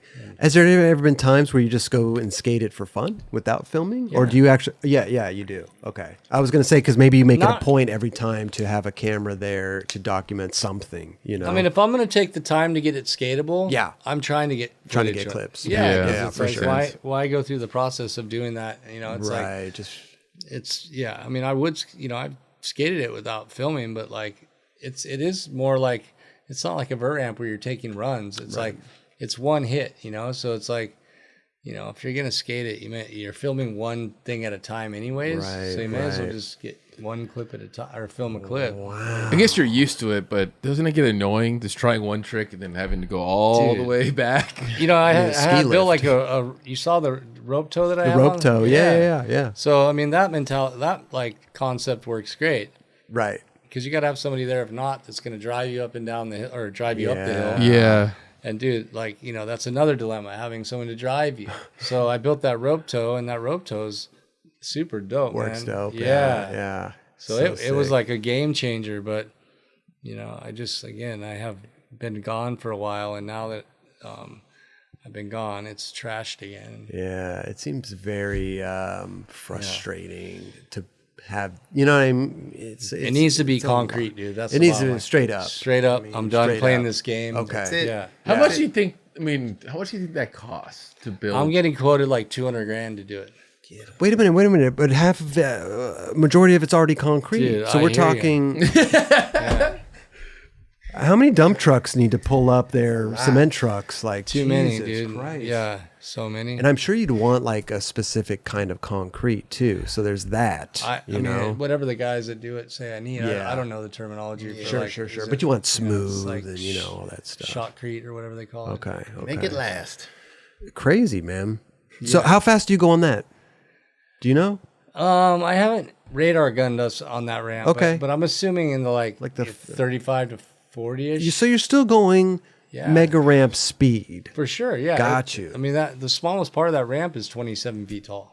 That's the smallest part of the lip, the coping. Right. The smallest is, so, to get, I mean, it's definitely, slower than you would be going on the mega ramp if you were doing I guess, a 10-foot air, out of the mega ramp isn't like full throttle. Okay. So I don't know. I guess you could probably say you're going between 30 and 40. If I'm ever in Hawaii, dude, I'd love to just come there and just look at it. Absolutely. Because that's just Crazy. That's just no I joke, have man. you come over and help me design the curb garden.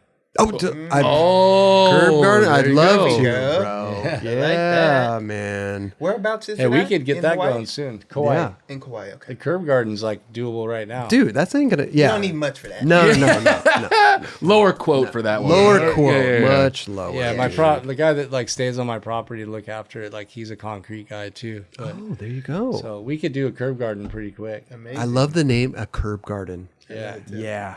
It's great. I Got a love that, nice little dude. ring to it. Especially in Hawaii too, it makes sense. Oh my God. Chris's curb garden. Chris's curb. Listen, if you want to name it after me, that's fine. But curbs, more my style, more my speed. Yeah, Right. just Where we're at make right a now. whole different full of different double-sided curved curves, slappy curves with curbs, angles and That'd be corners. amazing. That would be amazing. Now we're talking my language, dude. Make it at a slight incline so you don't have to push, where you can just surf it. Because I've skated down some I've sessioned a spot that had curbs on each side of the street. Yeah. It was at a slight angle. So and they were good, and you could literally slappy one and then slappy the other, and it's like serving. You get That's hit after hit, Yeah. and you don't have to push. Oh, So rad. Slight incline. Yeah. That's sick. I love it. Chris's curb garden at Danny Way's house, huh? Look at that. The cement mega ramp and then the Little curbs, down there. right. Yeah. Wow. It's insane, Danny. I mean, listen, you've done a lot, bro. And I feel like you're not even done yet. There's so much you want to do. And I feel like you said, if you had the means to do these things, you'd be on it in a second, but Yeah. Take your time. It costs a lot of money to do this shit, bro. Dude, I'm It's running no out of joke. time here, dude. It's I'm trying to make more things happen before I'm too old to do it. But it's again, it's just the resources are everything. And I'm trying to, like I said, figure out my way to fund my visions. Your passion, bro. I've come up, DC was a great vehicle for that. Yeah. And it's not in a position at this point where I guess I could get that kind of support. It's just not it has new owners and they just have, they just probably don't see. Maybe I'm underestimating their potential interest in doing something creative and unique like that. But I think that they would probably want to invest it in some other things, maybe, but not sure. But regardless, I'm trying to build my own projects right now that I can have I guess it's everyone's dream to have something that's making enough money you can do whatever you want with your. This is true. Whatever you want in your life. But I got a few things going on right now that I'm really confident at some point are going to pay off where I can justify spending money on crazy skateboarding. I love it, bro. The golf course. We were talking about the golf course earlier. Love man. Little spots at each hole, not necessarily a hole, but that'd be incredible, man. Like mini golf, but it's like, it would be stop off at Chris's Curb Garden over here. Curb Garden. We'll go to Dubs's quick bump. Quick bump. Like he loves quick bumps. Bump over trash can. Plenty of bumps. Yeah, we'll go to Kelly's flat ground area. I love that. I'll be there the whole time. Love flat ground. Damn, man. Anyway, bro. Yeah. Listen, you've done it all. Man, you've done it all, man. You're not stopping yet. You push the limits, dude. You're pushing the limits still. Yeah. Skateboarding thanks you, dude. Absolutely. I appreciate that, man. Up, trying, I dedicated myself to skateboarding, and I hit the point of, I guess, no return. And I'm gonna continue to keep trying to give back to skateboarding, and I don't know, how much more I can squeeze out of myself. Right. But it's not here. It's just the body. So, I'll do what I can, and, and like, it's my passion is real, and it's always been, and I'm not here just, skateboarding for me isn't just about fame and money. It's definitely, it's like, it is. It's a part of you, man. It's a part of me, and it's just how I deal with, it's like the one thing that makes me feel, alive. I mean, we're all in this room because of skateboarding. It's like I know Dubs because of skateboarding. Kelly, so all of it. I trip it's a out. Beautiful thing. Yeah, I watch your old video parts to seeing you skating curbs to stair sets to ramps, and I'm like, to see what you've started from, and you're kind of the only skateboarder on this planet that's gotten to that level, I feel like, dude. And I just want to say congratulations and thank you for pushing the limits to people to see that. People are like, that's possible. You don't know if it's possible till you go out there and do it. Oh, I appreciate that, man. It's definitely been a journey, and a lot of it's just been, it was never planned. It was just living in the moment, and things, some of these, things that I've evolved and the consequences that I've endured for some of the I guess mistakes I've made along the way have led me into a place where I've, had to dig deep, and it's gotten to a point where I guess, I'm still trying to, I don't know. No, I know what you're saying, because but you're like the only, I mean, you're a special individual. There's not many people out there that would push themselves to that limit, bro. For real. I appreciate that, man. And I feel like it's been like, I do really feel blessed to be in a position where I've had, like, it's not what I planned it to be. Yeah. Like, there's a lot of things that happen by default, but I am very grateful that I've been able to kind of, be, play a role of being somebody that can inspire somebody else to not give up. You know what I mean? Oh my God. You inspired me, bro. Real shit. Yeah, me too. You I lead the appreciate it, passion, man. bro, of riding Me a too. skateboard. And, ever since the first time I seen you in, like, whether it be, a Powell video or fucking Shakamina, I mean, it's like, dude, this is like, it's amazing, bro. You've had a tremendous career. Yeah. And it's not over until you I say wish it's I could over. get a street part done, and maybe I'll, I'm going to try and do what I can to make something You're happen. gonna do it, man. Listen, as we talked about the Medellin thing, the stem cell stuff. Where are you at right now, and when do you hopefully think you could be back on a board? Maybe not like pushing the limits, but something that you feel comfortable and you enjoy. You know what I mean? Like, when do you think? Do you have a time frame where you're trying to aim for, or you just want to get better? You just want to heal, get your body in shape. I'm in no hurry to do anything. Right, skateboarding's not going anywhere. No, and I'm very I'm very grateful and content for all I've achieved, and I'm definitely I'm trying to enjoy skateboarding at this stage. Like if opportunities arise, I'm willing to take some risk, and I'm willing to do some stuff. I'm not going to ever like lose that side of my drive, but maybe someday. But right now it's like you want to keep going. I want to have fun with it though. Like my goal with skateboarding was to like I want to get to a place in my career where I don't need, like, I'm getting there. Like, I don't make a lot of money skateboarding these days. It's not my intention. You know, I'm trying to do other things with my life. And, you know, I really would be so happy to be in a position, you know, and making other things happen in my life that I don't need to depend on skateboarding for an income, that I purely do it for the love of it.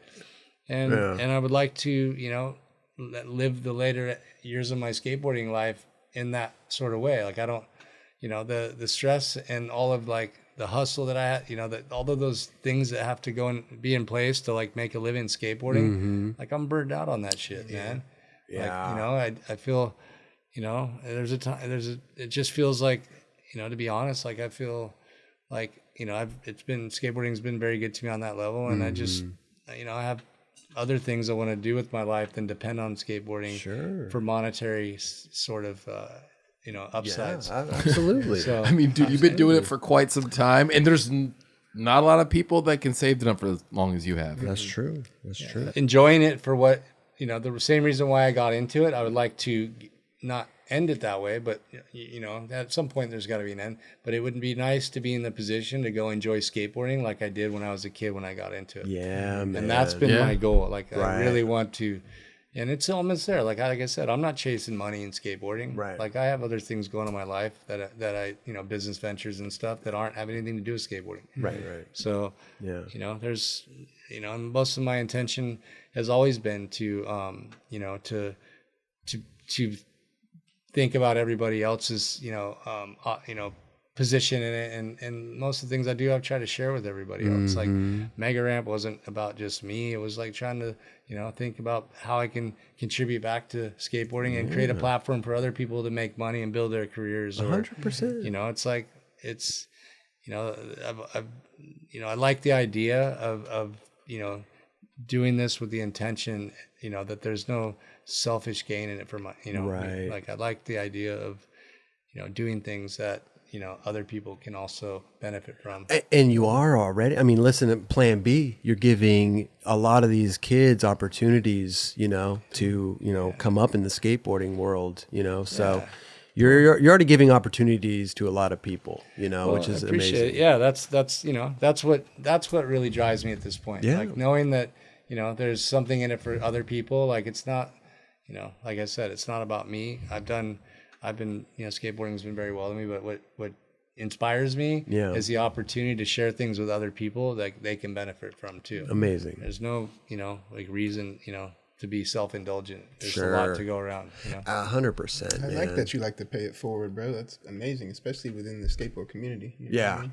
Yeah, because we're such a close-knit community too. Totally. Not even give them the opportunity, but to actually help them along as well. Yeah. You've Advice, everything comes with that, you know? So yeah, that's it, man. I'm not, you know, I'm inspired by things like that at this point. Yeah. So if it's just self-serving, it doesn't, you know, it's not, like, intriguing for me. I get you. Listen, Danny, thank you so much for coming. Yeah, bro. You guys really appreciate that. I've been a big fan of the 9 Club for a long time, brother, and I'm stoked. You guys' your success is awesome, and I know everybody loves this show, and, you know, I'm a fan of it myself. I appreciate that. We're huge fans. Yes, we you, are. Danny. We're honored to have you here. Oh my gosh, bro! I know you brought a lot of stuff with you, but can we give you a couple 9 Club things to take home with you? Oh, absolutely. We don't have too much in inventory, but Kelly, will you please get him a couple mugs and stuff? We'd appreciate that, gifts. Man. Hey, a couple parting gifts, dude. But man, yeah, this has been great, dude. Yeah, I mean, these stories, I mean, I'm sitting here listening to these stories being brought back to when I first started skating. And the thing that I love about this show, too, is the guests fill in all the holes that I've always wondered about. What happened with this? What's that?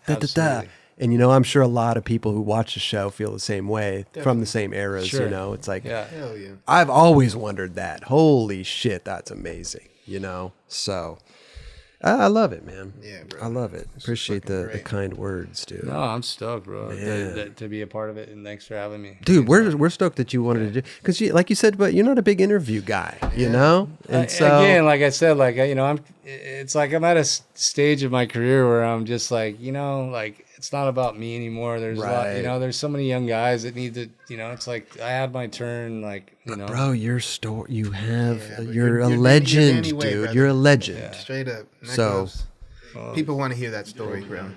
But that I appreciate that. You're a legend, man. You're a legend, and you need to do more interviews. You need to talk and tell your story, document it all, man. Yeah. Because we got a really in-depth interview here, but listen, man, there's so much more. You know what I'm saying? And I hope we have our stop and chat show where we kick it and it's more loose. We don't have to go over a whole career, but we play clips. You could talk about clips you filmed. So I hope you'd want to come back and hang out with us in the future, dude. I'm all for it. Yeah. Talk about some clips and shit. Oh yeah, that's always super fun. Because there's a story behind every clip. Definitely. Absolutely. That's what's amazing. Especially these clips. Ooh. There's some stories behind those clips, dude. I can tell you there's some battles there, dude. Damn. Some, man, there's some you'd be like, man, how long did that take to happen? But I've had a couple like freebies where you just like one try and it goes down, and then I've had ones that I've spent weeks on. But it's funny, you don't get too many of those freebies, but dude, when they come along, they're the best. It makes you dude, it's like the biggest gift. It's like winning the lottery, right? You're like, ooh, I just won. Won. Or like an accidental where you're trying one trick and then another trick happens to come out of it on accident. You're like, I didn't even mean to try that. Wow, I'll take it. Got a couple of those. One last question, right? Because the mega ramp. So in street, I'm sure you've had it happen to you many times, but you do a trick. Maybe you're trying a trick for hours. You black out, and you end up you like literally open your eyes and you're rolling away.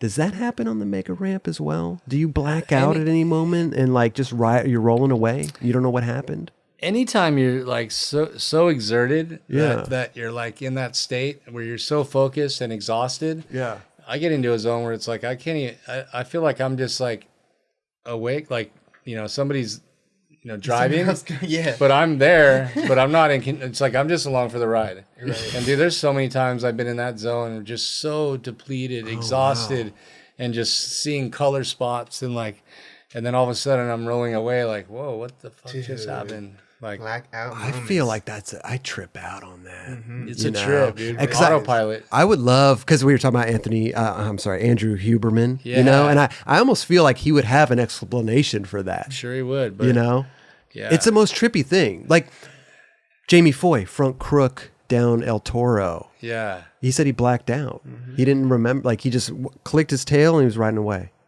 You're like, how the hell do you do that? Yeah, skate. It's crazy. It's like skating almost becomes like it's like forgetting to fall. Like in some things, like you get in such a you're trying something for so long, and then you forget to fall on the one try. You get that pattern locked in, but then there's that moment where your like brain forgets to step off, and you roll away, and you're like, whoa. Isn't it? Yeah. It's totally great. Yeah. Skateboarding it's the craziest thing, man. Yeah. It's a beautiful thing, Dude, the reward of making tricks, like especially when you've been battling something that hard, like the gratification sometimes is like it's so priceless. Like no other, bro. Nobody will ever get it except the guys that do it. Exactly. Exactly. It's a trip how much you'll put yourself through for that one little millisecond of gratification. Bro. Yeah. And it's so worth it. It is. It's always, so dude. It always is, man. It's so nice when you haven't had that ride home, bro. Yeah. Bro, that was the best day. Well, you're going to put your little stories on at home. Go home and have a great night. No doubt, yeah, absolutely. It's the best shit. Oh, never gets old. Never gets old. I know. It never gets old, dude. Danny, all right, first of all, thank you so much for stopping by. Yeah, you are the man, dude. And listen, we want to give you a couple things. We have a 9 Club water bottle here. We ran out. We did another one. Scott Kane? Scott Kane, skateboarder, bro. Amazing guy. Big bootleg. He has a Highland Peak. This is one of our first ones that we made with him. We ran out of our new one that we did with him. A little collab. We like to do collabs with skaters and stuff. Sure. It's amazing. But that's dope. It's keep hydrated up there on the Mega. Very important. Put that on your little belt loop. Have your water, your electrolytes in there. Stoked. I don't know if you're a big candle guy, but we do make candles here at the 9 Club. Very interesting. Yeah, but this is my pro candle. It's called the Pamplemousse. Yeah. It's a grapefruit scent. And last but not least, of course, our logo mug. You know, here you go. Thank you so much, bro. Of course, man. Whipping some coffee up on the morning. Yeah, dude. We were talking about the coffee thing, man. Blayback, he didn't know what was going on here. He brought his own fucking coffee machine. Oh shit! Yeah, that was awesome. Same He didn't one need that we it. had. He didn't need it because we have one. Wow, I didn't realize he brought. Oh yeah, he's brought it. like, dude, I didn't know what the good. I brought my own coffee machine. Amazing. Like we love our coffee, right? Yeah, It's yeah. like the best. He wanted to make sure he was comfortable. Yeah, He was comfortable. He was comfortable. He was comfortable. One thing, Jake Rosenberg, I talked to him earlier, and he just wanted me to say that the Waiting for Lightning movie that we made together is it's on Amazon and it's free. So if anyone hasn't seen it, Oh, Sick. Bro, what? Okay, that's a good one. What year was that? That was 2014, I think. 2014. Yeah, somewhere around okay. there. Yeah. 7 years. Yeah. Man, shout out Jake Rosenberg. Shout out, Jake. He just Straight texted up. me. Okay. Hope it went well, dude. He was all Dude. hyped I was coming on. He Sick. texted. So rad, He texted me yeah. too. He's like, "What did he say?" He's like, feels like a big day today. And I texted back. I'm like, mega ramp big, and he's like, oh yeah.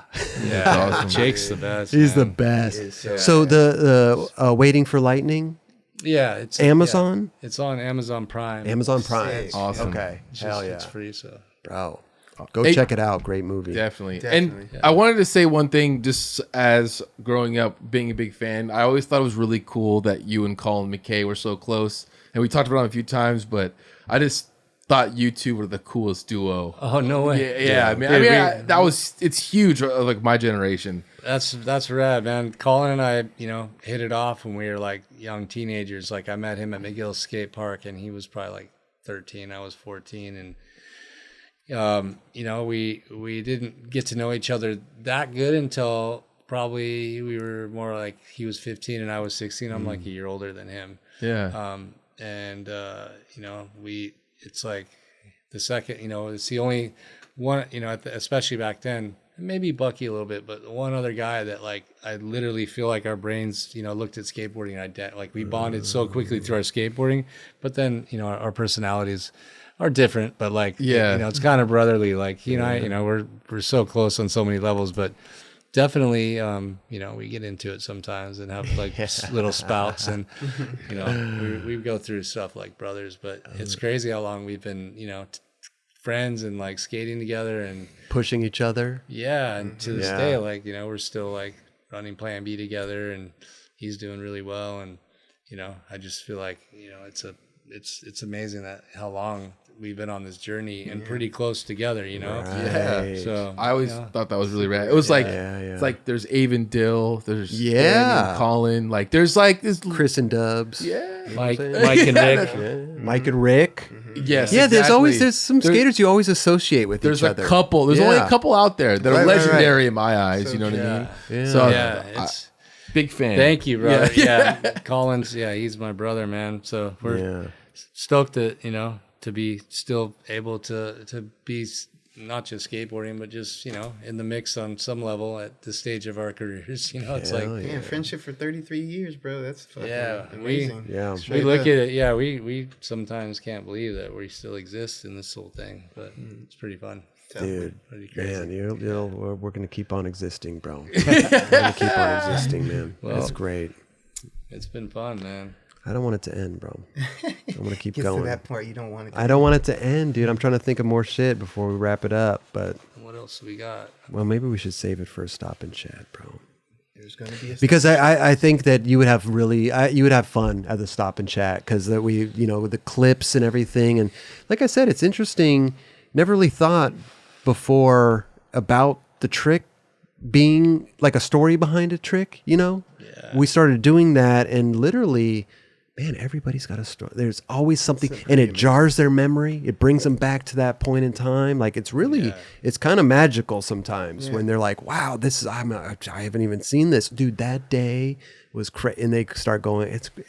I love it. I love the behind the scenes shit of skating. It's like when I watch behind the scenes of movie shit. And I'm just like, that's how they did that. It's so sick. Should we call out the Olympic thing? Is that what we're talking about a little bit? Oh, let's bring that up real quick before we leave. Yeah. Because we were talking before the show. The Olympics was great. It was good. Yeah. But you had a couple ideas what you would like to see in the Olympics, and I think they are fucking phenomenal ideas. Let's talk about it. Yeah. Well, I mean, Olympics are obviously great on many levels for skateboarding. We all know that, the graduation to the Olympics means a lot, that skateboarding's got, come that far.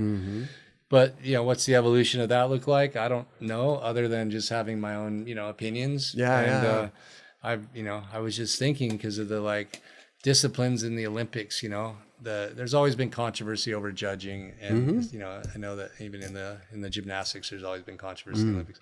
But the one thing that you can't have controversy over is things that are metered, height, distance, speed, stuff like that. So just going back to the roots of skateboarding and the fundamentals, and the simplicity of doing highest ollie, would be so rad. Oh my god! As a spin off to the street event, and then also building a quarter pipe for highest air. Yeah. And I'm not saying this because I think I could do well in the high air. I think that it would be cool if there were some Olympic-minded disciplines that had some of the nostalgic Olympic mentality in them. Well, there are fun events to watch. The high ollie, the highest air. How big would the ramp be, by the way? What do we think? At 40 feet? No, 50 build feet? like a mega 60 quarter. feet? Oh, okay. Yeah, like the standard mega size quarter would be a fair What's that, 25? 27. 27 feet? Okay. Or maybe a little bigger. But like you said, they're metered, right? So that there's no judging, there's no nothing. It's just straightforward. You hit it or you don't. Absolutely. And I love that. I just think that it would, a lot of people could relate to the simplicity of it. Oh, 100%. So, things that are, technically beyond somebody's ability to understand. It's like watching street skating. It's like, if you don't know how to speak Spanish, how can you listen to a television show in Spanish? Exactly. Right. But it's easy to understand somebody getting over, a barrier that's 44 inches or 48 inches or whatever it is. I mean, or measuring altitude, You can also do on streetwise, long way. How you could do long ways too. You could do you could do biggest stair drop. Yeah. It's infinite. You go for the 30 feet plus. If they built the right setup, I would definitely try and achieve that goal. But it would, whatever it is. But the fun, that would be so fun. I think it would be a really fun event. I mean, listen, we're going to bring Danny Wainwright back. We're gonna bring, gonna bring Danny Way over there, dude. We're gonna have some high ollies, all the Dannies. Bro. We're gonna bring all the Dannies. Yeah. No, but we were talking about it before, and I was like, dude, I love that idea. I think it's so fun. I was at the first high ollie contest, and I had a blast. It was so fun. It wouldn't cost them much to do it. You get a little bar. It's minimal. I guess you could amortize the build out for the quarter pipe, and together the combination of both. Yeah. If you amortized it between the two, it would well worth it. Well worth it. Well, listen, man. I watched rock climbing in the Olympics, and they had their little different things. It was like you have to get to a certain point, around the rock, or it was fastest up. To the point. Now listen, in rock climbing, if you're out there climbing Half Dome or something, you're not trying to climb the fastest, but they had that in rock climbing. Yeah. It's who can get up there the fast? Speed climbing, right?